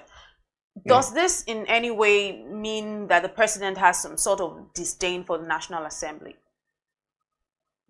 For me, I think he feels like he's so confident that he's going to get. It feels like he's super confident he'll get the 2/3 majority. It's almost like he feels like he had called everybody and just gotten like their confirmation, and that when they meet today, it's all just going to be sealed. So I don't think it's more disdain. I think it's more confidence and just like knowing that this is just like covered already. Because I was also surprised to see that the sole administrator was already sworn in without the 2/3 majority formally given. So perhaps he's super confident. Let's see how it unfolds in the National Assembly. Right, let's see how it unfolds. And one of the reasons that cited by the President Bola Tinubu to declare the state of emergency is him saying that there's a threat to pipeline facilities in Rivers State. Do you think that the President is right on this one? Yeah, I mean, oil is Nigeria's Nigeria's mainstay. Whether we like it or not, that's if anything affects the oil market, it's going to definitely affect our foreign currency exchange. It's going to affect the way our currency strengths. It would affect the whole market, right? Our entire economy basically will be affected by that. So in many ways, I understand when you're trying to be proactive in these cases, but I would say, as opposed to again mixing the political issues with the security issues, I would say, like, for example, maybe like beef up security when it comes to pipeline vandalization at this point. DSS gets a lot of like early warning messages about like things that want to happen before they happen. So maybe like ensuring that there's more partnership, maybe forming a JTF where the DSS and the military and the Navy and all those guys are basically like get in collaboration with the consultants, security consultants, are working to ensure there's more increased coverage and security on the pipeline while the political issue gets solved. Because now you're taking everybody out and I feel like you're packing everything out and you have to pack them in again. And it feels like quite a clumsy process that could have been handled quite easily. So so I understand. I personally understand because this affects our economy. But there are many other ways that this could have been resolved. Any other ways that this could have been resolved? So what then are the options left for Siminalayi, Fubara, and the 27 lawmakers? Are there any options left? Yeah, I mean, the option has been the option that I and many others have been advocating for so many months, which is negotiation. Going to whenever I think conflict is natural, right? So it's how you resolve conflict that really matters. So I think going back to the negotiation table, having the conversation about all of the issues that have happened and finding ways to come up with a mutual agreement. Sometimes both sides might have to make compromises, but I think that is actually what matters the most. Because, because of how the governor has been so distracted by this issue since 2023, there really hasn't been you can't really say like this is what has happened in this administration. Like there are some strides in healthcare, there's strides in infrastructure here and there, but like there's no consolidated thing that you can say this really is how much he had achieved over the past 2 years, So, and I think that is a problem, and it's a shame for the Rivers people because much more than anything, the biggest losers in all of this is the Rivers people. It's not the governor, it's not the ex-governor, it's the Rivers people because these resources are for the Rivers people and not for any individual alone. So, negotiate, resolve, come back to negotiating table, find ways to solve this and put the interest of the people forward and put the people at the center of these conversations. Yeah. Right, and let's talk about democracy very quickly. Any threats to democracy in Nigeria, like in your own view, in view of what has happened, do you see any threat to what democracy is? I do. I sort of feel like this could be a dangerous precedent. And I know that the Attorney General tried to like defend this yesterday in his press conference, even though he didn't really like quote any sections of the Constitution, because I was expecting him as a lawyer to be able to quote sections of the Constitution or quote like precedents in the past to be able to defend this. But I feel like this sets a precedent where it feels like any president in the future who comes into office and doesn't like a governor can declare state of emergency on that state with the slightest issue and just say like I have a sole administrator that will be there for 6 months.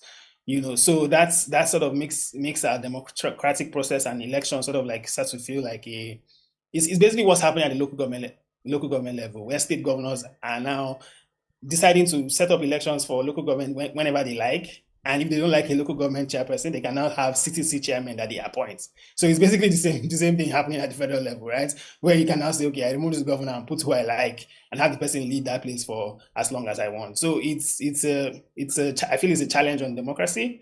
And it's something that we should be frowned against because it then sets a dangerous precedent for the future. It could be 2 years, 5 years, 6 years from now. Someone could come in and say they're taking away governor from Lagos State or Kaduna State because they don't like that person and putting a sole administrator. And I think it's a dangerous precedent to set. Right, and before I let you go, Ebenezer, I mean, I know I've already asked you this earlier. I'd ask you what the people, what it feels like right now in Rivers State. But for you, what's the way forward for Rivers State, the people of Rivers State right now? Yeah, no, I think the way forward is clear. It's negotiation, it's a peaceful resolution of this issue so that normalcy can return. And that's one of the things that my organization, Policy Shaper, has been trying to do over the past year. So we've been able to convene up to 100 young people in River State, and we're bringing them together to see how we can discuss the future of the state. And this actually was even before all of the political crisis began. We had been thinking about the Rivers 2050 vision projects for quite a while. Because unlike Lagos State that has a long-term plan from 2022 to 2052, Rivers State hasn't had a long-term plan since the 1980s. And I think for a state that has a lot of natural resource that has been blessed with years, up to 50 years of like natural resource and abundance, I think is rascal to just be able to have that state without a plan for such a long time. So we bring young people together and we said, okay, for the next 25 years, we're going to convene experts in focus group discussions where we're going to have a statewide survey, hoping to reach close to 100,000 people. We're going to have town hall conversations. We're hoping that we can have a space where everyone can envision the future and not just be too sucked into the present, but for the next 25 years, how do we want the state to be in education? The kids that will be born, who will teach them? Where would be the hospitals that will treat people who will be sick? Which new roads need to be made?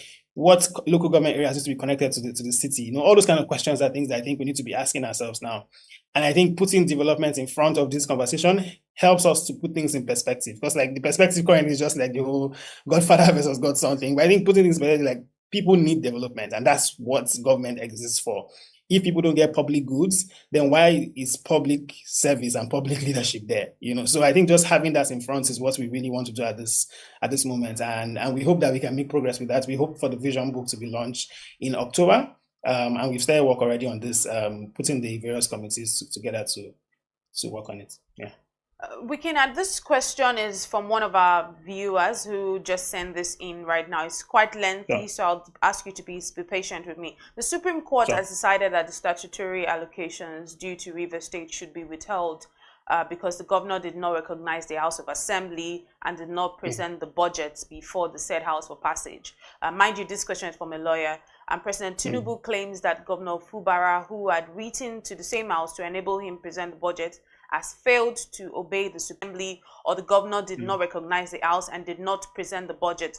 But now they've suspended both the governor and the House and proceeded to appoint a sole administrator and handed over allocations to the sole administrator. Now this person is asking that, how do you reconcile this?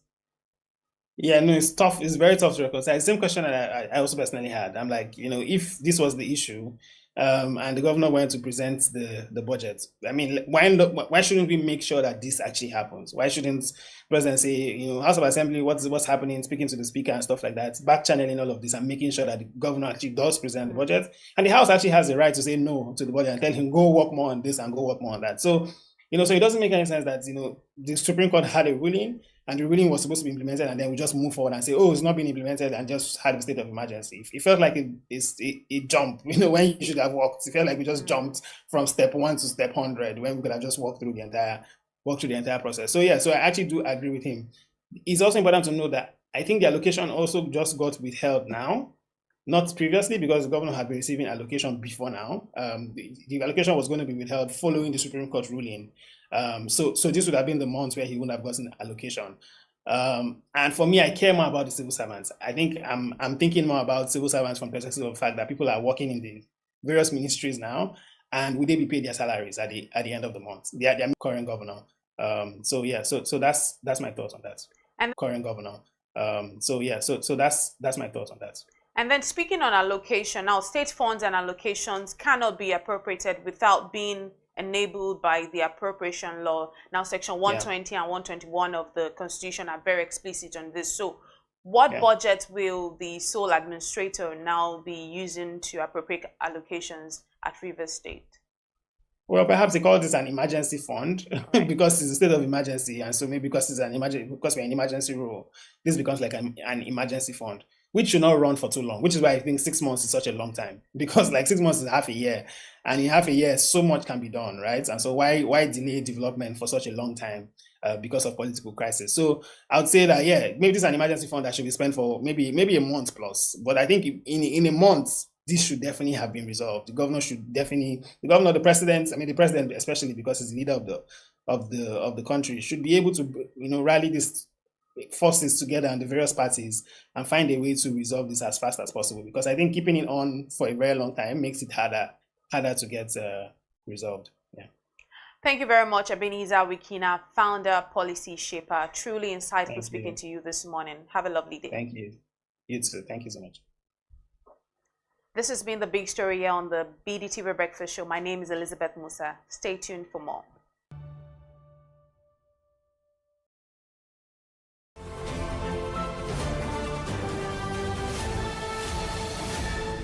You are watching Business Day Television.